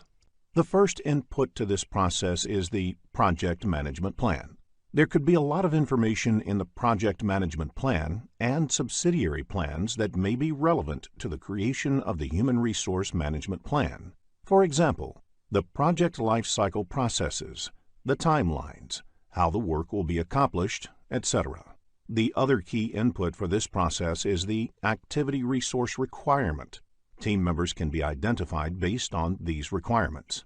In addition to this, enterprise environmental factors like current employment outlook, etc., are also important. For example, if the economy is booming and there are ample job opportunities for the team members, the reward and recognition system can keep the project team interested in the project. Organizational process asset is also an input to this process. An example of the organization process assets can be template or a form to request for a new resource. Let us now look at the tools and techniques used to develop human resource plan. The roles and responsibilities are captured in the form of organization charts and position descriptions. There are various ways to draw this chart. It can be either hierarchical chart, which shows the reporting function, or it can be text-based. The other technique used for developing the human resource plan is networking. This involves formal or informal interactions within the organization and outside by the project manager to identify the best team for the project depending upon various interpersonal factors. Organizational theory helps to understand how individuals come together and function as an organization. Expert judgment and meetings are required to put the human resource plan together. The output of this process is Human Resource Management Plan. This plan contains documents like Staffing Management Plan, Project Organization Chart, and Roles and Responsibilities Matrix. The Staffing Management Plan is a comprehensive document that describes when and how team members would be added to and released from the project. Another component of the Staffing Management Plan is the Recognition and Reward System. Recognition and Reward System helps project managers motivate their team. The Staffing Management Plan is relevant to the projects of a functional or matrix organization where project team members are always caught in a dilemma about prioritizing project work against regular departmental work. In the next screen, let us discuss organization charts and role descriptions. A project manager needs to make sure that there is an organization chart prepared specifically for the project. It should clearly identify the roles and the reporting relationships between them. A sample organization chart is shown on the slide. Another way of clearly delineating responsibilities among team members is by using a responsibility assignment matrix. One form of responsibility assignment matrix is the RACI chart. In the RACI chart, R stands for responsible, A for accountable, C for concerned or consulted, and I for informed. For each important activity or deliverable on the project, it needs to be clearly identified who is responsible or contributes to it, who is ultimately accountable, who is merely concerned about the success, and who needs to be informed or kept in the loop. An example of the RACI chart is shown on the screen. In this case, Project Manager John is accountable for the project plan, and the other team members, Chris, Sally, and Ting, are responsible for completing the plan. Similarly, you can note the roles of each resource in the other activities. In the next screen, let us understand Resource Histogram. Resource histogram is a method of depicting how many resources are required for the life of a project. If you observe the chart shown on the screen, it indicates that the number of staff hours required on the project increases to a peak in 2014 and then slowly tapers off. Especially for long-running projects, the level of staffing needed may vary considerably over a period. This has implications for other parts of the plan as well. For example, the cost will vary as the number of resources change. This piece of information helps a project manager to understand at what time they need to onboard and offboard resources on a project. In the next screen, let us look into the second human resource management process, that is, Acquire Project Team. Acquire Project Team is the process of confirming human resource availability and obtaining the team necessary to complete project activities. This process belongs to the Executing Process Group. Acquiring resources may not be required in the planning phase. Therefore, it is done in execution phase. Though you may plan to acquire few in the planning phase, major acquisition is done in execution phase. This may be true where large projects are run spanning over many years with several detailed activities. The key input is the Human Resource Management Plan. Enterprise environmental factors help understand which team members will be available to work on the project, how much they will cost, etc. Organizational process assets will help understand the hiring procedure of the company, the policies that govern the use of team members on the project, etc. The key technique for acquiring the project team is negotiation. As a project manager, you have to negotiate with the company's senior management, resource manager, or with prospective candidates to secure the most suitable resources on the project. Sometimes the resources may be pre-assigned to a project. This typically happens when they are the key resources, without which the project cannot take off. Sometimes the project team is acquired by getting required resources through external vendors. Most of the bigger organizations have approved a list of vendors who provide resources on a contractual basis. Nowadays, the concept of virtual team is also quite popular to get a project team. So even though the project is being conceived in one country, a big part of the team can be in another country.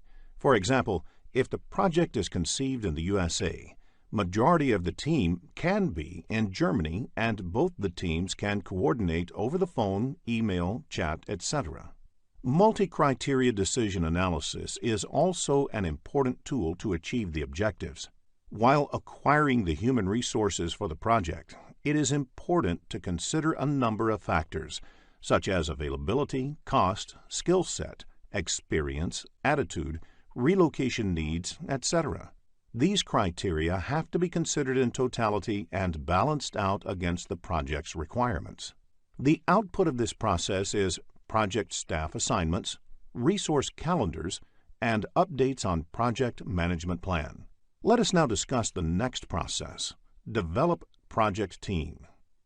Once the project team is acquired, the next step is developing the project team.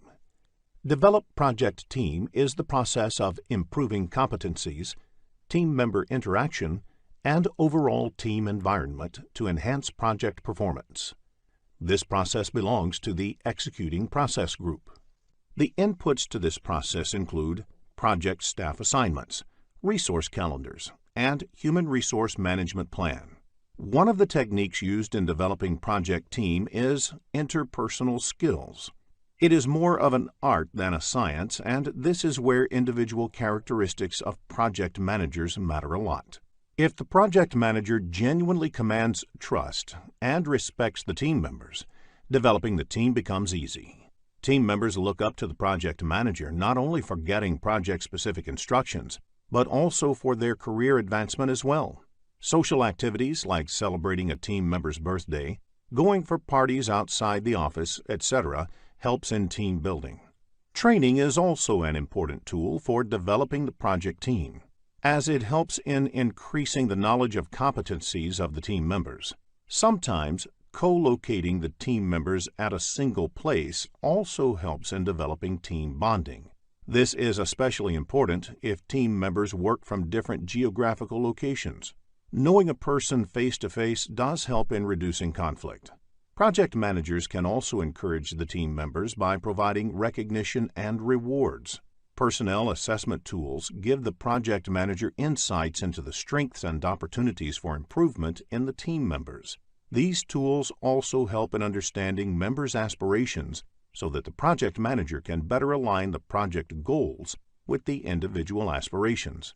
Finally, the project manager should also set some ground rules in the project to ensure that team performs their work without any problems. Some such rules can be: everyone should reach office for daily meeting by 9:30 a.m. sharp. If there is more than a 10% delay in completing any activity assigned, it should immediately be escalated to project manager. If there are any unforeseen circumstances, it should be immediately brought to the notice of the project manager, etc. The output of this process is team performance assessments. This is done by the project manager to evaluate and enhance the effectiveness of the team as a whole. This is a document which explains team effectiveness. As information about the team evolves, the enterprise environmental factors may also be updated.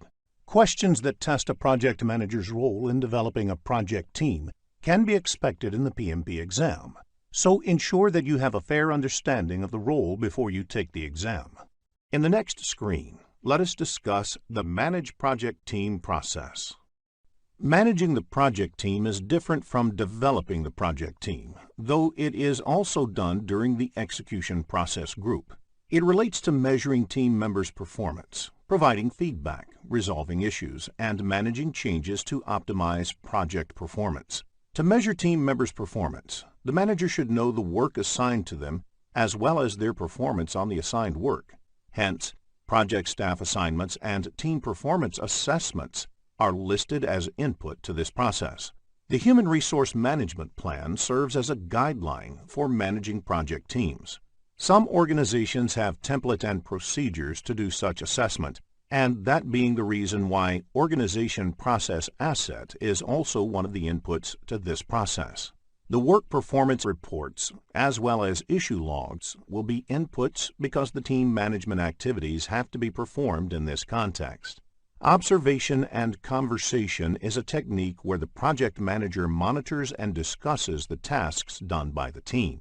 This does not imply formal project status reports, but having an informal interaction with the team before documenting the project status report. Knowing about the issue early helps in resolving them early. Formal performance appraisals are helpful in evaluating the team members' performance on the project. The project manager creates these with the help of the team supervisors. It is an established practice in most organizations to evaluate team members for their work. This may have a bearing on their future assignments, salary, promotions, etc. Since the power of appraising lies within the project manager can use this as an effective tool for managing the team.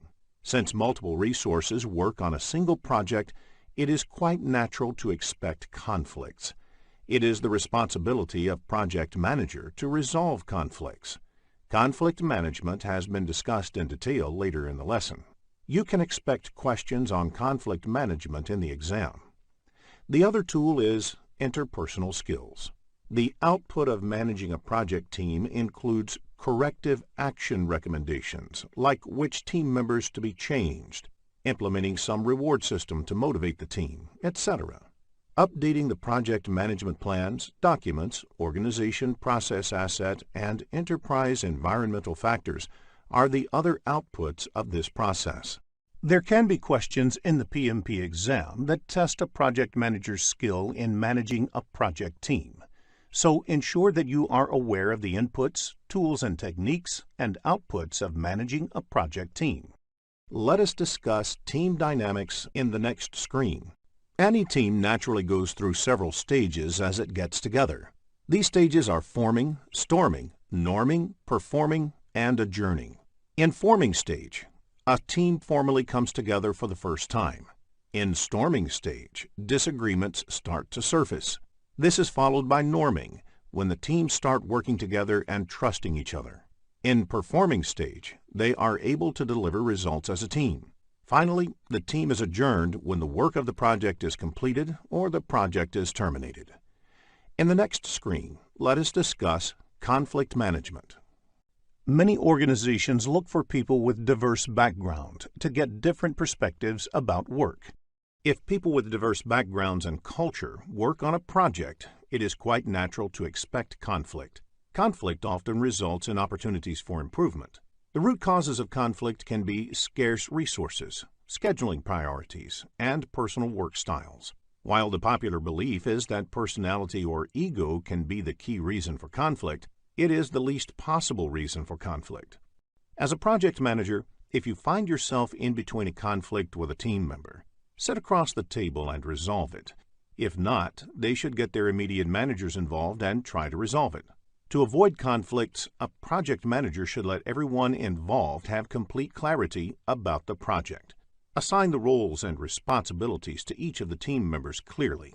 Ensure that there are no overlapping responsibilities, which could be a possible cause for conflict. Sometimes boredom at work can also lead to conflict. So one of the responsibilities of project manager is to keep motivating the team members and let them work on interesting and challenging assignments. Business scenarios-based questions on conflict management can be expected in the PMP exam, so it is essential to have a fair understanding of the topic.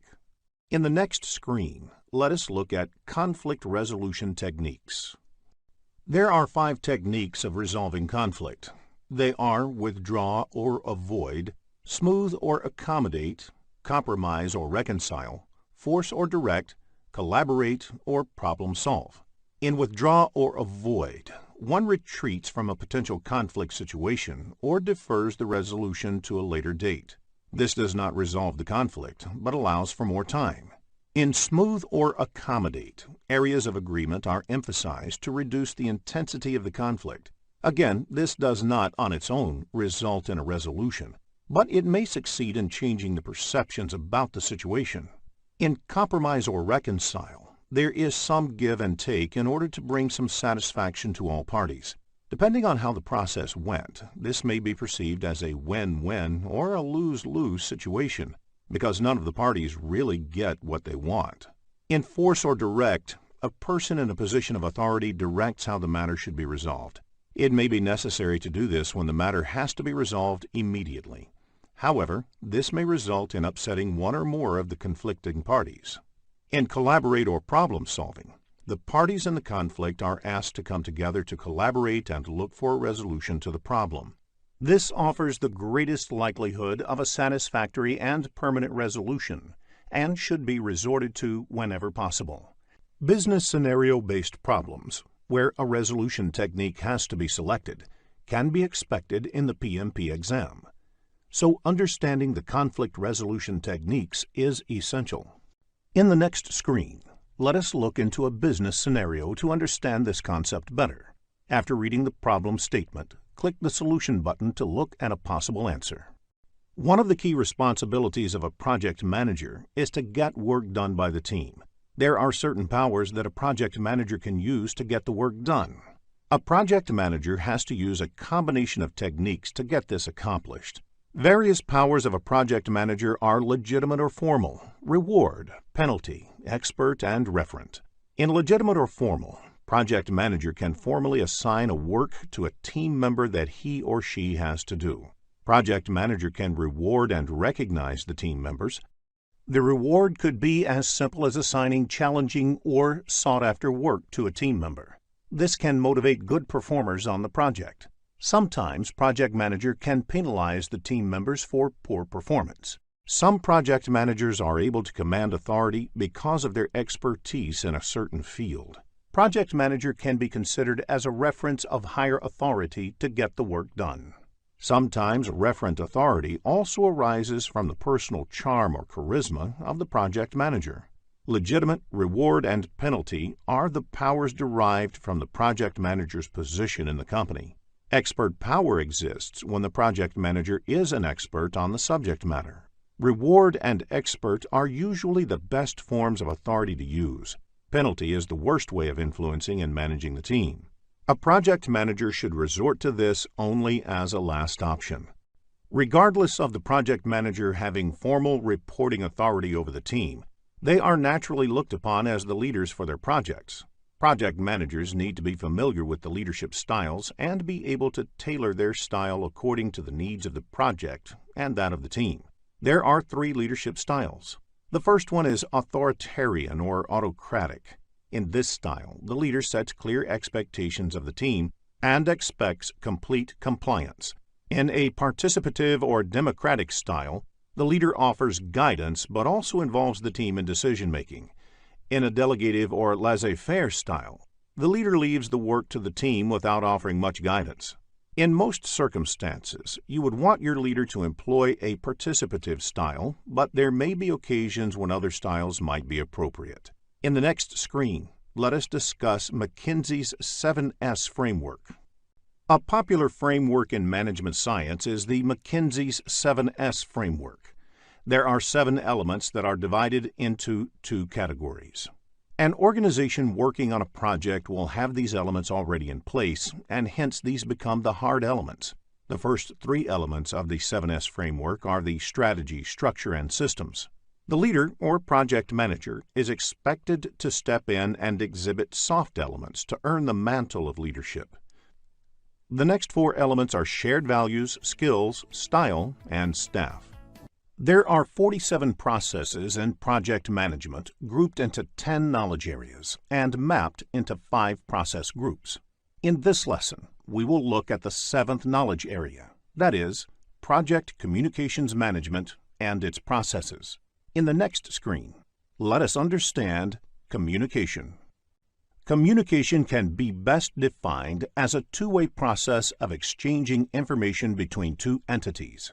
As you can see on the screen, if project is an entity, the project needs to communicate with other entities in the organization, like project managers, senior management of the organization, and any other stakeholder of the project.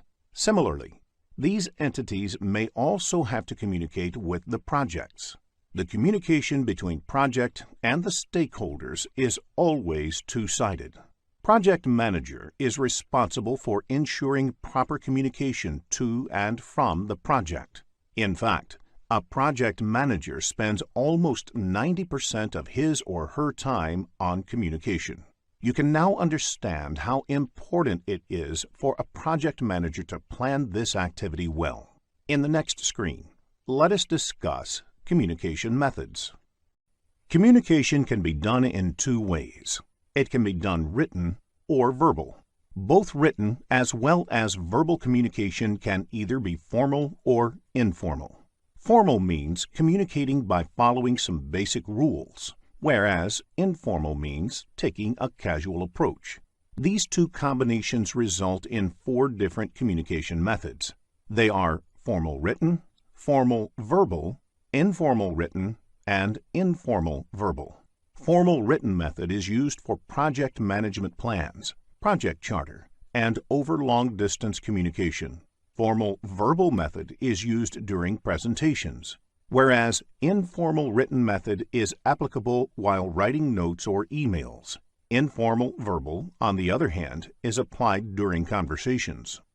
You can expect questions in the PMP exam which require choosing a communication method for a given situation, so a fair understanding of the communication methods can help you score higher. In the next screen, let us look at the various communication technologies. Communication technology refers to the different media used for communicating. A few such technologies are listed on screen, among which email, fax, and telephone are a few popular communication technologies. In the next screen, let us understand the communication channel with the help of an example. Communication takes place between 4 people in a team. The lines across the members represent there can be 6 unique channels of communication existing within the team. Now, if the team comprises 10 members, how many unique channels of communication will be calculated? You can use the formula n multiplied with n minus 1 and the resulting sum divided by 2. N is the total number of people involved in communication. In this case, n equals to 10. If this is put into the formula, you will get 45 as the result. Therefore, 45 unique communication channels exist in a team of 10 people. It is difficult to manage such a large number of communication channels. Therefore, it is important to structure communication. Otherwise, everyone starts communicating everything to everyone, and it can become a real chaos in the project. In the PMP exam, you may be asked to calculate the number of communication channels in a scenario-based question, so please make a note of the formula to answer the question correctly. In the next screen, let us discuss the basic communication model. Project communications management includes the processes required to ensure that information about timely and appropriate generation, collection, distribution, storage, and ultimate disposition of project is prepared and circulated to all project stakeholders. It is the responsibility of a project manager to ensure that the information requested by the stakeholder is communicated to them. The frequency at which the information needs to be shared may also vary from stakeholder to stakeholder. For example, think about a simple process of sharing a project status report with the customer and senior management.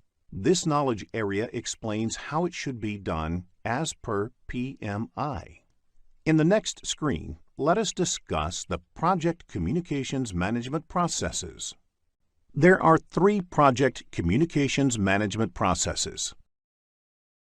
Process is carried during different process groups. Plan communication management is done during planning process group. Manage communications is done during executing process group. And control communications is done during monitoring and controlling process group. In the next few screens, we will cover each of these processes in detail. Plan communications management is the process of developing an appropriate approach and plan for project communications based on stakeholders' information needs and requirements and available organizational assets. This belongs to the planning process group. Stakeholder Register is an important input to this process. It is a list of all the stakeholders. The project management plan has information about a large number of the project's requirements and the stakeholders who need to receive communication of various kinds are therefore a critical input to this process. In addition to these two, organization process assets and enterprise environmental factors are also inputs to this process. Many organizations have standard templates to prepare communication management plan, which are part of the organizational process assets and enterprise environmental factors. The first technique used in this process is the communication requirements analysis, where the communication requirements of each of the stakeholders are analyzed and categorized. In this, you try to find how many of the stakeholders need similar kind of information, which can be grouped together. If you send information through an email system, all those stakeholders who need similar information can be marked in CC in the email. Next, you can decide on the communication technology. These days, email is the most widely used technology, but in few cases, you might have to send information using some other technology, like fax or registered post. For example, all government communications are done using registered post to keep a written record. Finally, you need to understand how communication really happens. That is, the communication models and the various communication methods used. You may need to conduct meetings before agreeing on and finalizing the Communications Management Plan. The Communications Management Plan is the primary output of this process, which lays down the procedures around communications in the organization. Communication Management Plan has information like which stakeholder needs what kind of information, at what frequency, and how. As a result of this process, some other project documents may also get updated. There may be questions in the PMP exam based on the Plan Communications Management process, so a fair understanding of the process will help you answer such questions correctly. In the next screen, let us look into a business scenario to understand this concept better. After reading the problem statement, click the Solution button to look at a possible answer. Manage communications is the process of creating, collecting, distributing, storing, retrieving, and the ultimate disposition of project information in accordance to the Communications Management Plan. It belongs to the Executing Process Group. Managed communications is done throughout the project lifecycle. Everything cannot be planned during communication planning, so managed communications takes care of responding to unexpected requests for information as well. Communications Management Plan is an important input. Work performance reports have information regarding project performance and status information. Organizational process assets are the standard templates created for the status report by organizations. In some organizations, there are guidelines for communication distribution. Enterprise environmental factors are the other inputs to this process. Various tools and techniques are used in this process. Communications technology represents the means of technology, that is, email, instant messaging, telephone conferencing, etc., that are used to exchange information.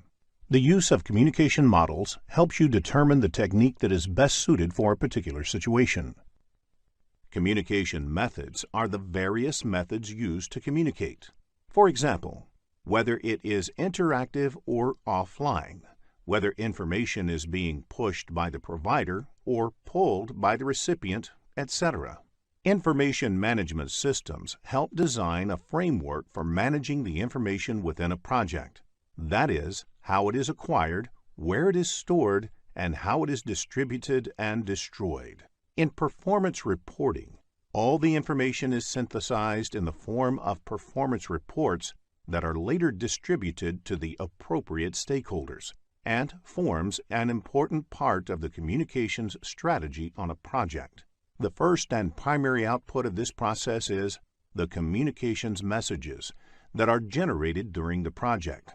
The other outputs include project management plan updates, project document updates, and organizational process assets updates.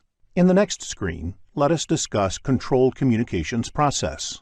Control communications is the process of monitoring and controlling communications throughout the entire project lifecycle to ensure the information needs of the project stakeholders are met. It is part of the monitoring and controlling process group. The inputs to this process are the project communications, project management plan, and issue log, which has a list of issues that are raised by different project stakeholders, data related to the work being performed on the project, and various other project documents which may have to be communicated. Other inputs include work performance data and organizational process assets. Let us look at the tools and techniques in detail.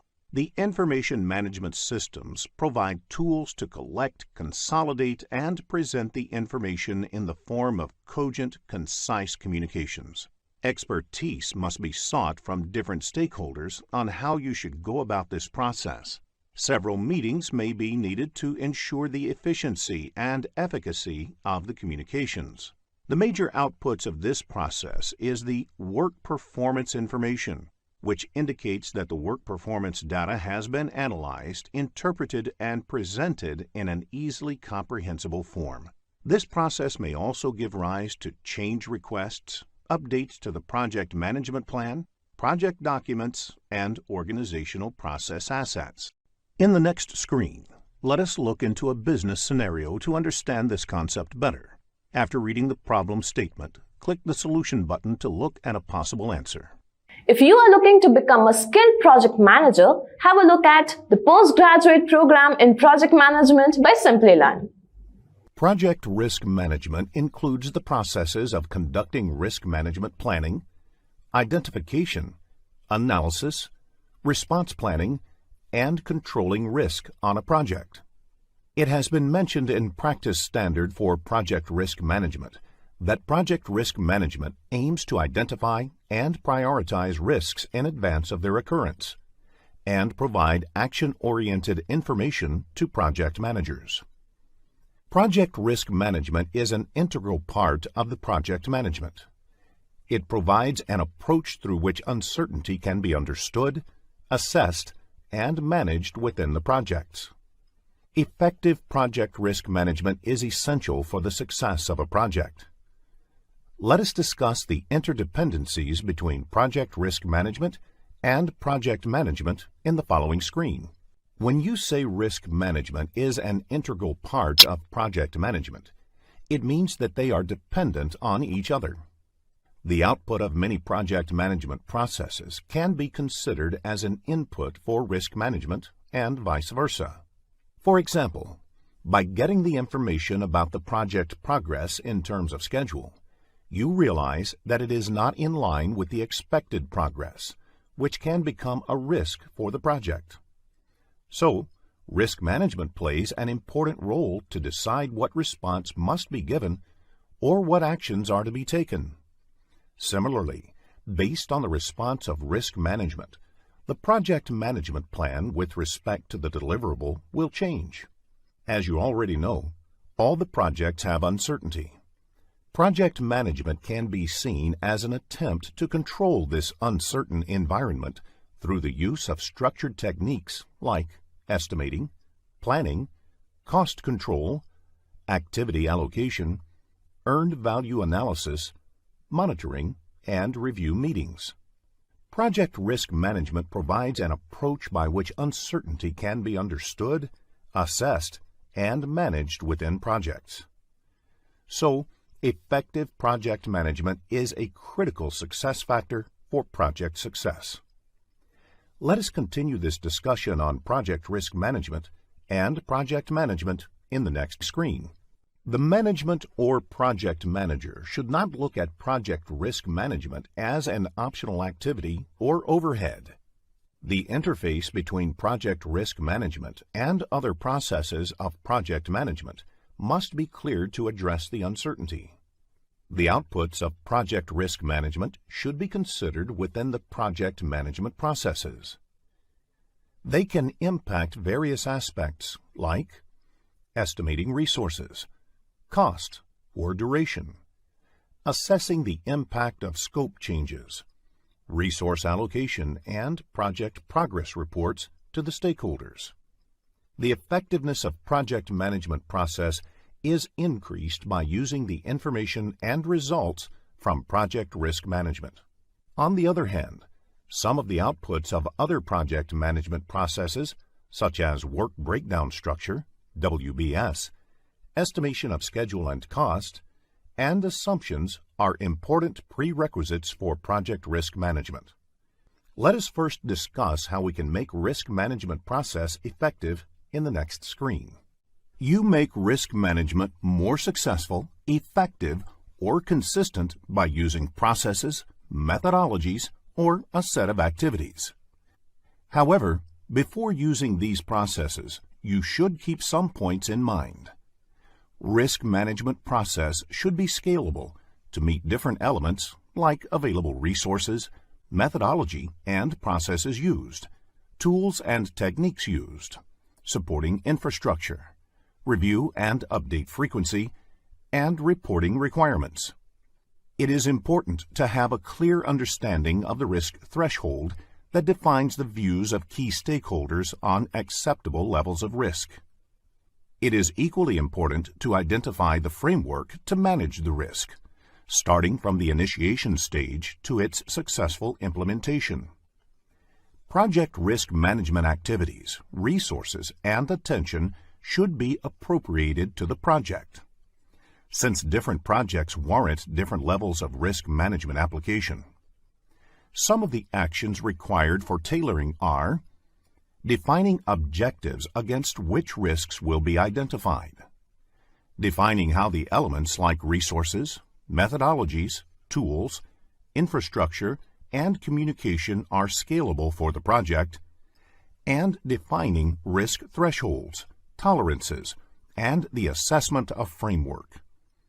The outputs should be documented, communicated, reviewed to ensure common understanding of the scope and objectives for the project risk management processes.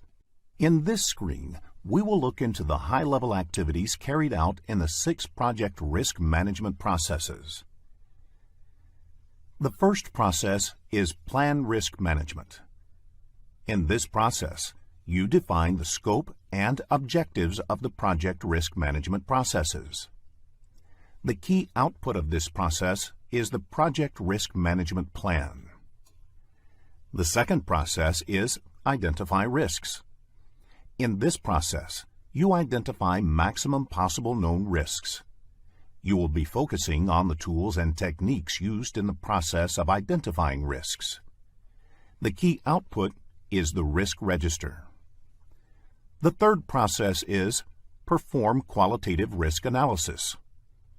This process is about prioritizing risks and ranking them as high, medium, and low for further action. The focus will be on tools used to prioritize risks. The fourth process is perform quantitative risk analysis.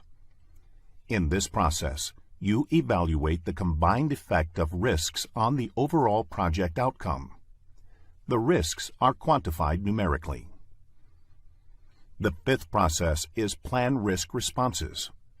This process helps us determine appropriate response strategies and actions for each individual risk and for overall project risk, and integrates them into overall project management plan.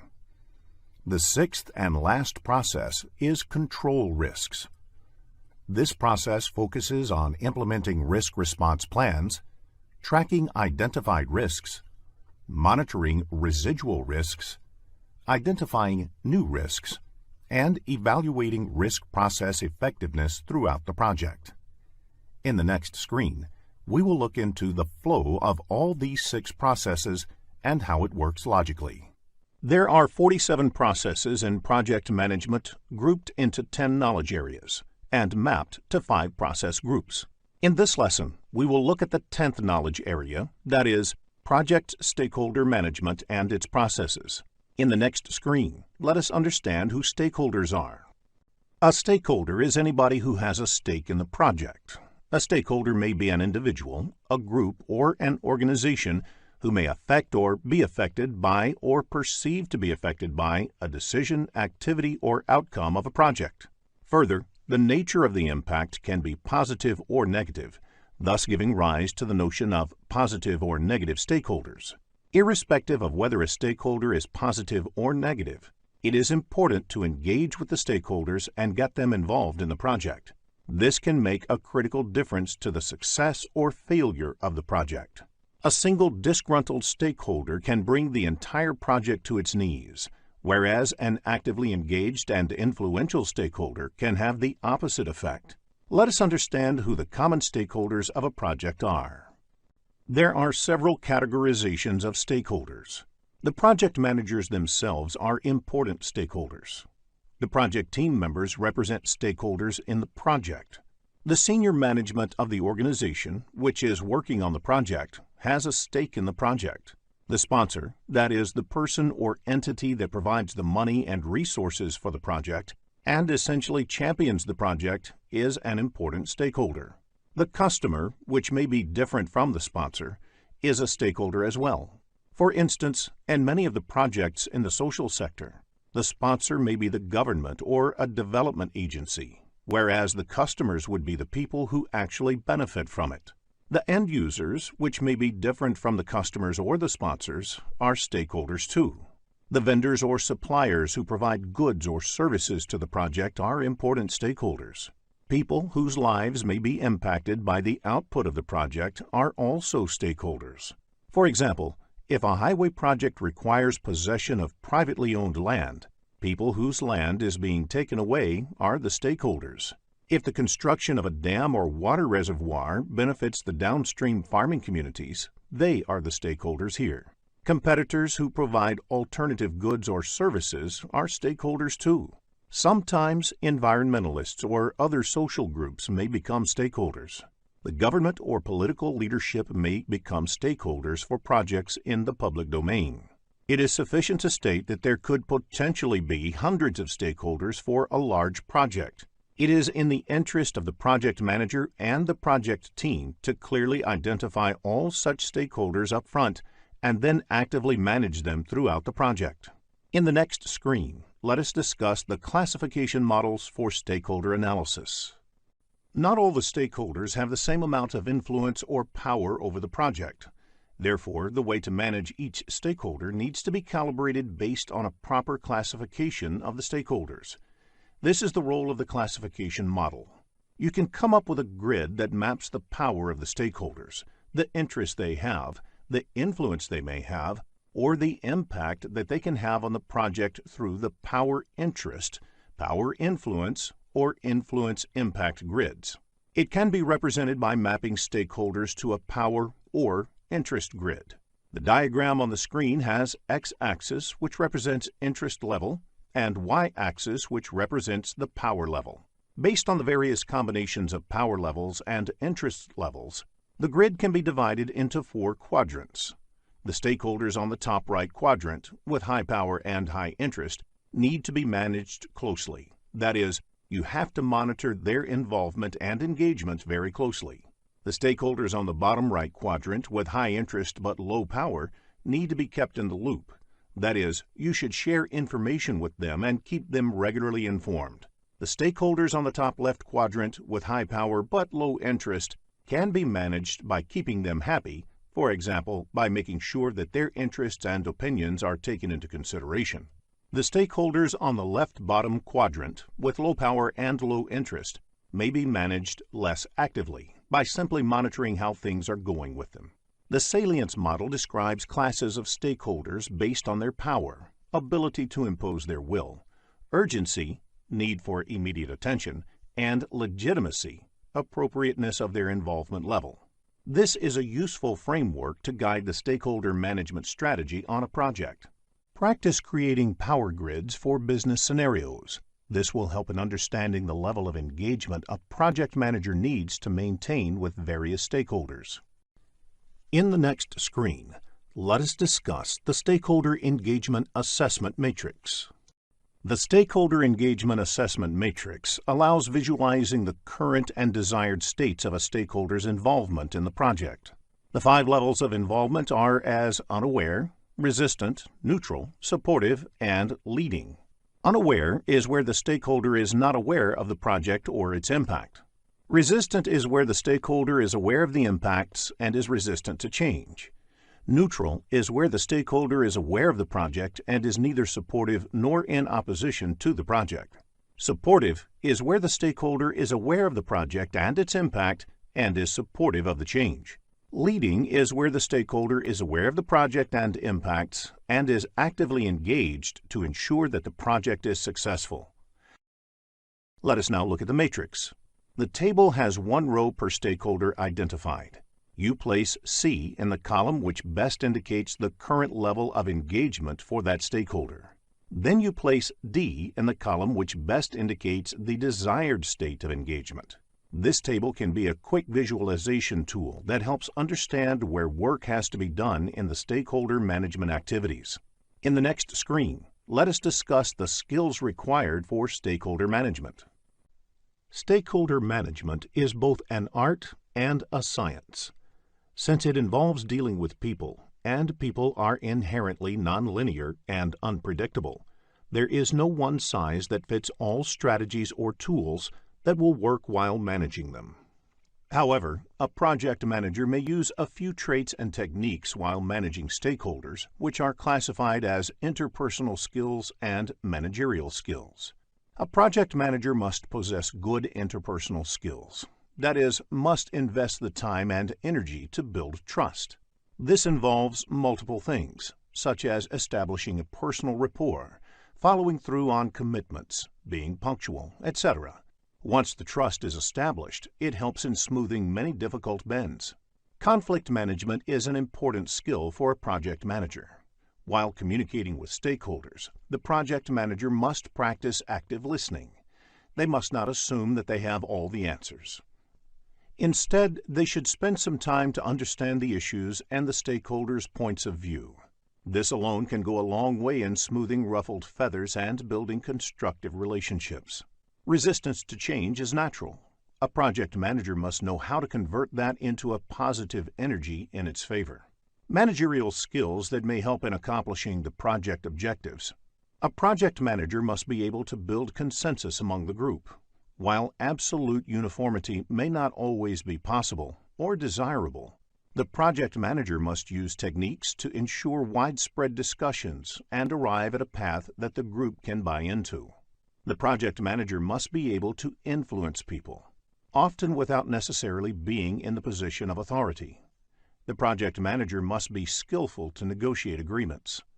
The project manager must be able to understand and modify organizational behavior in order to move the project in a certain direction.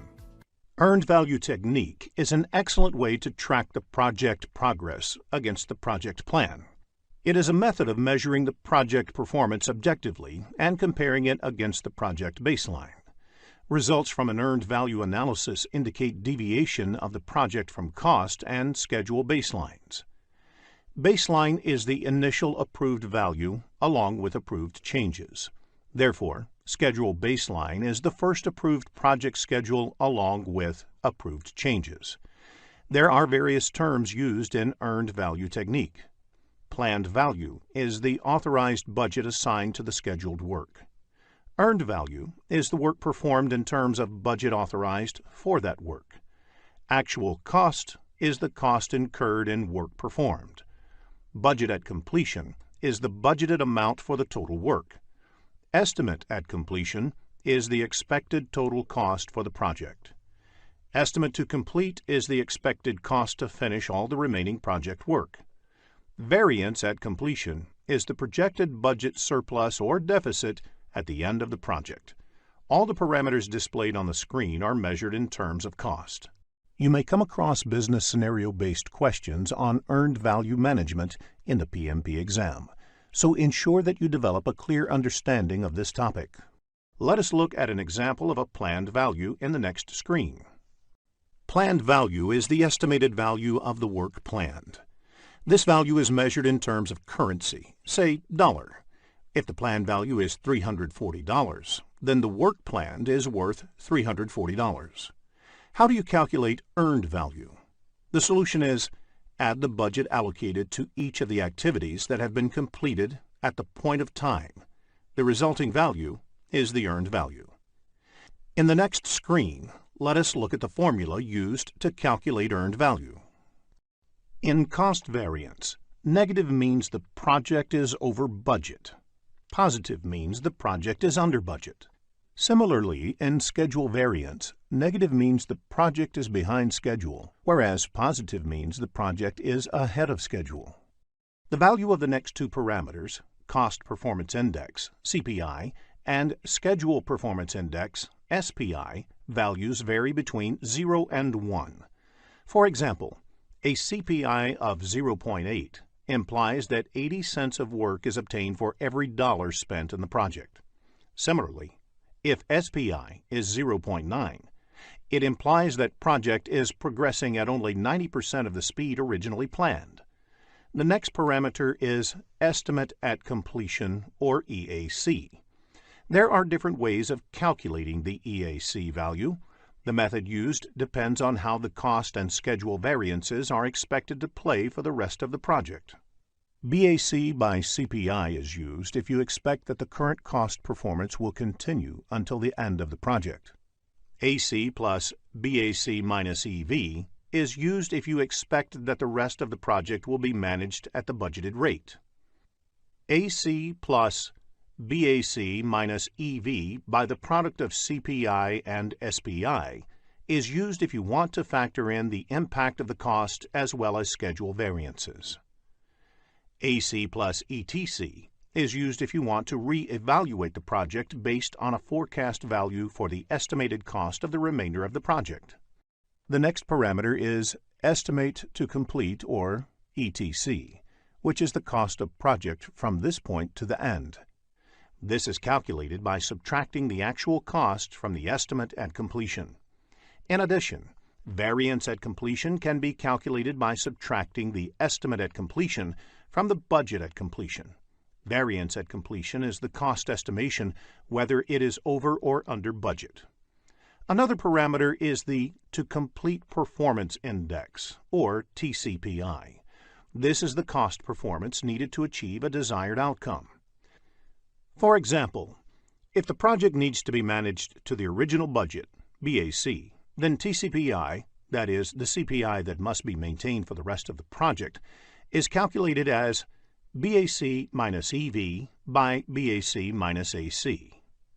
Similarly, if it has to be managed within a revised target, say EAC, then TCPI is calculated as BAC minus EV by EAC minus AC. Before the start of the PMP exam, please make a note of the formulas of earned value technique. In the next screen, let us look into a business scenario to understand this concept better. After reading the problem statement, click the Solution button to look at a possible answer. Let us take the example of a software development project.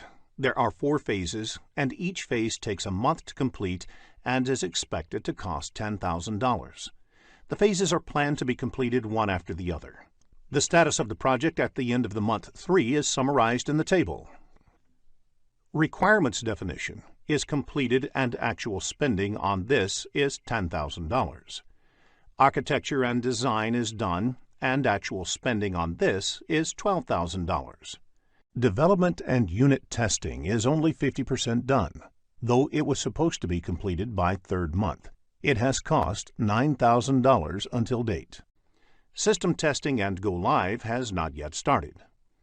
Note, S indicates start time, F indicates finish time, and PF indicates that it is partly finished at the end of the month. Based on the above information, calculate the CV, SV, CPI, and SPI of the project. Let us look at a solution in the next screen. Before we end this lesson, let us also look at a few definitions that might be useful for your PMP examination. Law of diminishing return. This means the more you put into something, the less you get out of it. For example, Doubling the number of resources working on a project will not necessarily have the time. Working capital, the amount of money the company has to invest on the project and the day-to-day company operations. Funding limit reconciliation, the process of comparing the planned expenditure in a given period with the available funding for that period. Large assets purchased by the company lose value over time. This is called depreciation. There are two forms of depreciation, straight line and accelerated. Same amount of depreciation is taken every year. For instance, a car with a price tag of $10,000 and useful life of 10 years is depreciated $1,000 per year. At the end of the 10th year, the value of the car is considered zero for all accounting purposes. Accelerated depreciation depreciates faster than the straight line depreciation. For instance, a car with a price tag of $10,000 depreciates $3,000 the first year, $1,500 the next year, $1,000 the third year, and so on. So first, let's find out what exactly is CPM. Now, the critical path method is an algorithm that's used in project management to schedule project activities. Now, one of the biggest advantages of CPM is that it gives you a model. You create a model through which you can determine the different tasks that are required to complete the project, the dependencies between these tasks, and the duration required to complete a particular activity. The critical path is the longest stretch of activities and a measure of them from start to finish. Now, to understand the critical path method, there are certain things that you need to know. So let's have a look at a completed critical path method diagram or a network diagram. So this is somewhat what a final version should look like.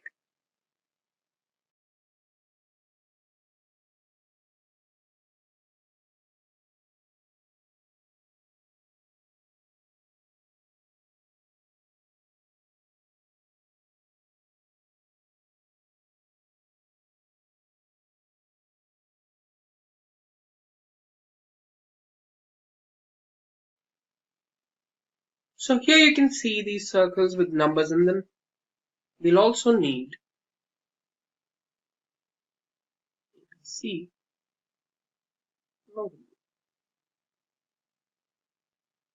So let's talk about what this is.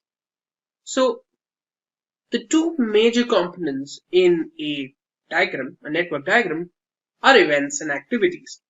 So as you can see here, a circle, this circle with a number in between it, represents a particular event. This is present at the start and end of an activity. So here, A, B, C, D, E, F represent activities. And each activity, like I mentioned, has a start and an end node. So for activity A, this node, node number 1, is called the tail node. And event 2 or node 2 is known as the head node. Likewise, each of these activities have a different tail and head node. There are also other things that you need to know before you can start drawing your own network diagram. The network that you create should have a unique starting node. Here you can see there's only one starting node, one unique starting node, which is node number 1. There's no multiple nodes starting off the network. Then the network should have a unique completion node, which is node number 6 here. There's only a single node which completes the entire network. No activity should be represented by more than one arc in the network, which means that this arrow that you see, this represents an arc. There's only one activity responding to an arc. This means that no two activities can have the same starting node as well as ending node. And finally, there's this thing known as a dummy activity, which is represented by dotted lines between two nodes. Say, for example, 4 and 3. So this dummy activity represents a relationship between node 4 and node 3. But at the same time, there's no duration or there's no activity. And if there is, that activity will have 0 value, unlike every other activity that you see in the network. So this is the basics of the critical path method. Let's understand this better with an example. Our objective here is to determine the critical path of this data represented here. Now here you can see, let's have a look at each of these different columns. We have activity, immediate predecessor, and duration. Now the duration, let's assume, is in months. So let's write that down. Right. So now let's have a look at activity and immediate predecessor, because that's what's currently important. So here we have activity A, who does not have any immediate predecessor. Similarly, activities B and C don't have immediate predecessors as well. So first, let's draw activity A. So since it does not have an immediate predecessor, it will have a node of its own connecting to it. So first, let's draw node number 1. This is node number 2. Let's connect them both. Here we write down the activity connecting them and the duration, which is 3. Likewise, let's have a look at activity B. It also does not have an immediate predecessor. Let's see which other activities have B as its immediate predecessor. We have activity D as well as activity G. So let's draw that too. It's node 3, B, 4 months duration. Next up, we have activity C. C also does not have an immediate predecessor, but it also acts as an immediate predecessor for activities H and I. Let's draw a node for activity C.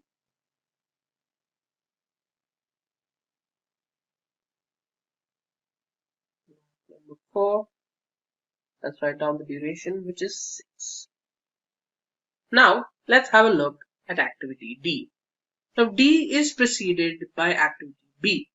However, a combination of C and D act as immediate predecessors for H and I, which means that C and D will have a common point of origin, just right here. So let's connect node 3 and node 4.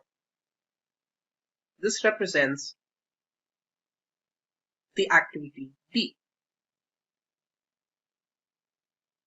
which is 3 months. Now let's have a look at activity E, which is preceded by activity A. So now let's have a look at activity E. The immediate predecessor for activity E is A, so we can directly draw that. And as you can see here, there's no combination of different activities here, so we can draw E directly. So let's draw the node. Here we go. Let's connect the node. 5. E, which is 9. Right then, now let's go to F. F is preceded by A. But at the same time, let's have a look at where F is used. F is also an immediate predecessor of K, which is a combination of F, G, H. So let's come back to F in a bit. Let's go to G. So as of now, we've completed A, B, C, D, and E. Let's skip F for now and go to G. G is preceded by B. At the same time, it is used as a combination of F, G, H, which means G can come here.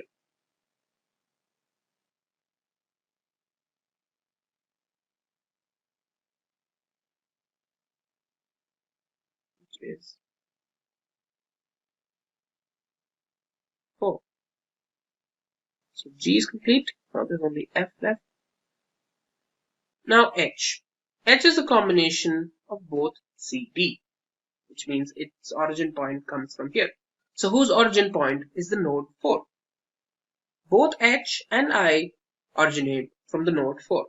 So as we can notice here, F, G, and H both act as immediate predecessors for K and L, which means at some point they all need to unite, which is exactly here at node number 6. So let's combine H and G.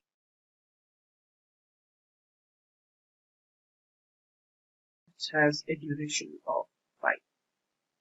So let's now go back to F. Now F we can combine to node number 6, since we know that F, G, and H come together at some point. So let's combine F to this node.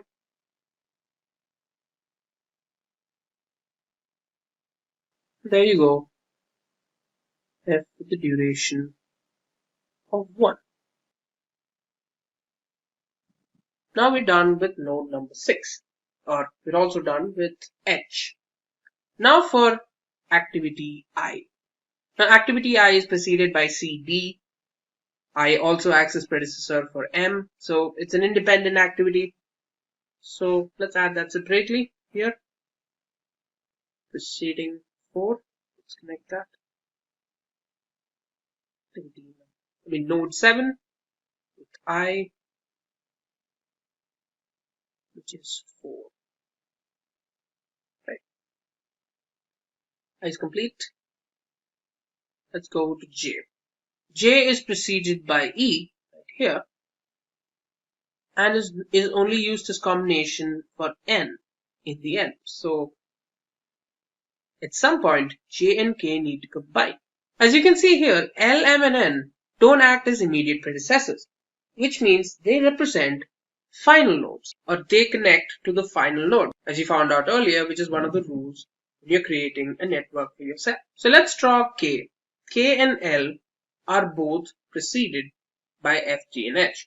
But we also know that for N, J and K connect with each other, which means we can draw J here.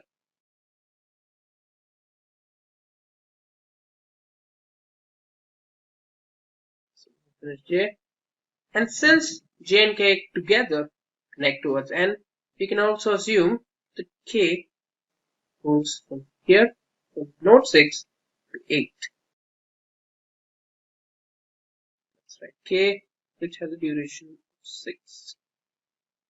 Now for L. Now L is preceded by FGH, but it is not an immediate predecessor for any other item, which means that it connects to the final node right here. That would be node 9. L, which duration is 3. So now we have M and N left. M is preceded by I, so let's draw that. And N is preceded by J and K. This is N is 9, and M is 6. So now the network is complete. And now let's find out how to create the critical path. So to understand the critical path, or to determine the critical path, we need two paths, the earliest start times and the latest completion times, which are both represented by ES and LC. Now the earliest start time refers to the earliest starting times of each node. Likewise for latest completion time. So each node has its own earliest start time and latest completion time. They are represented in a box. So we'll create boxes for each of these nodes.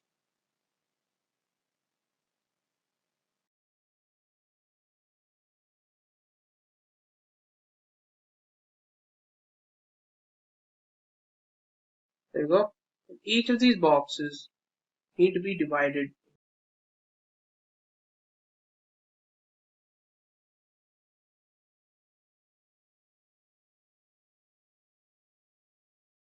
So in these boxes, the lower half represents the earliest start time and the upper half represents the latest completion time. So first off, we'll find out the earliest start time. So the process of finding the earliest start time is referred to as forward pass. Now the earliest start time can be determined with a formula. So the formula is earliest start time of the ending node is equal to the max earliest starting time of the starting node plus the distance between them. So let's see what we mean here. So one thing you need to know is that the earliest starting time of node 1 is always 0. So let's write that down in a different color. It's always 0. So let's have a look at the earliest start time for node number 2. So the earliest start time when it comes to the previous node, which is node number 1, is 0 plus the distance, which is 3, which means the earliest start time for node number 2 is 3. Let's write that down. Let's have a look at node number 3. Here the earliest start time for node number 3. 0 is the earliest start time of the previous node, plus 4, which is the distance, which equals 4. Let's put that down here.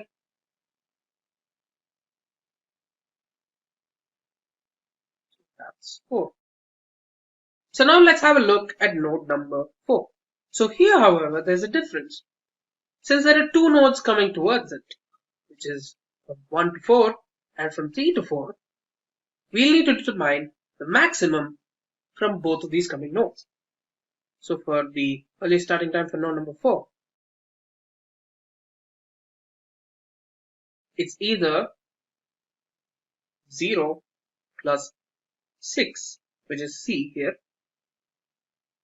6, or 4 plus 3, which is B plus D,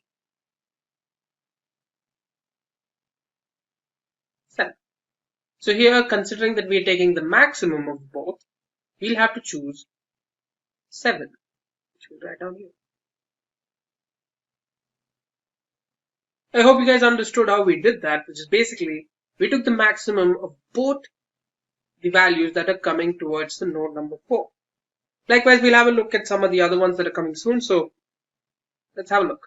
So here we have a similar issue for node number 6. So for node number 6, we have 3 points coming towards the node. There's F, G, and H. So which of the following is the least? Let's find out. So here 3 plus 1 is 4. So for ES5, earliest start time, node number 6 would be, it's either 3 plus 1, 4, or 4 plus 4, 8, or 7 plus 5, 12. So since we're taking the maximum, let's take number 12 and write that down. So the earliest start time for the node 6 is 12. Likewise, let's have a look at node number 5. Since there are no different nodes connected to it, we'll just have to add the number from the previous starting node, which is 3, and the distance, which is 9. We combine to form 12. Let's write that down. Now for node number 8.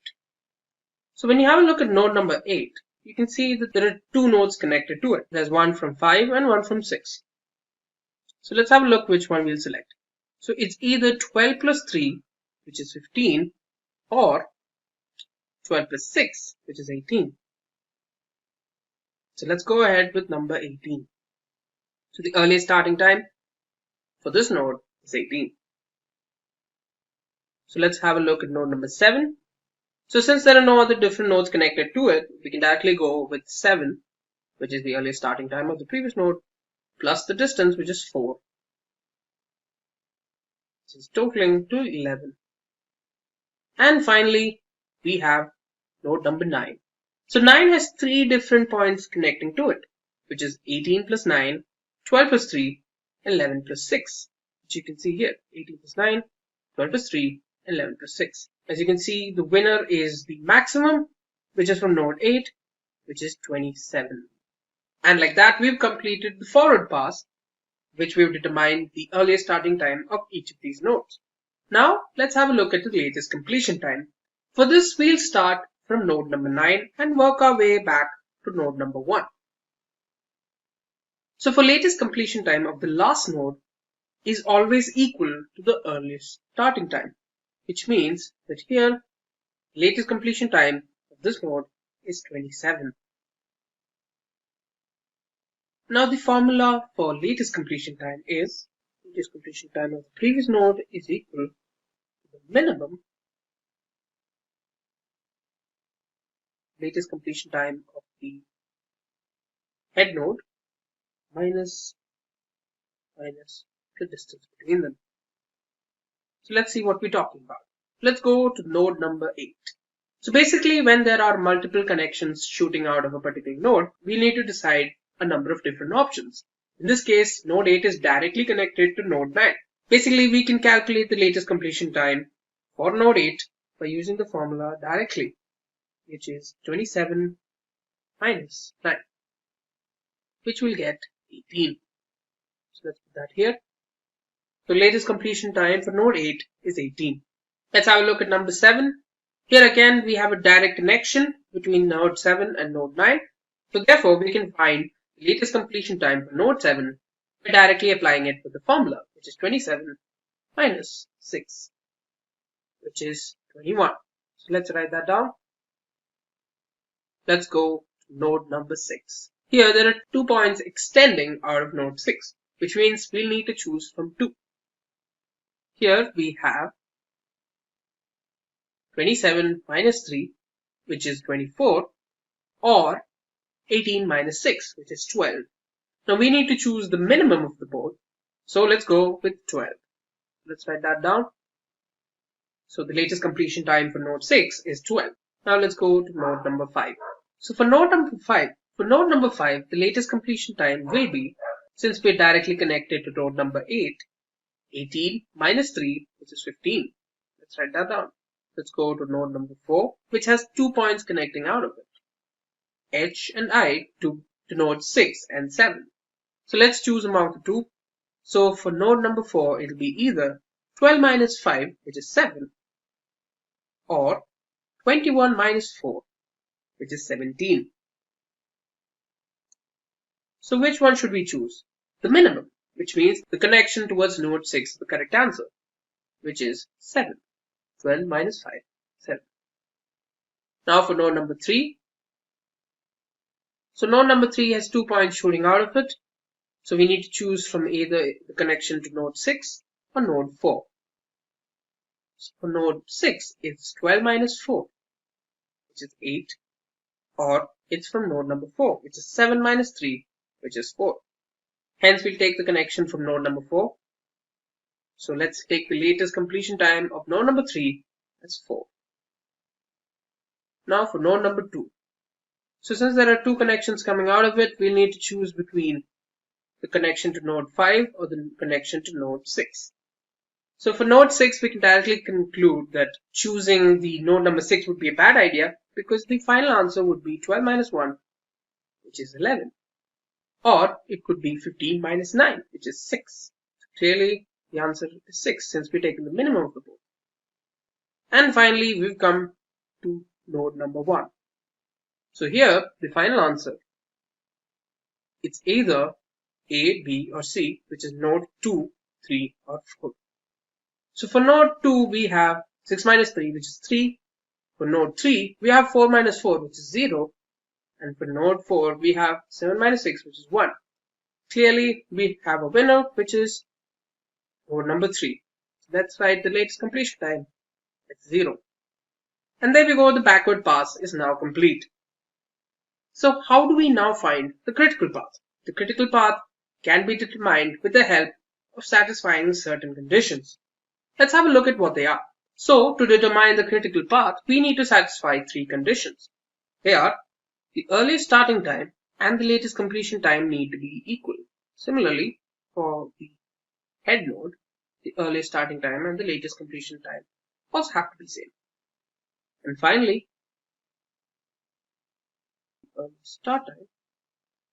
the earliest start time of the second node, which is the head node, minus the earliest starting time of the tail node, should be equal to the latest completion time of the head node minus the latest completion time of the tail node. They should also be equal to the distance between the 2 nodes. So let's have a look at which of the following satisfy these conditions. As you can see clearly, node number 1, node number 3, node number 4, node number 6, node number 8, and node number 9. So all of these nodes I mentioned satisfy these 2 criteria. Let's have a look at if it satisfies the third criteria. Here we have 4 minus 0, which is 4, 4 minus 0, which is 4. We have the correct answer. 7 minus 4, which is 3. Similarly, 7 minus 4, which is 3. 12 minus 7, which is 5. Likewise, all of them connect, which means we have just found out our critical path. The critical path for this question is B, D, H, K, and N. The critical path is B, D, H, N. And thanks to the help of the critical path, we can also determine the maximum amount of time to complete our project, which we can determine by combining the durations of each of the members of the critical path, which is 4 plus 3 plus 5 plus 6 plus 9, which is equal to 27, which means 27 months. And there you go. We've just solved a question with the critical path method. Hello everyone and welcome to today's session on top 15 commonly asked product manager interview questions at Simplilearn. Do you know, friends, that product managers play a key role in setting up strategy and roadmap of the product development? They define the feature requirements and interact with the stakeholders to meet the customer requirements. If you're an aspiring candidate who wants to become a product manager or you have an upcoming interview for this role, then you should definitely watch this video to increase your chances of getting hired as a product manager. So guys, let's start with the first question. That is, how do you determine which features to incorporate into a product? So guys, this is a very amazing question and think about it before answering. So guys, you would answer something like this. In determining which features to incorporate into a product, say that you prioritize aligning with user needs and business objectives. You gather an extensive user feedback through surveys, interviews, to understand what features are most desired. Market research also helps to identify trends and benchmarks against competitors. To prioritize effectively, say I use Moscow method, categorizing features into must-have, should-have, could-have, and won't-have. This structured approach ensures that we focus on delivering features that provide maximum value to our users and support our business goals strategically. So, by maintaining a clear vision of what's essential, we enhance our product's relevance and competitiveness in the market. So guys, this forms the answer of this question. So you can answer something like this. Now let us move on to our next question. That is, how do you strike a balance between qualitative and quantitative metrics? So guys, the solution is, say like striking a balance between qualitative and quantitative metrics is crucial for comprehensive understanding of the product's impact. Qualitative data gathered through user interviews and feedback sessions offers insights into user experiences and satisfaction level. Quantitative data collected via analytical tools provides hard numbers on the usage patterns, engagement rates, and conversion metrics. Say that you employ A/B testing to compare different user experiences quantitatively, while also incorporating qualitative insights to understand why certain features perform better. This dual approach also ensures that your decisions are not only data-driven, but also deeply informed by actual user sentiments, leading to more user-centric product developments. So guys, this is the answer of this question. Now let us move to our third question. The third question is, can you explain your process of leading a product development team from initial concept to the launch? So guys, this is an experience-based question, so you can answer something like this. Say that leading a product development team from concept to launch involves several structured phases. Initially, say that you start with a concept validation phase where you brainstorm ideas, conduct market research, and gather initial feedback. Then you move into the design and prototyping phase, where you develop mock-ups and prototypes that are tested both internally and with a selected group of users. Development follows with an agile methodology, allowing for iterative testing and refinement based on ongoing feedback. Say that before launch, the product undergoes rigorous QA testing to ensure functionality and reliability. And post-launch, you monitor user feedback and performance metrics closely to prepare for the next iteration. Throughout this process, regular communication, stakeholder updates, and adaptive planning are key to navigating challenges and ensuring alignment with the project goals. Now let us move on to our next question. That is, how do you balance user feedback with business objectives during product development? So you can answer something like this, that balancing user feedback with business objective involves a careful assessment of how features align with our strategic goals while fulfilling user needs. During development process, say that you conduct a frequent user testing sessions to gather actionable insights. This feedback is analyzed in the context of our business objectives to determine feature prioritization. Then, regular alignment meetings with stakeholders also ensures that there is a clear understanding and agreement on the direction you are taking. Say that this process helps you to create a product that not only delights the users, but also drives the business forward, ensuring sustainability and growth. So guys, this is the answer for this question. I hope so you would have got a brief idea regarding this. Now let us move on to our fifth question. So guys, our fifth question is, interviewer can ask you about their product. Something like this, that what knowledge do you have about our products and how can you summarize the current state of our market? So say that based on my research, your product stands out due to their innovative approach in the specific industry like healthcare, finance, XYZ, you can add it.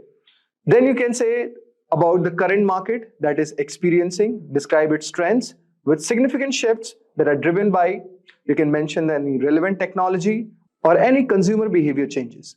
Talk about competitor analysis. Say about competitor A and competitor B, like how they are adapting and which keeps the market dynamic. Tell also that your product's unique features, like mention unique features, providing a competitive edge. So guys, understanding these dynamics would make a perfect answer of this question. Now let us move on to our next question. That is a behavioral question, and it is something like this. So if your interviewer asks it that have you ever encountered difficulties in securing buy-in from a stakeholder? So guys, this is also a scenario-based question. You can answer something like this. Say yes, securing stakeholder in buy-in can be pretty challenging, especially when proposals involve significant investment or change. So say one particular instance involved in persuading a stakeholder to approve a costly feature integration.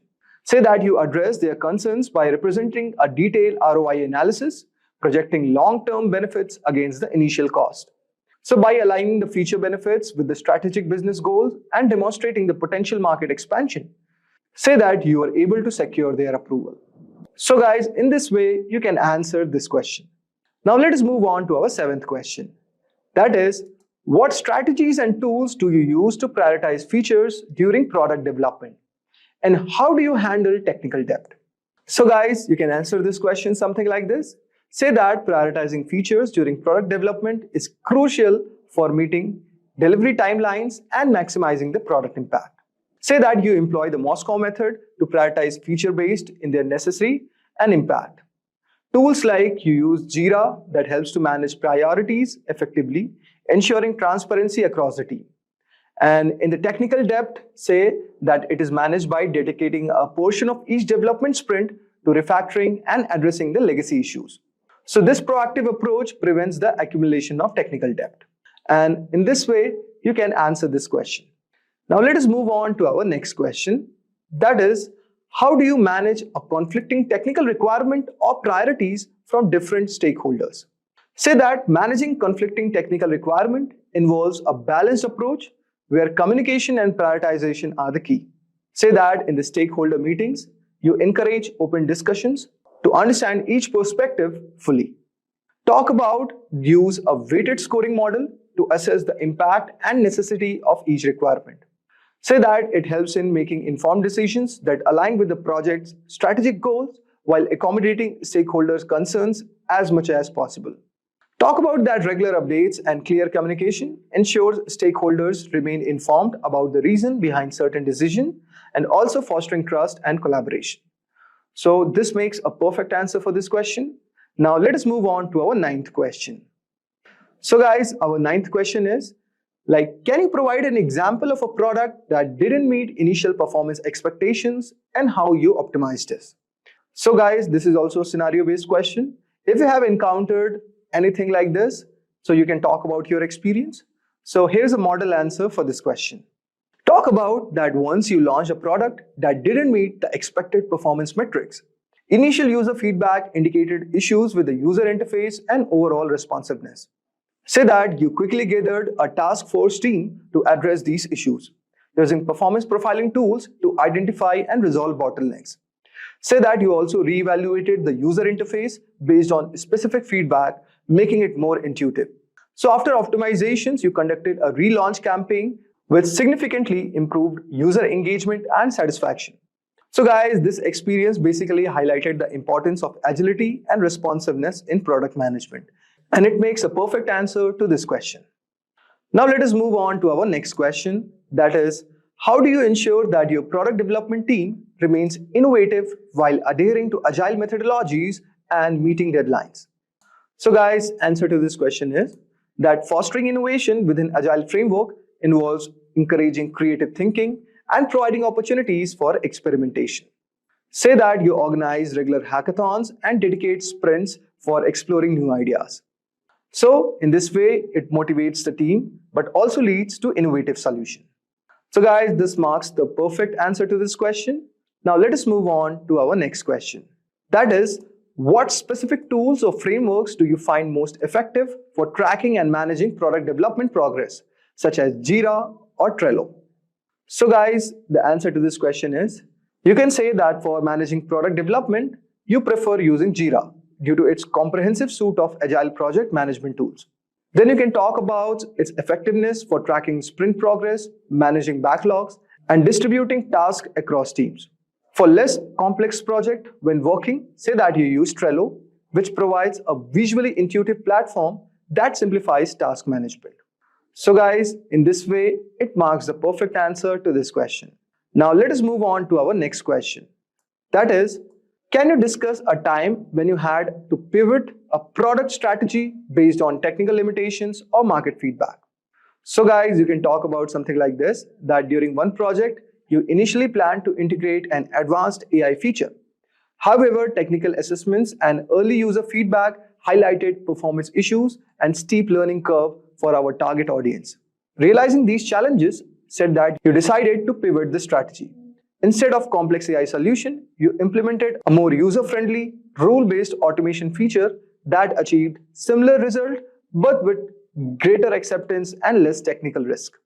So this strategic pivot not only addressed the technical limitation, but also aligned better with the market needs that ultimately enhanced the product success and user satisfaction. So you can tell your answer something like this. Now let us move on to our 13th question. So guys, our 13th question is, what methods do you use to validate product idea from technical perspective before the development begins, like such as prototyping or user testing? So guys, you can answer this question something like this, that validating a product idea technically starts with prototyping, which allows us to visualize and test functionality of the core features. Say that you often employ tools like Sketch or Figma for UI UX prototypes, and then use platforms like InVision for interactive simulation. Following prototyping, you conduct feasibility studies and proof of concept tests to ensure the technical viability of the proposed solution.